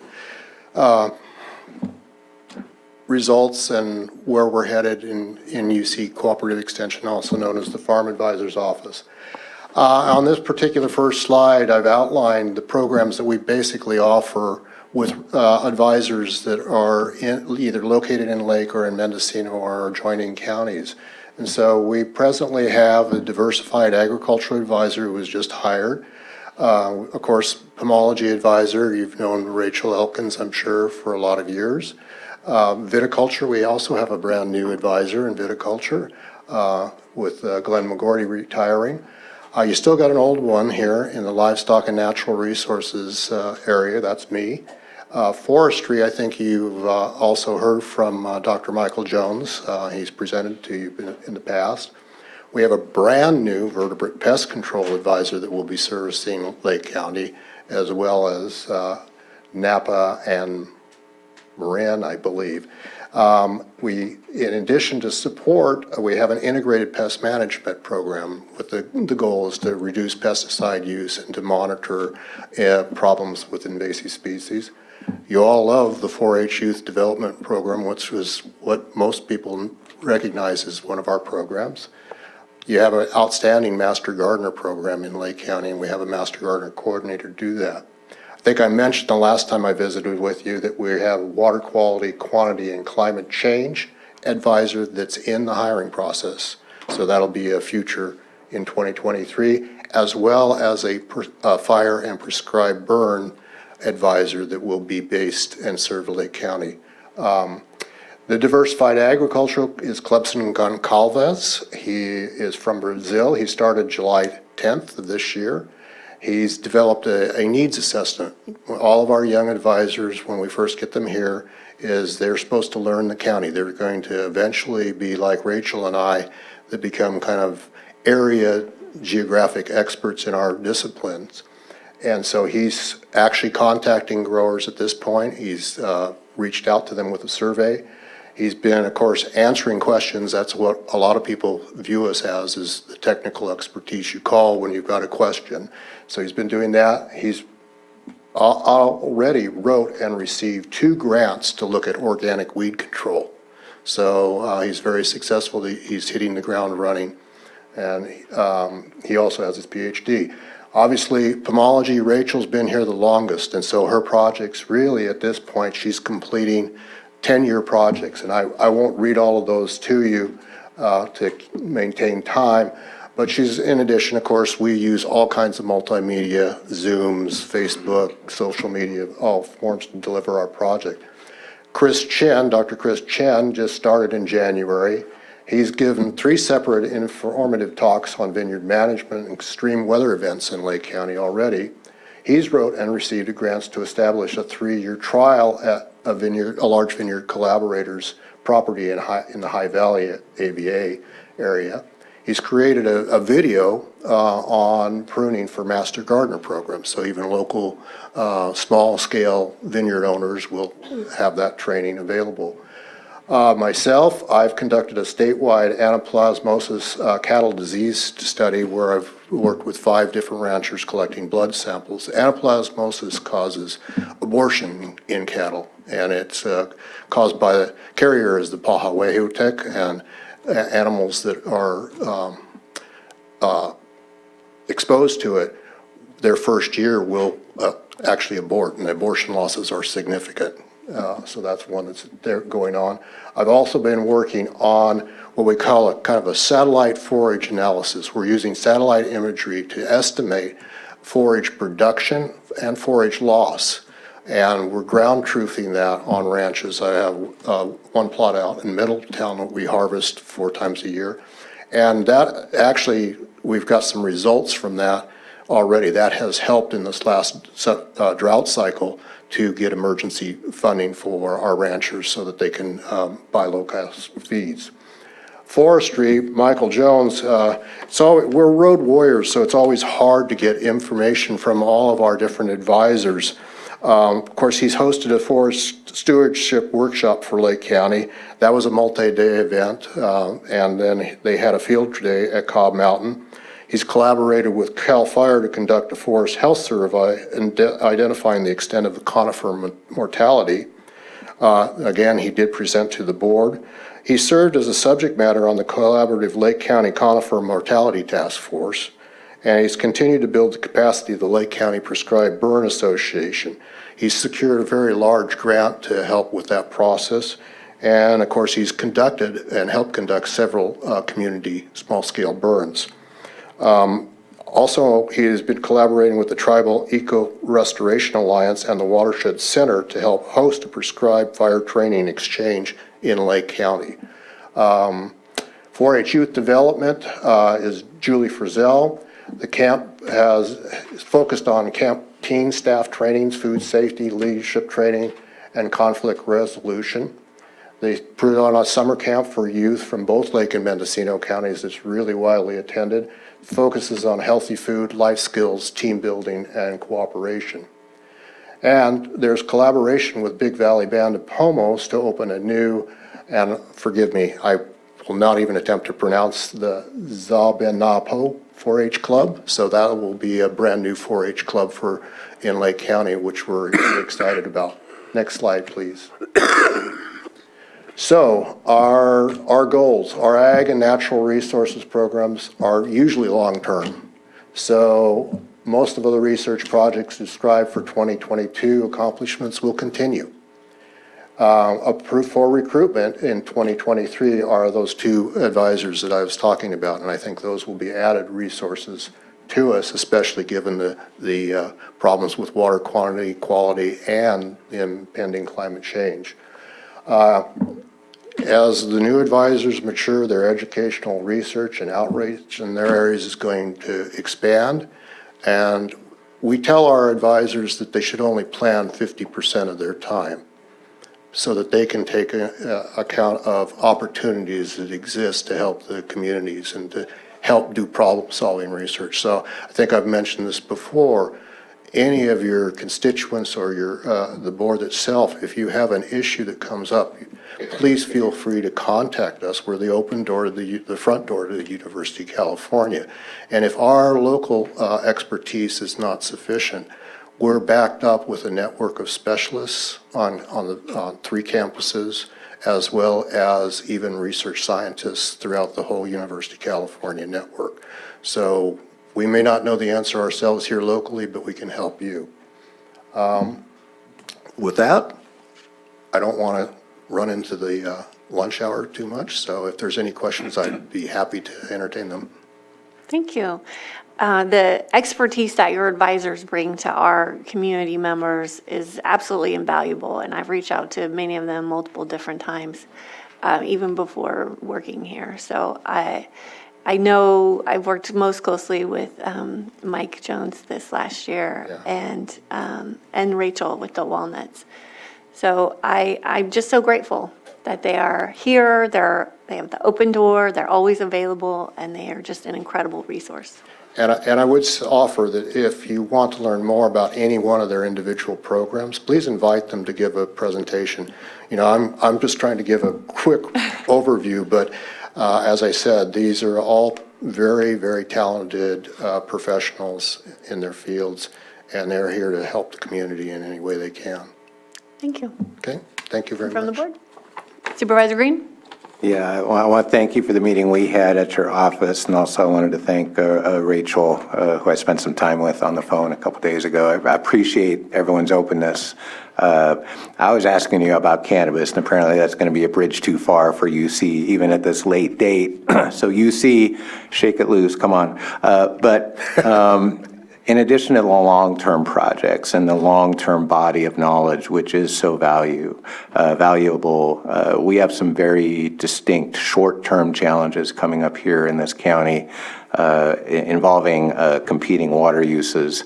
And our long-standing understanding of beneficial water uses and best available technology for agriculture is changing rapidly, both because of 3 years of drought plus, and then some recent developments involving the Clear Lake Hitch and law cases involving the public trust doctrine of water use as well. And without putting you on the spot, I just want to, again, appreciate the talks that we've had so far, but invite you to look internally if there are short-term actions that could be taken absent a unified request, because I think we're still trying to figure out where we want to go in the next year. But UC is a trusted venue where information gets shared, where science gets applied. And so I hope you can start those, even though you guys are out in the field and you have to chase them down, I hope you can herd the cats just long enough to discuss what role UC could have in a short-term response to these evolving situations. It could be just low-hanging fruit, starting off with a workshop on best management practices for frost protection pumping. That's because that's been an issue. I know that is the best available technology, but there could be some nuance in how that gets done on particular spots. So again, I thank you for all the science and all the hard work that you've done. But if I can issue kind of a little invitation to look internally, this may be a busy year for all of us, UC Cooperative Extension included. Well, that's what we're here for. And so that's why I say when we plan only 50% of our time and effort, it's so we can respond to those kinds of short-term types of topics as well. And again, the whole goal here is to provide the science. Thank you. Okay, anything else? Supervisor Sabatier? I just wanted to make sure and speak up because of an idea that came in my mind. Just wanting to hopefully get Mike Jones to come and speak with us when we have our next conversation about the fire maps. I think his perspective and his expertise might be useful in making sure that we have appropriate language in our letter. Yeah, by all means, do invite him, and I can tell him to contact you, I guess, to make that kind of arrangement, or who should I have him? He can reach out to me. Okay, okay. I can do that. Great. Thank you. Well, we can reach out to him too. Yeah. Thank you so much. Thank you. So we have a lunch break. Are the other two presenters going to be available after lunch? It's unknown. It's unknown at this time. Thank you. Okay. I was just wondering if we should do public comment now, or should we do it after lunch if we're going to have the other two presenters? What do you guys want to do? That's up to you. You can always, after the lunch break, begin with public comment on the presentations that have been made. And if the other two cannot participate, you can just take what you have. Or you can do it now. I had one follow-up question too. On all the department head presentations, does human resource have one? No? That's Friday admin. Okay, just clarification. I saw Pam in the room, so I just. Do you have a preference of public comment before or after lunch? I'm okay with it right now. That's me. I think so too. I'm good with now just because the public has been here the whole time and maybe they want to speak and leave and move on. Yeah, that's what I was thinking. Okay, so now we'll open it up for public comment on the presentations that we've been hearing all morning. Is there anyone in the Zoom room? That is not staff.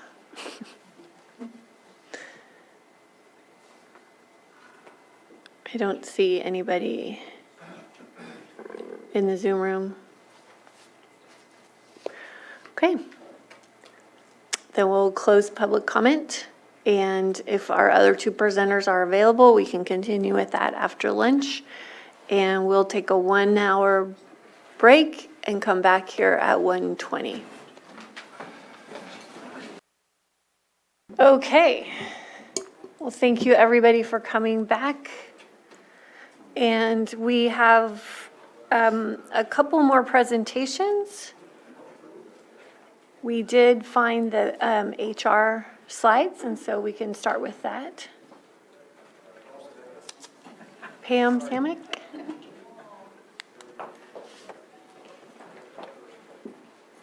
Good afternoon, Pam Samick, HR.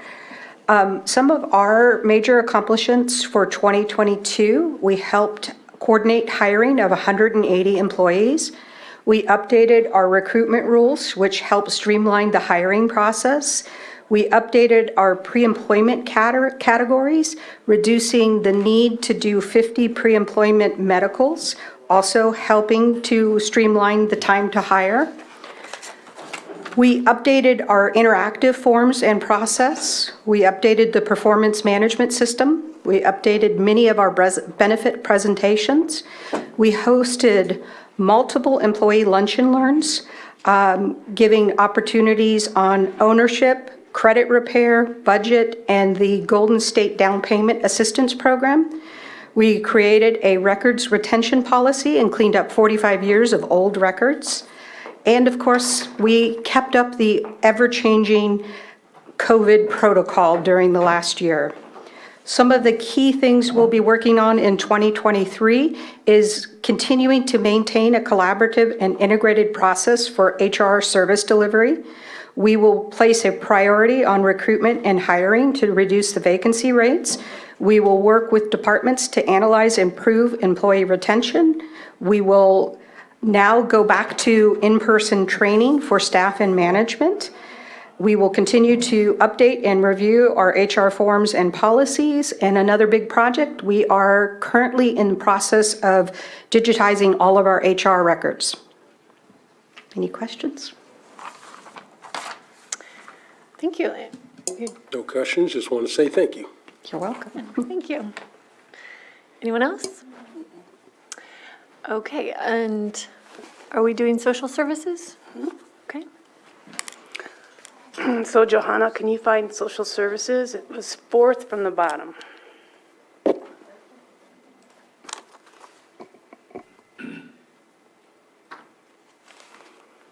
Gonna be a whole lot better than my mug.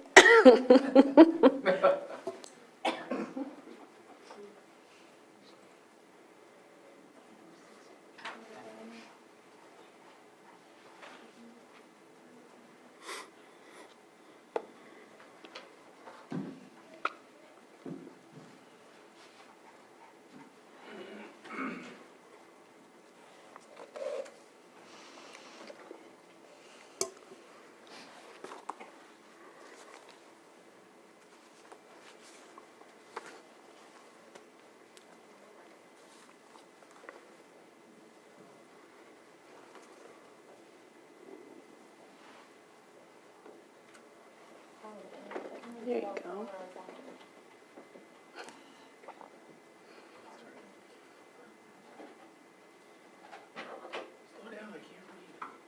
Making me sick. I had it on there and it didn't pull up the one I wanted.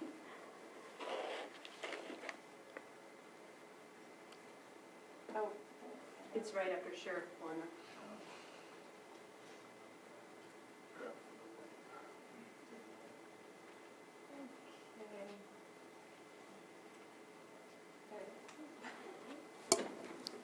Thank you. So unfortunately, Crystal Marketan cannot be here today, and she asked that I read this into the record and present to you her PowerPoint. So under 2022 accomplishments, they include adding a Deputy Director for Adult Services, being awarded the Home Safe Dollars to support housing stability for Adult Protective Service clients, studied and restructured CWS staffing to better align with the community needs within the division, and actively participated in the countywide prevention and early intervention plan development under FFPSA. I don't believe I can answer any questions you may have, so I'll redirect those if you have any after this presentation. Okay. So in 2023, what they're looking forward to as far as providing services that follow the Vision 2028, they participate in collaborative efforts within the community to meet the needs of complex care youth, enhance LPS conservatorship program capabilities to successfully interface with Care Court, and fill the remaining vacancies within IHSS program to meet the state compliance requirements. In addition, I missed some of the 2022 accomplishments, but I'll do that. They issued $34 million in CalFresh benefits to over 15,000 individuals in Lake County's most vulnerable low-income households, maintained Medi-Cal coverage for over 30,000 individuals countywide, implemented virtual options for welfare to work participants, and permanently housed 28 families under CalWorks housing support program and provided short-term housing to 63 families with children. Thank you.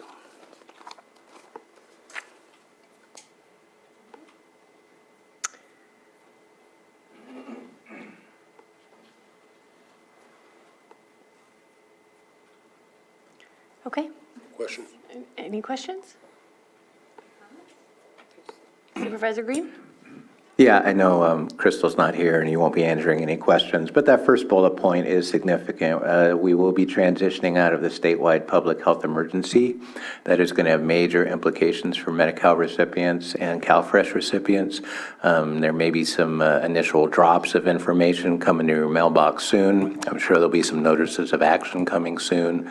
So I know, just as always, if you have any questions on those 8 programs, please reach out to social services. They'll give you the latest skinny on that, but big changes are coming. But the good news is the reason for those big changes is we are transitioning out of the COVID public health emergency at the end of February. So stay tuned for more on that. Okay, thank you. And that concludes our presentations, but because we did have 2 presentations since we last did public input, I'll open it up if there's anyone in the chambers or in the Zoom room that would like to comment.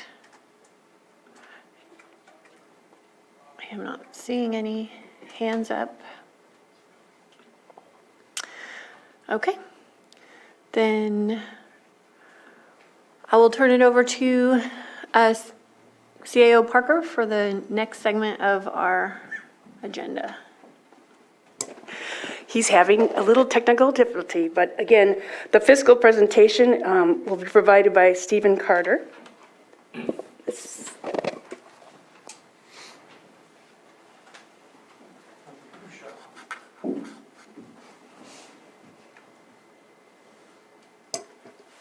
Okay. Before we get too far into it, Stephen Carter, Assistant CAO, I wanted to bring up that Leisha Phillips is in the room today, and she's taking over my old position as the main finance person for the county, going to do the budgets and things. I will still oversee her and do a lot of that, but she'll be taking on a lot of those duties. So the fiscal presentation, I'll wait for that.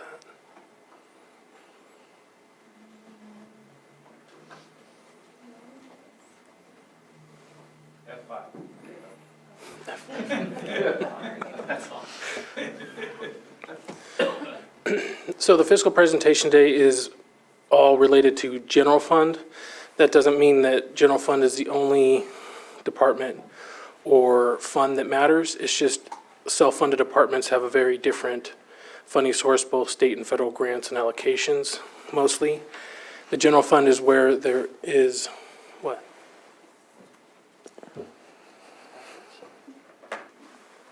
That's not the way the slides are. Sorry about that. So we'll be going over the main points of emphasis in the general fund where there's discretionary revenue or room for items for your board. The first up is ARPA, which is the American Rescue Plan Act, and our section is the state and local fiscal recovery funds. We did have the committee and the recommendations came to the board. So what I have up on the slide today is the amounts that were allocated for projects and then the amount that has been claimed so far. So if you can see, there's not very many that have been claimed so far, but it all has all been allocated to departments.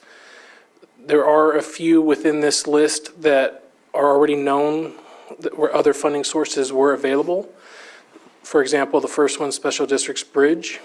I didn't put in specifically what bridge it was, but the $380,000 was paid through a separate grant, so that is now going to be available to reallocate within the 10 million standard allowance. And what that means is the 10 million is the county can claim 10 million, up to 10 million for financial difficulties from COVID. It just has to be within our governmental activities, within certain guidelines of the final rule.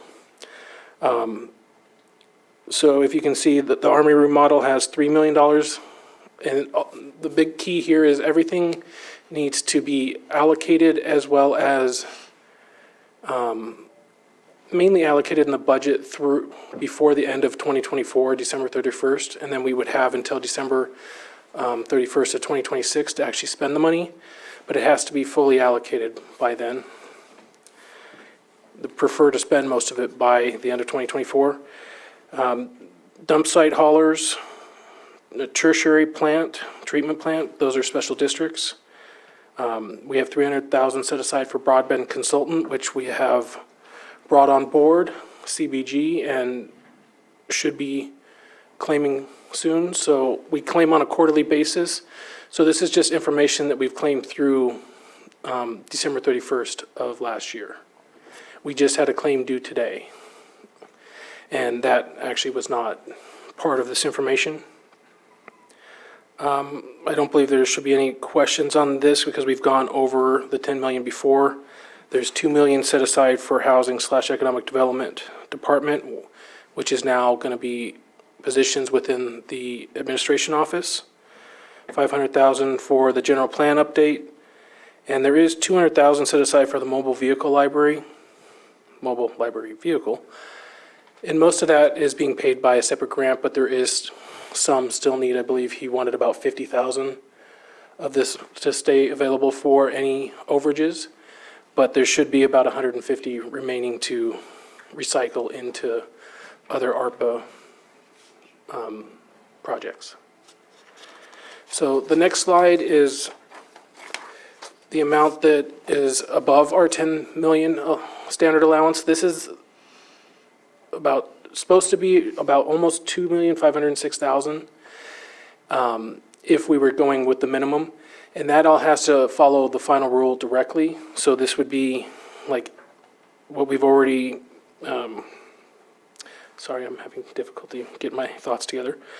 So we just signed an agreement with NCO for building homes, building lives, 800,000. The first 200,000 will go out within the next few weeks, and then it will show as claimed instead of zero. So things are getting done. It's just not all the way to the claiming point yet. The other items, Public Health Department has a little over $561,000 available to them, and I've talked to Jonathan Portney, and we're going to find a way to have that money transferred to him for the correct claiming purposes. And then Kelseyville Seniors, Inc., there's $700 that set aside for purchase / remodel, rebuild, which will come back at a later date for a closed session within a few weeks. And then there's also $300,000 for all senior centers.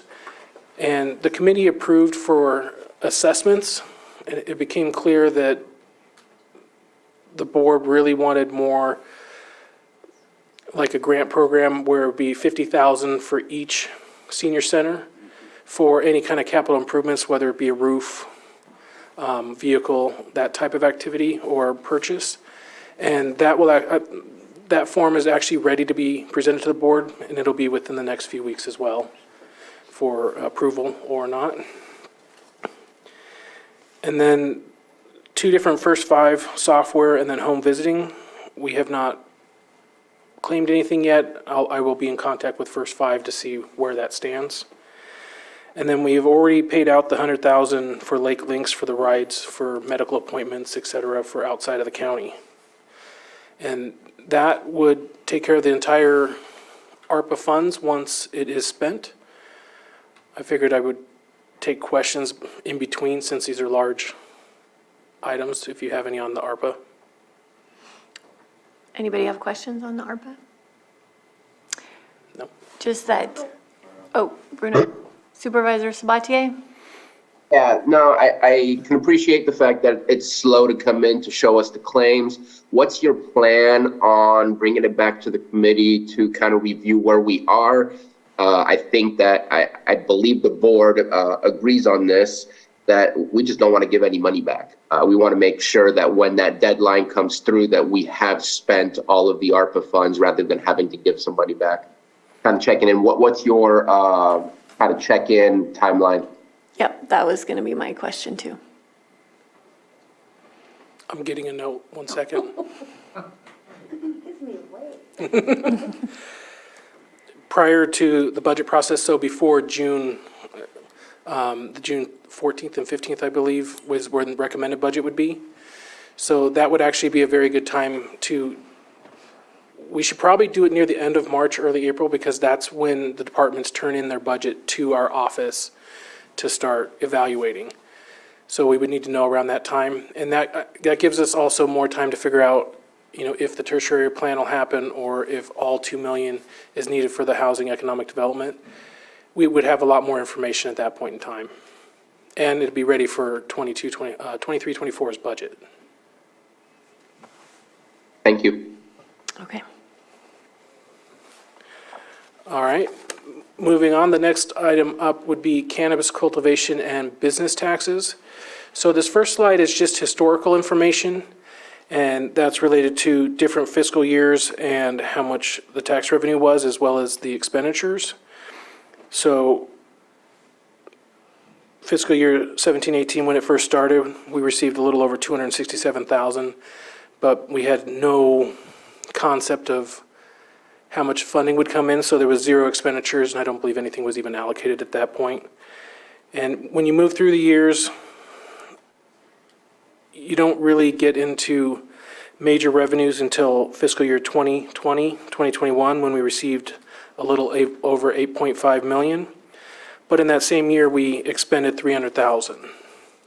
So that's still a lot of revenue that did not get spent in that year. Doesn't mean it wasn't allocated for a project.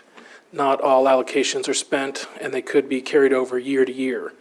So, but if you go to the end of fiscal year 21-22, the total received from 17-18 to 21-22 was a little over $16,276,000, and the total expenditures were $1,749,000, which leaves a fund balance available or carryover of a little over $14.5 million to 22-23. That's where the next slide comes in. And that really does sound like there's an awful lot out there to reallocate to. So if you look at the fiscal year 22-23 budget, the sheriff for staff, automated license plate readers, vehicle equipment, $618,000. A few of these items are going to be in mid-year budget, like the vehicle equipment, so that would be part of their normal policy ask out of cannabis. Library staff is on here for $245,000, and not only budgeted, I have the future year amount in the far column. So if you notice with the sheriff, the top line with the staff, there's only $443,000 for future years. That's because it doesn't include the vehicle equipment.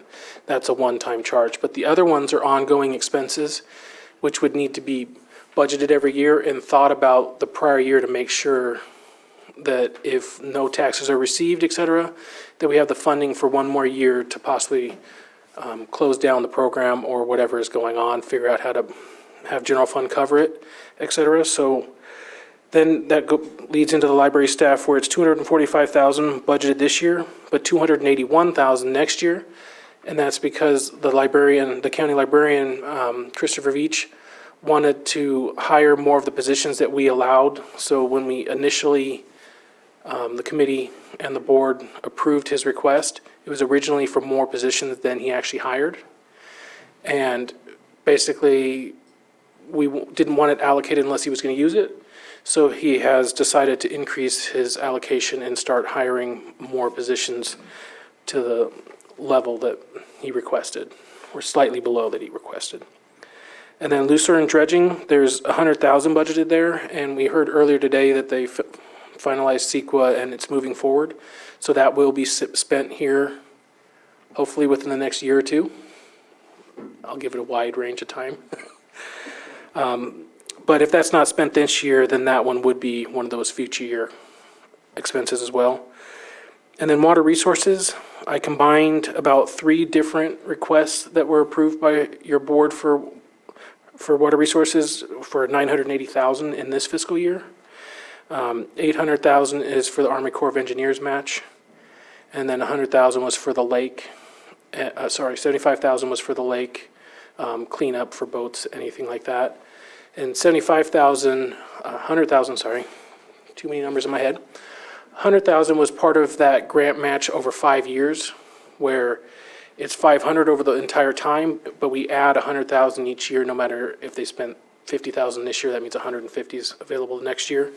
So that's why future years you see $500,000. It's the $400,000 for that grant and $100,000 for the lake, which is a very good reason. And then here's some one-time expenses for public services, Parks Master Plan, and the feasibility study, which is $206,000. And no future costs, so that just means it's not going to be ongoing, not that it's all going to be spent this year. So it might have to carry over depending on if the projects are completed. And then building deferred maintenance, that's where the committee and the board approved $1 million for deferred maintenance on our buildings. And we've had reports where it was 50, 100 million. It was astonishing. This year we have $925,000 budgeted, and $75,000 I don't recall if it was budgeted or not, which is why I put it in future years to make up the entire million. And then the roadmap task force through the committee and the board was also approved for $1 million. $661,000, a little over $661,000 is budgeted this year, with $338,000 remaining for future years, or if at mid-year the board decided to increase the amount that's budgeted. And then the BOS discretionary, there's budgeted $1,052,617, which might sound high. The board is spending their discretionary revenue, but it's quite a bit, so it just looks like a large number, but everybody is spending theirs, and next year would be $500,000 if we decide to, the board decides to continue the $100,000 every fiscal year. Oh, okay. North Shore Fire, there remains to $126,000, a little over that amount towards their equipment. And child support, this is related to the raises where they have the same state allocation, even though the board provided raises to all employees. I keep saying we, sorry. Provided raises to all employees. They had no way to pay for those raises, and the state they're currently looking at the allocation, but in the meantime, they would have had to cut staff or cannabis, which was agreed by your board to cover the difference. And this is only, I believe, 30%. The federal government will pick up 75%. So this keeps them with the same staffing level until their allocations catch up. And that's why there's an ongoing expense. And the reason why it goes down in future years is, and it's only next year that it goes down, and that's because Gail is retiring. So the next department head likely won't have the same rate, but then the year after, so 2 years from now, it'll jump back up into a higher amount. And then the hiring retention incentives, a lot of this is actually in mid-year. So if you recall, during the regular budget, there was only $50,000 set aside for hiring incentives, but it was approved by the board to give certain retention incentives for the sheriff's office. And it has already been paid out, and $535,000 is how much it's going to cost for both the incentives and the retention incentives and the remaining hiring incentives to possibly come this fiscal year. And future years, I dropped it to $150,000 because it shouldn't be such a large blast unless something changes. The treasurer tax collector has $20,000 set aside every year, and what that's for is the increased load strictly from cannabis activities, which that doesn't cover it, but it helps. And then the policy items not listed above, what that means is items that would fit into the policy that just haven't been budgeted yet. So we did have budgeted in Fund 064, Budget Unit 1072, Cannabis, $200,000 for new items that meet the policy, and those just haven't been identified yet. And so that brings me down to the reserve, and the reason why the reserve is set at $6,961,111, such an odd number. What that is all the future years amounts, plus the potential drawdown for next year's payroll increases from our MOUs, which was approved to be paid from here. So what that does is covers everything for next year, even if we don't receive any cannabis tax revenues next year, if anything should happen. So that gives us an entire year to wind things down and take care of it instead of having to do it immediate or within a month or two. And with all that said, the total allocation is $13,332,205, which if you remember the previous slide, the balance forward was a little over $14 million. So the balance that is not allocated or accounted for is almost $1.2 million. And the main reason for that is because this fiscal year, 22-23, we had budgeted originally a little over $5 million to cover our cannabis payroll. And it turned out that we actually had enough of our own revenues outside of cannabis to take care of it. So it went back into the cannabis pot to be allocated out. And so the balance would be that amount, 1.2, plus any revenue received in fiscal year 22-23. And Patrick, the treasurer tax collector, would have more information on that since that's really not administration. But what I've been told is that through September, we've received just over $750,000. And that's the reason for that is we had a grant from the state, and that's the amount through the equity grant that we could transfer and pay for cultivators' taxes. So that came in ahead, so that's both tranches for them. Now, the first the first payment wasn't due until the end of January, so basically today is the last day. Yesterday, sorry, the 30th, not the 31st, okay? And from my talk with the treasurer, tax collector, because that's really his side, yesterday there's about 200,000 in the wings to come in before the end, so before the, once they process all the checks. So if you cut the 750,000 in half, because that's really the first half payments, 350, 325, 375, plus the 200, we're looking at, should be a minimum of about 1.25 million, and that's much lower than our actual budget, which we projected 3.5. The key difference, though, is Patrick told me that they billed out 3.9 million, so there's our ceiling. So if everything that was billed out is paid, it would be 3.9 million, but once that's billed, it's not necessarily taking into consideration the canopy area where they're saying they're only going to grow about 50%, or if they're going to non-op that year. Because of the timing of when all this gets sent out, we don't, and when we budget, it's not known at that time. So realistically, we're probably going to see around 2 million-ish is what our estimate is right now. I'm sure there's plenty of conversation with cannabis. Okay. Questions from the board? Supervisor Green?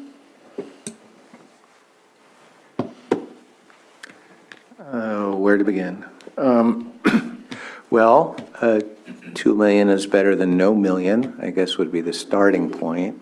Agreed. But looking back at the historical information, 2020, 21 and 21, 22, 8 and 8.5, 6.4. Those figures are much more in line with what, when Measure C, this is primarily cultivation tax, I assume, with a little bit of business tax thrown in. But when we first started talking about this years ago, it's like, if we're going to have this industry at all, and then we're going to tax this industry, what's it going to take to create a sustainable amount of tax revenues? And what will this newfangled Measure C deliver us? And I'm still trying to track down who came up with the estimate, but the estimate at the time was approximately $8 million a year would come from this regulated industry. And I know it takes some time to grow that industry, and you see that in the revenues. But to go from 8 to 6 down to a potential 2 represents one term to me, and one of it is opportunity cost. Our good friends up in Humboldt, much more aggressive, much different permitting structure, have banked away $40+ million in recent years, such that they can literally afford to give their growers a total flatline tax rate for future years and still be able to budget for the county's needs. Our assorted choices over the years have led us to a cumbersome, expensive discretionary permit process that has netted us, 100+ permits. We have 100+ still in the pipeline, and we have no opportunity for new projects to come forward that don't have a water board permit that they've been milking for the last 3 years. And the question has come up time and time again: how do we reach sustainability? How can we budget for this year to year? Are the growers going to come back again and ask for another tax cut? They'd be well within their rights to do so, given their impacts on their industry. We still have to get the task force to talk about our permit process, or we're going to continue milking discretionary permits or go more ministerial so we can actually get these projects online. So the good news is, I think the original estimate that was given to our voters and this board at the time in 2016 is accurate. I think if we scale this industry appropriately, that means more permits, not less, and get the tax burden down to something that's more affordable, I think we can end up floating around that $5 to $8 million a year. But the projections given here, and knowing what we know of the process in CDD and our ability as a task force to change that overnight is not going to happen. we're nowhere close to sustainability. So it's very concerning, such that I've literally been told, don't be looking at these as sustainable revenues. These are one-time revenues, so bank them, because they're not coming back. And that's hugely concerning to me. And I realize that does not fall on the shoulders of the treasurer or tax collector to correct.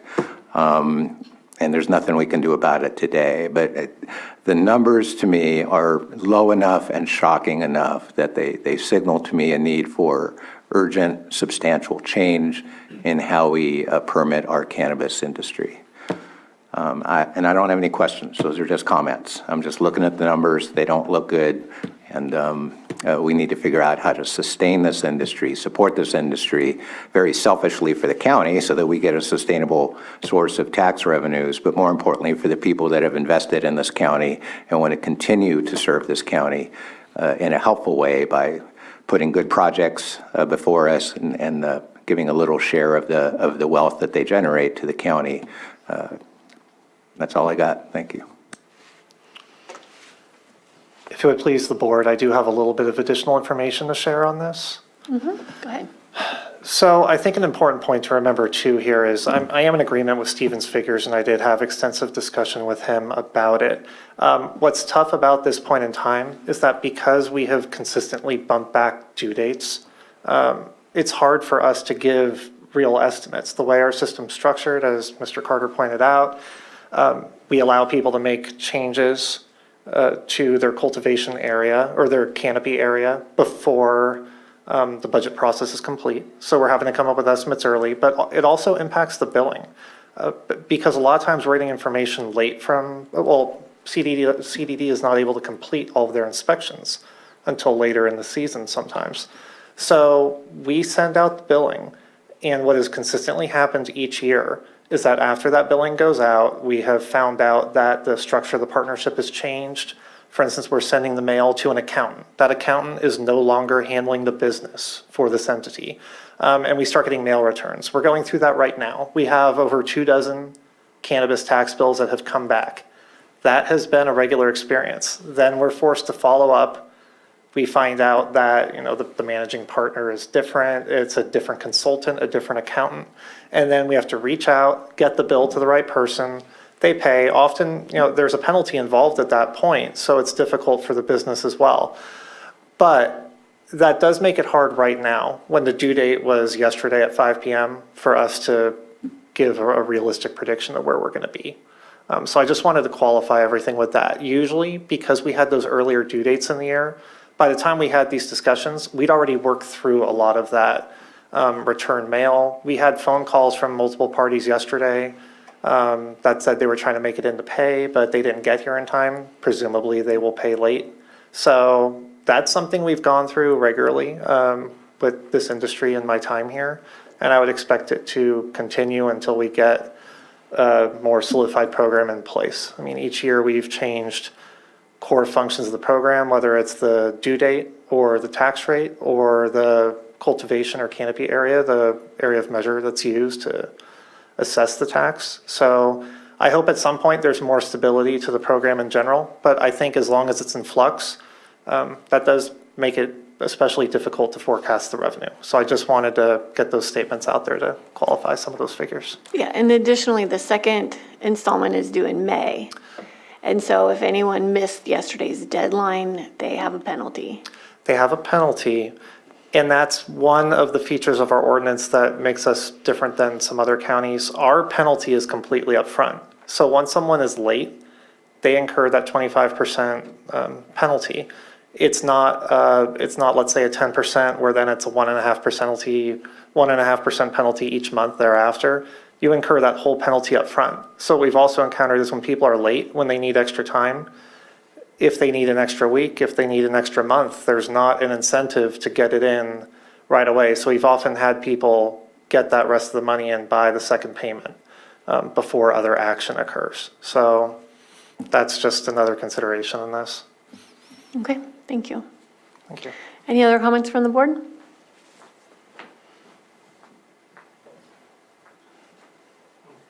Okay.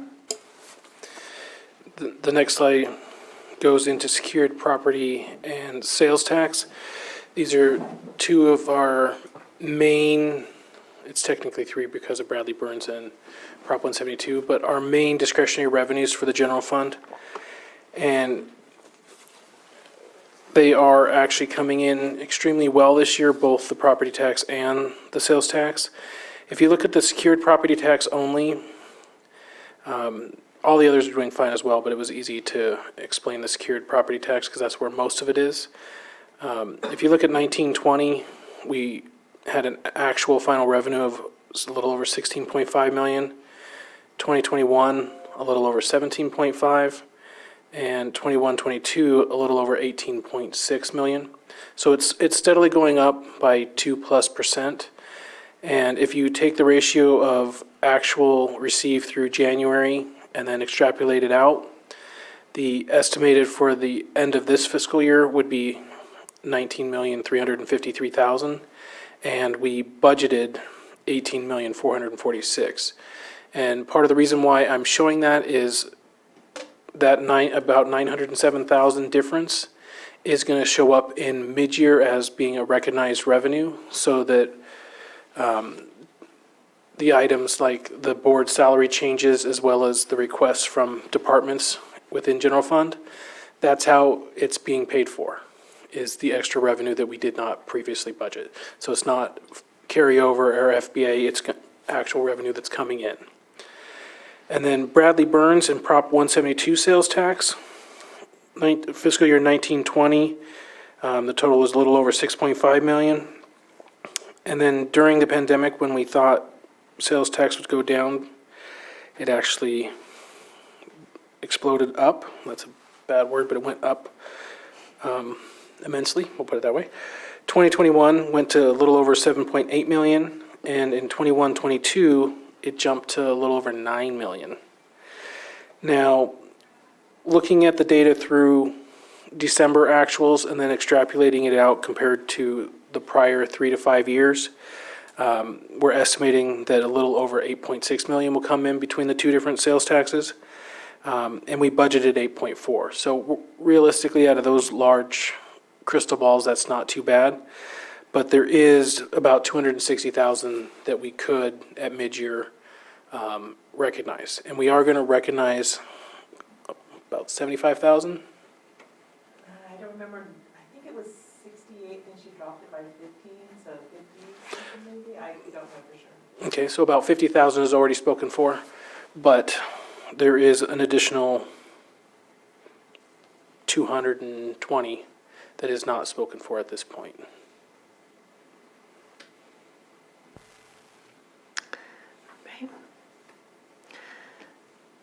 Any questions?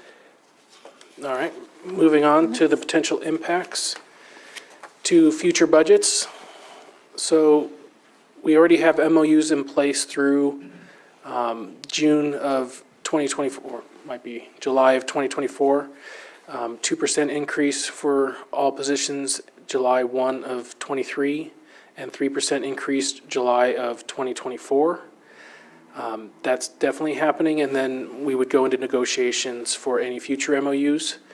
And then cannabis tax changes, I worded that very vaguely because it's just cannabis as a whole, depending on the tax rates, depending on how many cultivators there are and how many acres. It's just a gamble on how cannabis is going to go within the next few years. We don't have enough data right now to have a good crystal ball. But hopefully by the June budget time, we'll have a much better idea because we'll see what has come in, at least the first half. The second half, because it's in May, that's actually after when everybody turns in their budget. But I should be able to talk with the treasurer tax collector and have a better estimate at the last minute for the June budgets recommended. And then possible upcoming recession, that's going to happen. We are usually a year or two behind, but then we also come out of the recession a year or two later. So that's on the horizon. And then the stock market volatility is definitely part of our interest rate, et cetera. It affects our finances. So those are potential impacts for future budgets that we need to just keep in mind, that those will cause volatility in revenues, et cetera. And then also the housing market is also starting to go down. That will affect property taxes. And that's 50 to 55% of our discretionary revenue is from property taxes right now, and always has been. So that's a huge amount of our discretionary revenue. And then spending trends of the population, that's a coy way of saying our sales tax. So the sales tax is actually pretty volatile. You've seen where over multiple years, it's 500,000 to $1 million different sometimes. Lately, it's been on the good side. That doesn't mean it's always going to. Eventually, I'm thinking it still will increase slightly, but not at the rate it has been. And eventually, it will decrease some. Okay. Questions about this segment? All right. Oh, we got a hand up. Supervisor Spatier? Can't hear you. Hello. For the possible upcoming recession, I think that's an ongoing potential no matter what. I think the stock market will never be the same in the way that it's gone from hedge funds and stockbrokers to now people on Robinhood doing it on their cell phone in the middle of their day. It's become a different monster, especially with what we've seen with Reddit users being able to kind of control the market in their own way as well. So I think what we've done just this past budget by adding $1 million into our reserves, we just need to play it safe and make sure that we're prepared. But I think that's always going to be a potential of something, because recessions happen from outside forces, not from what we're doing. So I think that we need to keep in mind that our reserves need to be bolstered and adequate enough to make us survive for as long as possible. And I actually wanted to bring one more thing up that wasn't on the slides, because the LATCF, or the Local Assistance in Tribal Consistency Fund, we did receive the first payment, which is a little over 1.5 million, and the second payment will be available sometime in 2023. So that's a little over $3 million that has to be used for, and we have to claim it properly, has to be used for governmental activities. So until we bring forward during mid-year budget to reserve that money until a spending plan is decided upon from your board. And the possibility would be to put it in just a reserve for technology at this point, and then as we come up with something, pull it back out. But I wanted to let you know that there's a little over $3 million for specifics like that. Okay. Supervisor Green?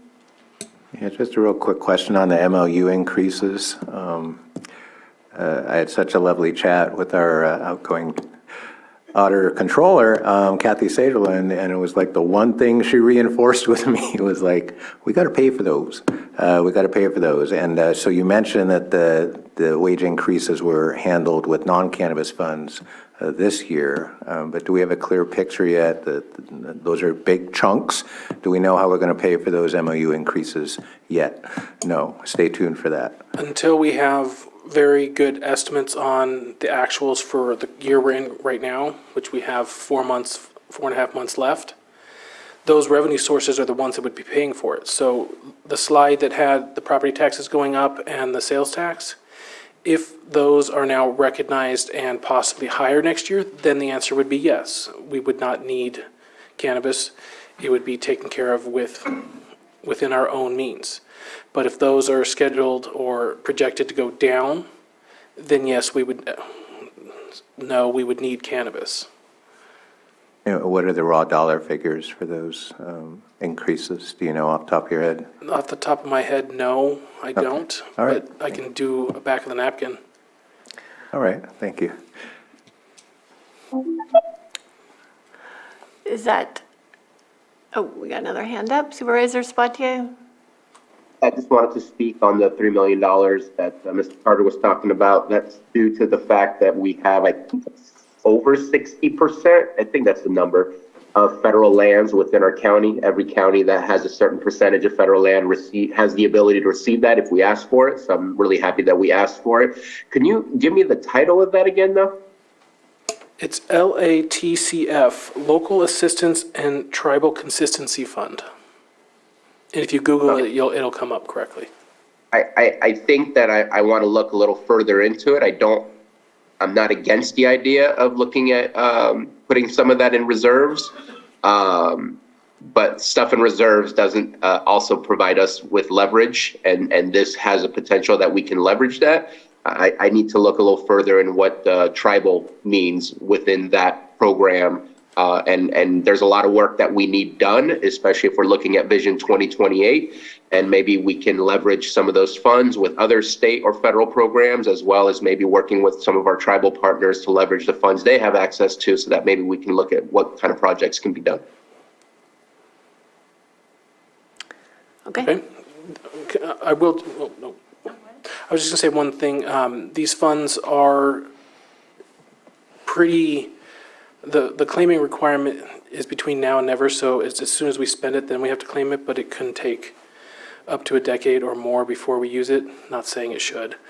And that it just has to be with government services, so it's not even as limited as ARPA. Yeah, I believe that the only restriction was you can't use it for lobbying. And just government services, which is anything you want at that point.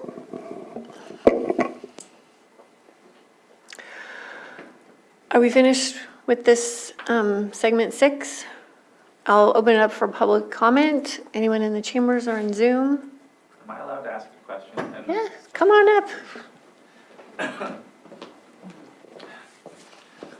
up. Getting back to the cannabis slide and the line item that said BOS discretionary funding, and I don't even know if I'm speaking to in the right venue here. Does that mean maybe there's a potential for a possible round of grant funding again, like we've done before? And you don't have to answer, but I was just wondering if it's a possibility.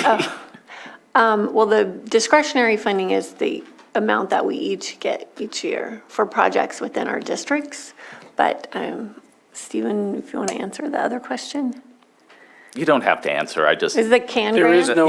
there is no current plan to do that. Okay. Because there is an entire policy if it fits under that policy. So maybe some of your activities possibly could fall under that policy. And then it would just be a standard request. If the board so chooses to re-implement, we can. Great. You have projects that you're considering? I want another van.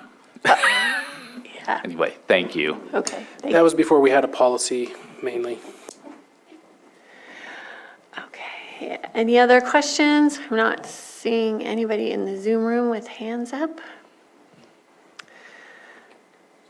So we'll close this item and we're going to take a 5-minute break.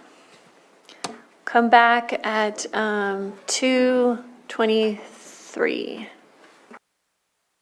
Think we're ready to come back? It's 2:24. We have Supervisor Sabatier with us.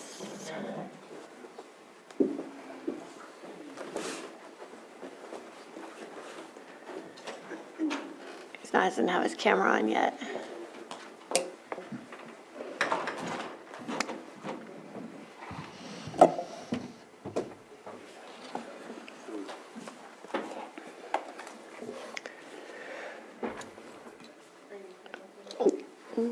Okay. Well, he should be here anytime. Maybe he's watching. We'll just get started. CAO Parker? Yes, thank you, Chair. I added this item to the agenda, and as many of you may know, for the past 2 years, we were eligible for federal earmarks, which our Congressman Thompson carried for us in D.C. The reason I'm bringing it up now is because some of you experienced this, that we get the notice that it's been opened and it's going to close in a very short period of time. And so I just wanted to encourage the department heads to think about projects. I'll collect them, put them on a list for the board to prioritize in the event that this funding program comes forward in March again. Now, given the state of the House of Representatives, it may not come forward, but I'd like to be prepared. Is that PC enough for everybody? But I want to share with you the type of funding programs that have previously been eligible. So agriculture, rural development, food and drug, commerce, justice, science, energy and water development, financial services and general government, homeland security, the interior and environment, labor, health and human services, education, transportation, and housing and urban development. So the Armory came under Homeland Security, and I'm trying to remember, Middle Creek Restoration came under the Army Corps of Engineers. The Kelseyville came under the Safe Routes to School program, and the Full Circle Feasibility Study. And Scott Harder, you can correct me, wasn't that through the EPA and water? Yes, okay. So it's not a typical application, it's a multi-page narrative that we put together to submit and then work with the federal staff. And so it takes a lot of back and forth, and Scott Harder can speak to that because he spent a lot of time on phone calls, odd hours with DC quite a bit. So I just want to encourage you to think of projects that are near or at shovel ready, and so I can make develop this list for the board's consideration. Thank you. Great, thank you. Okay, that was a very short item. Public input on this? I don't see any in the chambers. I don't see any in Zoom. So then we will go to, oh, come on up. Thank you, Susan.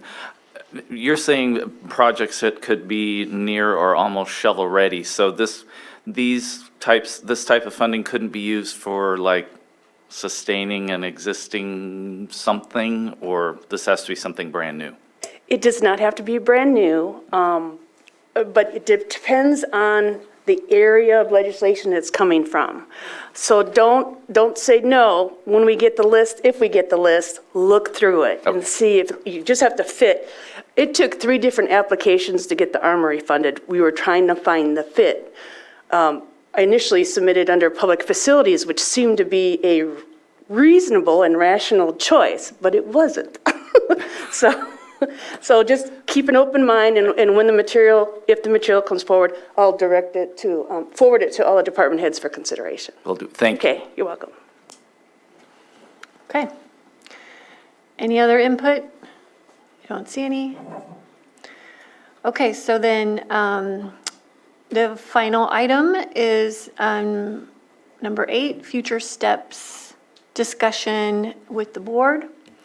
And did you have anything to add to this? No? Okay, so this is where we are decide on our priorities for the year. And I just wanted to give each supervisor, we'll go in order, chance to speak. And so we'll start with you, Vice Chair Simon. First of all, I just want to thank all of our directors, all the staff, the county administration for the updates today. You know, obviously, we're the ones that, as a board of supervisors, that are seen out in the community, asked to come to the meetings, set up here on the dais every week. But I just want to thank you and your staff for all the hard work that's been done last year and all the years that I've sat on the board here. It's going on 6. It seems like a long time now, but I just want to say thank you very much. And every time I try and speak in front of our communities, you're the folks that really need the praise for the work that gets done here in the county. We have ideas, you know, or we spit out an idea and complicate things usually, but I really just want to say how much I appreciate it. And, you know, I just did kind of 3 kind of small state of the county addresses in my district, one in Lower Lake, one for the Lake County, the Luncheon Club, and also the Middletown area town hall. But just thank you for the long-term vision and taking year-by-year steps to set us up for long-term success. When I first came on the board, I'll talk about it. My first, the CSAC rookie training. Went over to Sacramento, and started the training. One of the first questions was asked was, does your county have a long-term plan? Well, Lake County didn't get to raise their hand at that point. And we came back with the former CEO and we started talking about at least a 10-year plan. And that's where, it kind of was birthed from the 2028, long-term vision here for Lake County. I know we got a lot longer to go, but it was from 10-year to 50-year plan. So it's always great to have a plan. Coming from a football standpoint, set up the game plan, you kind of follow it out, and hopefully you're successful in the end.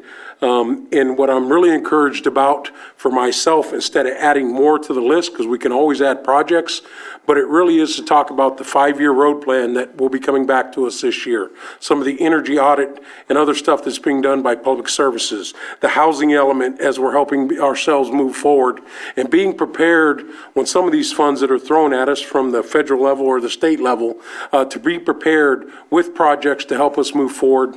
So from my point of view, I just want to say thank you very much.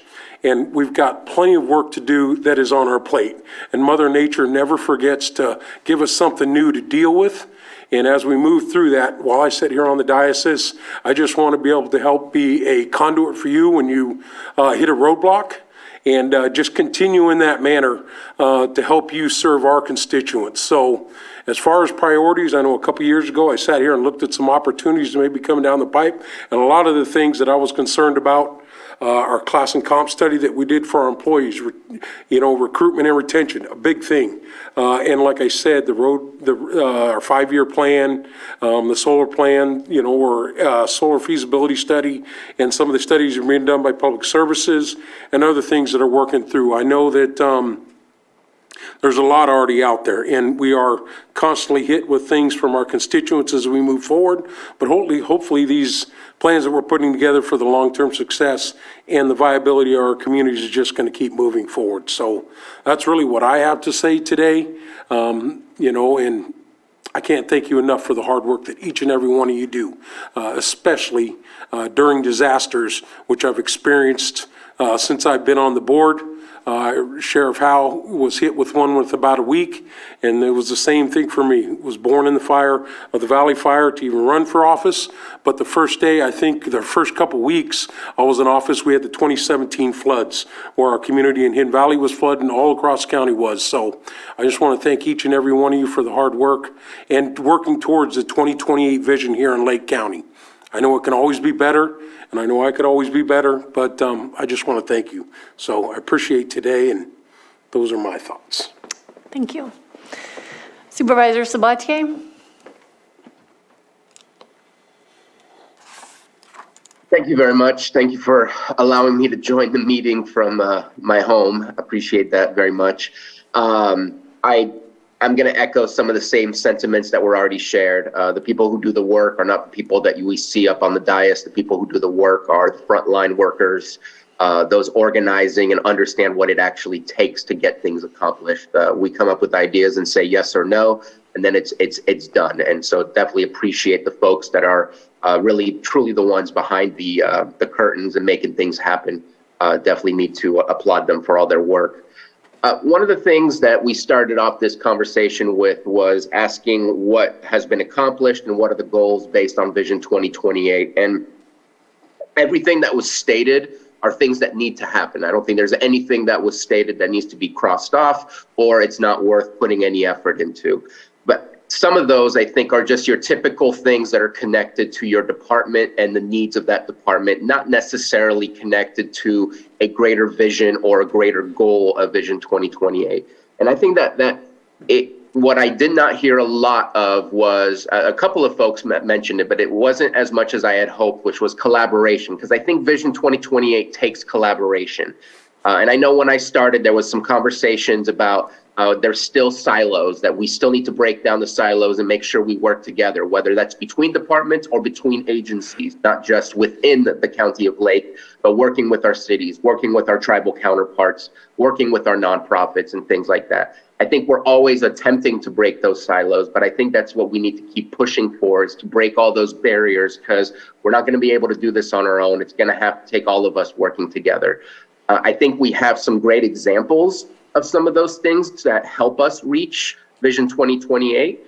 Some of the examples I can think of is the RRA. I think that's a perfect example of bringing people together towards a greater good of making it a not fire safe, but a safer community to deal with climate change, to deal with the floods and the fires that we've had and the drought that we've had. I think that's a perfect example. I also like the example that was brought up even by our district attorney of the roadmap task force, where that is a collaboration and a work between departments to try and get things accomplished in order to enhance the quality of life. And I think those are the types of things that I would like to see us doing and taking a next step on. I think this year we're already taking that step with the housing development and the economic development. I think that's absolutely crucial.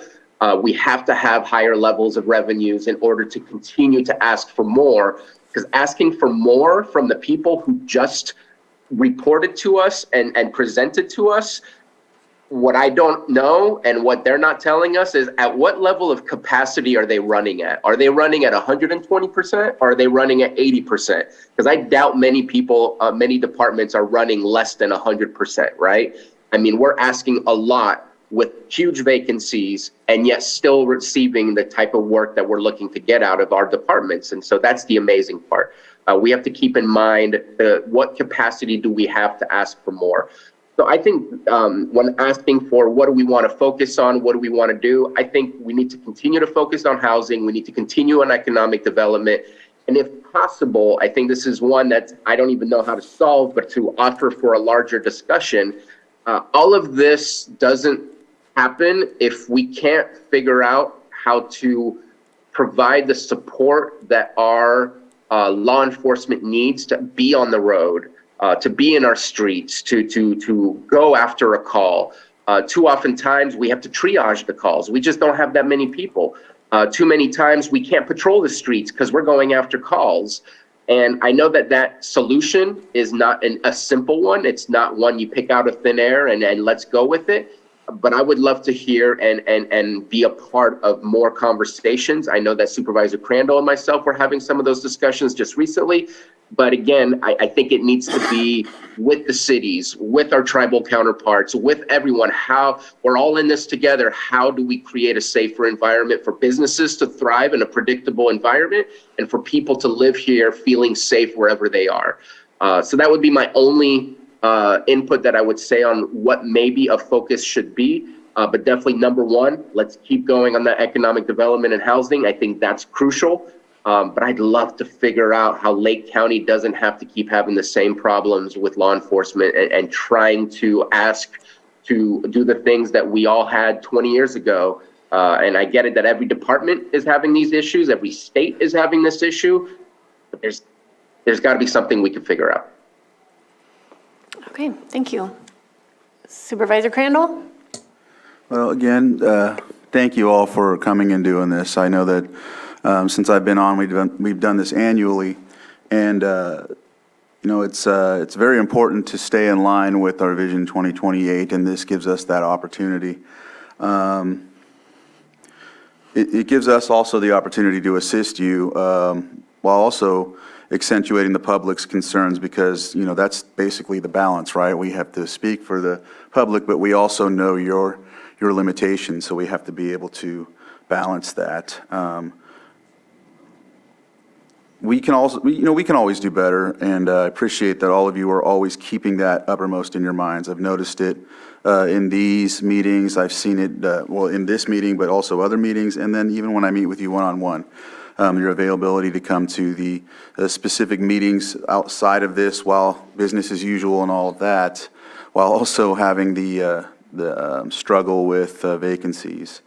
And so it's also good to see that a lot of the departments, especially the departments that were taken over by new directors and whatnot, is working to gain stable ground to build from.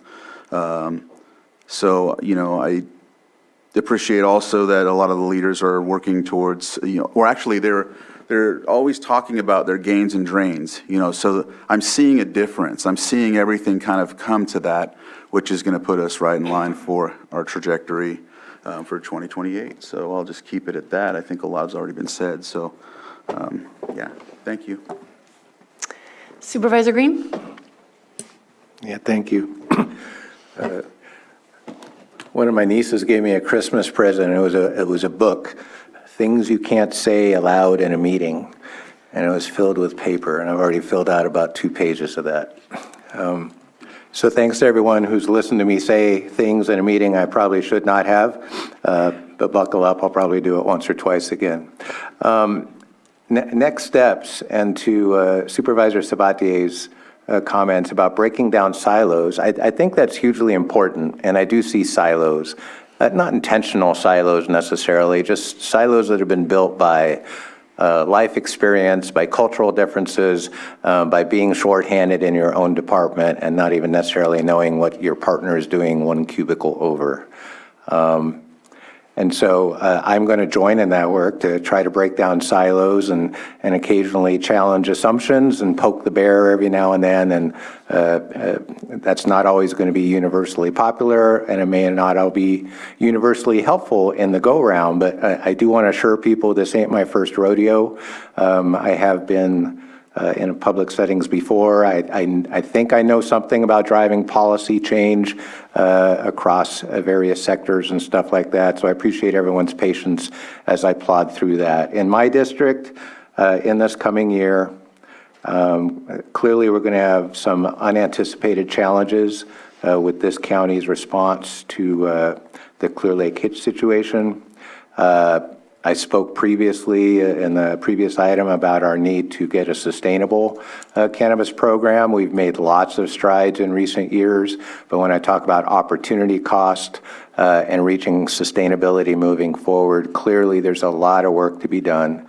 And so I'm very much looking forward to the Cannabis Task Force continuing its work, and I hope some meaningful progress can be made on that front. Also mentioned was collaboration. As I went to the rookie CSAC training and got informed that collaboration is hell, yeah, it kind of is, but that's why we're here.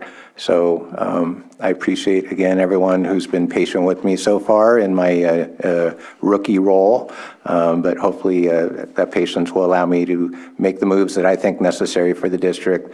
If there was one project that is nowhere close to being shovel-ready, but is probably going to be a point of emphasis moving forward this year, it would be the Adobe Creek conjunctive use project, and I hope to get some updates on that and hopefully some clever ideas on what we can do to goose that this year.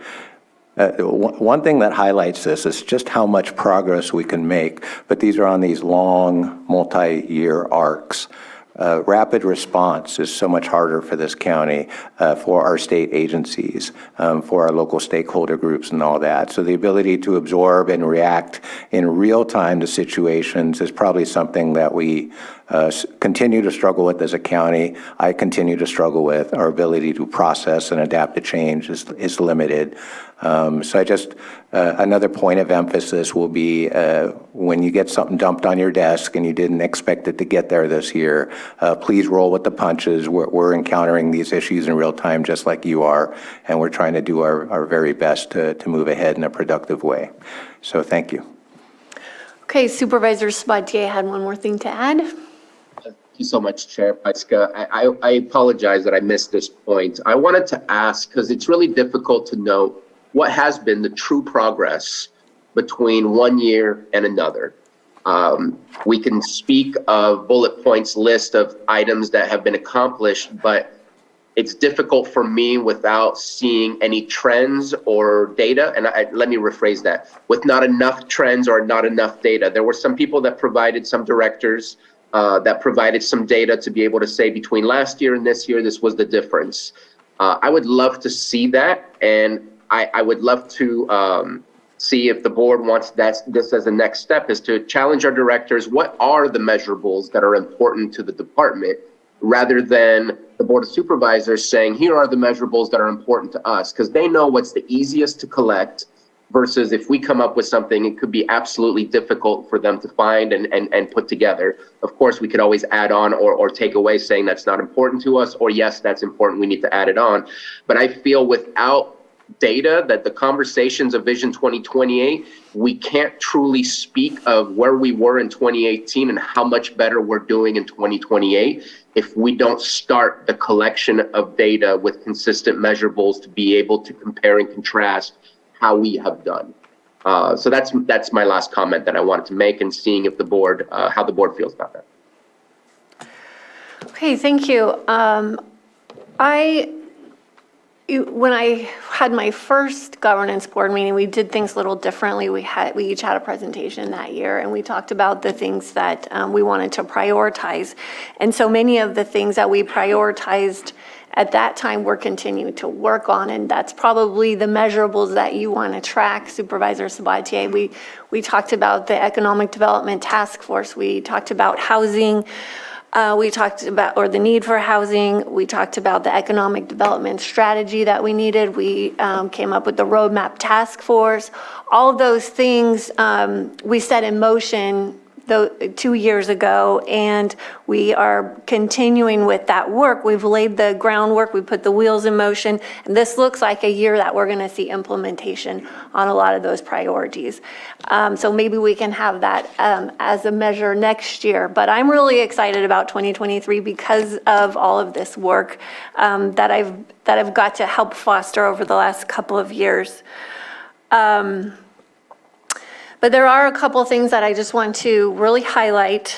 The tree mortality disaster that we're facing, that I've been working on for well over a year, is, it's a hard one, and we're not recreating the wheel. We're using and leaning on the other counties that have done it, but it's just not something that happens in real time. When you're collaborating with multiple stakeholders, multiple agencies, it takes time, and it has to be a very thoughtful, methodical process to work through something that is this large. And so we are in the process of preparing our Cal OES application for that funding that's going to help us with those trees. And unfortunately, I have some bad news that we're not going to get support with the 25% match that I have been pushing for the last 9 months since I found out about it last May, or whatever amount of months that is. I was really hoping that we could get that match that CAL FIRE had provided counties in the past, and it's not going to happen. And I just got that news, I think it was 2 weeks ago.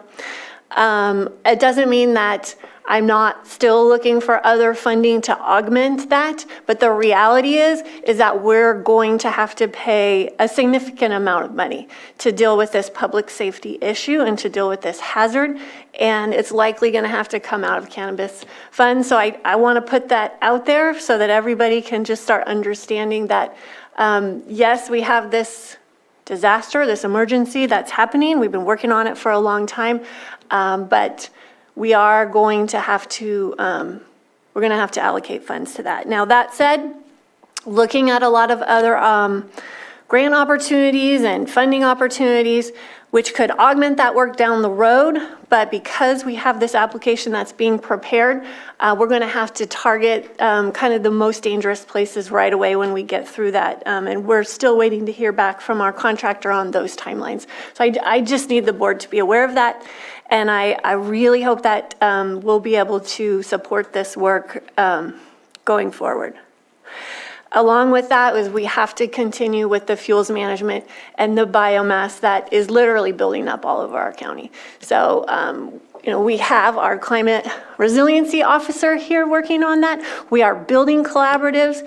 We have done this year was incredible with the collaboration that happened, not just with the Risk Reduction Authority, that continues to happen through the community and coming up, but with the Climate Safe grant application that we put together in the cities and the tribes, and all of us just recognizing this need that we have to co-manage the entire region of the county across jurisdictions.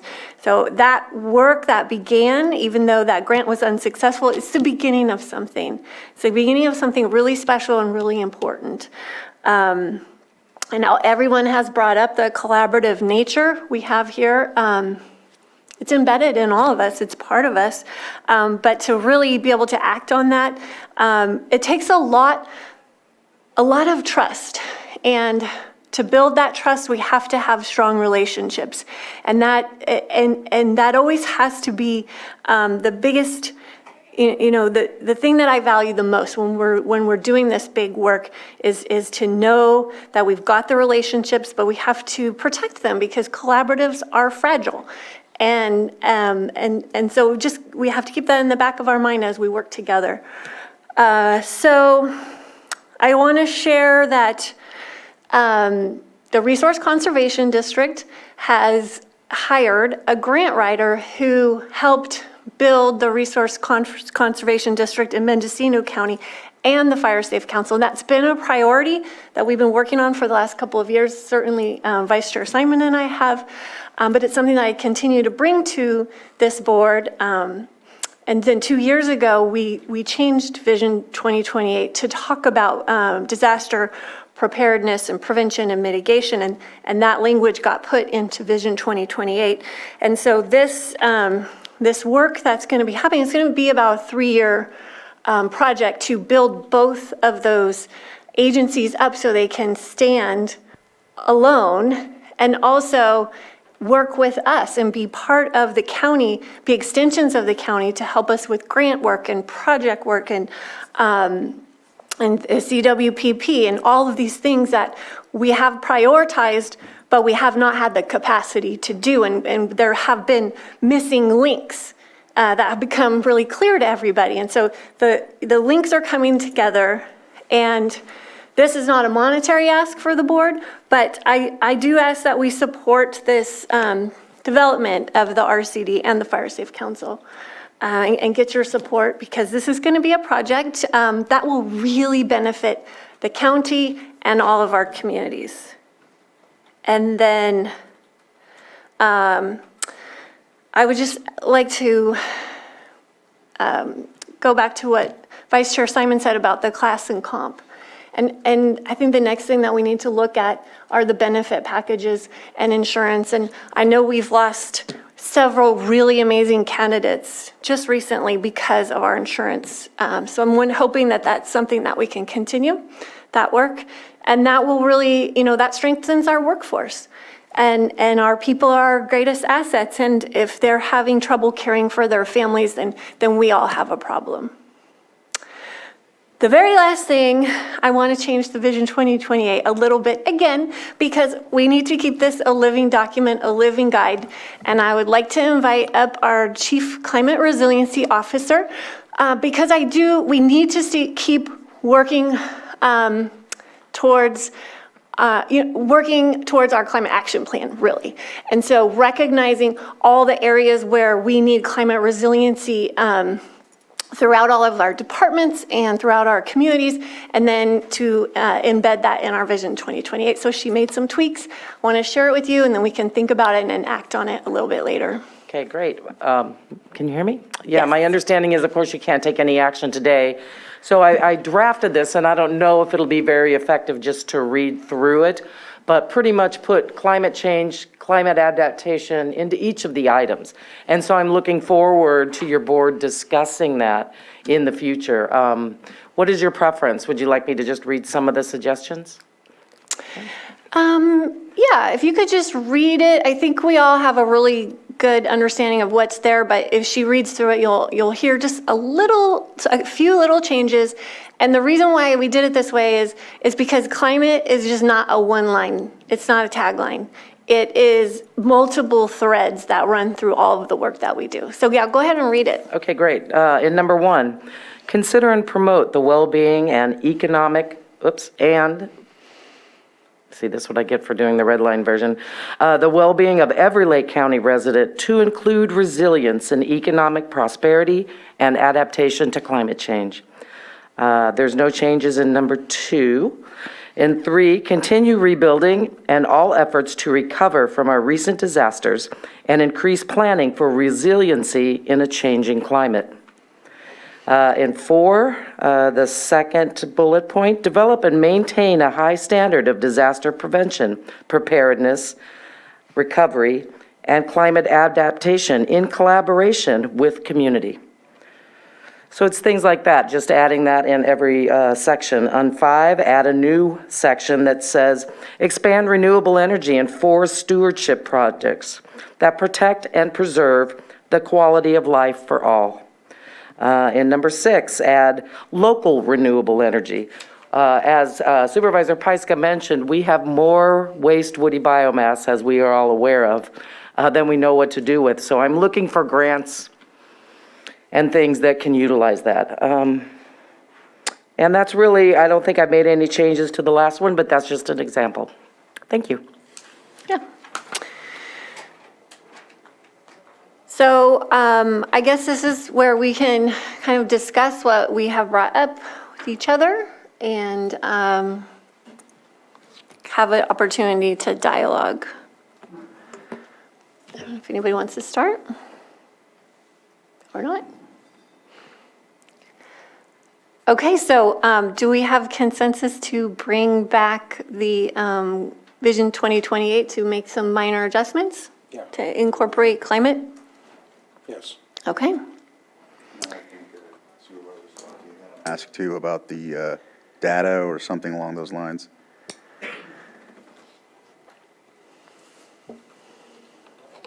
Trying to figure out how to unmute. I know how to do this. I had 2 requests. One was to get some measurables, some data points to be able to see trends and really track on our progress. And also, I don't know, what can we do to do one of the identified vision goals, which is public safety, enhanced public safety. And I know we're doing the roadmap task force, but I think that we can have all the plans in the world without staffing. And if I want to open up a discussion on how we can work better together to make things happen for that. And then, well, the other thing I had was the class and comp direction. So if that's something that we want to see back again. Yeah, absolutely on the class comp. There's something that we talked about, as a board for the last couple of years, the benefit packages and, what can be done. I know we took some baby steps forward with a couple of things, but yes, I want to continue that conversation.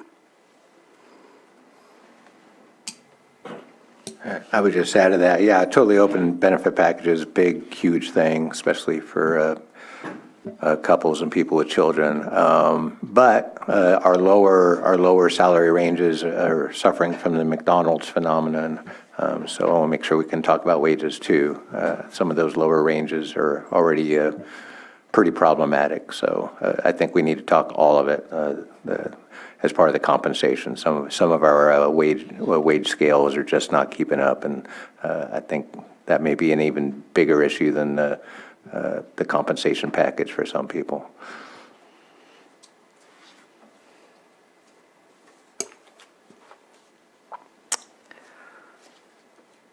CAO Parker? May I ask a few points of clarification, please? So we can bring back the Vision 2028 on the 14th. All right. And as far as the measurables, Supervisor Sabatier,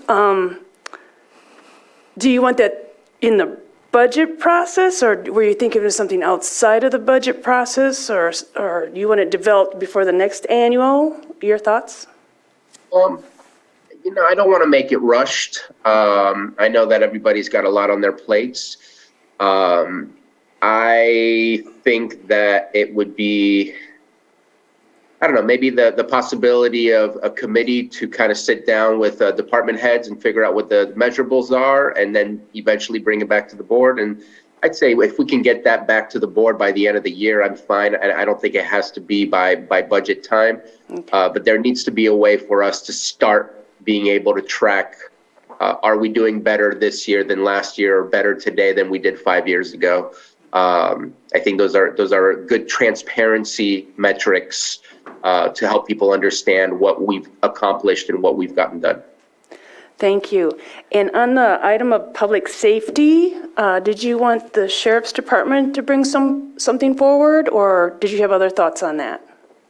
You know, I think that one's just such a big topic. Let me continue the discussions that I've started with Supervisor Crandall and Sheriff Howe, and let's see what is best to move forward on and bring it to the board at that time when it's a little bit more fleshed out. Thank you. And on the class and comp, and I'm going to look at Pam because I know we've already been talking about health insurance and benefits. Do you have a timeline to bring this back to the something back to the board, or thoughts? I have thoughts. Please. Microphone.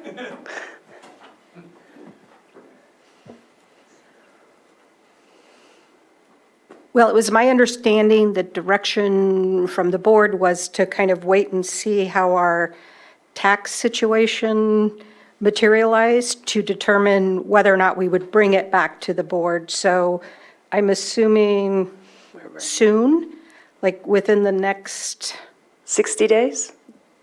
Okay. Is that okay? Yes, within the next 60 days to bring back a proposal at looking at some benefit adjustments. So if it's not 60 days, you need to tell us now. Is there more time you'd like, or? No, I think that's sufficient. I think I need to work with Stephen and looking at what we can afford to do and make some proposals to bring back to the board. And so that would be the end of March, and that will help with budgeting if any decisions are made. Okay. And then lastly, I'll just remind you that you need to take public input. Yes, correct. I did bring up the climate action plan. I know that that is a long, long process, and we did hear from community development that that steps are being made in that direction, and I think it's a long-term, well, not a very long-term goal, but I don't think it's something that we can accomplish this year, but I do want to keep bringing it up. Can I comment on that? Yes, go ahead. So I know that Director Turner spoke about doing the area plans because the area plans need to be updated in order to get to the general plan. As soon as we touch the general plan, at that point, it has to be done. So I think it's good to make sure that we update the general plan at the same time that we do the cap, or else, and if we don't have the area plans done before that, then it just seems like it's already in the order of operations to get done and accomplished. Yes, unfortunately, it is a little further in the distance, but I think that it's exactly where it needs to be as far as the steps in order to get to it. Right. Director Turner. Thank you. Yeah, the climate action plan, you may find that we become well informed once we conclude the climate vulnerability analysis. But Supervisor Sabatier is correct. I don't have climate action plan on this year or next year. Okay. And what's the time? I serve at the pleasure of the board, so y'all let me know. Okay. If I need to juggle around my top priorities. Well, what is the timeline for the climate vulnerability survey? I have that for 2023 and 2024. Okay. So I think that. One before, so I'm not actually sure how long they take. Right. Okay. Any other comments or questions from the board before I take public comment? Okay, I will open it up to the public in the chambers or in the Zoom room.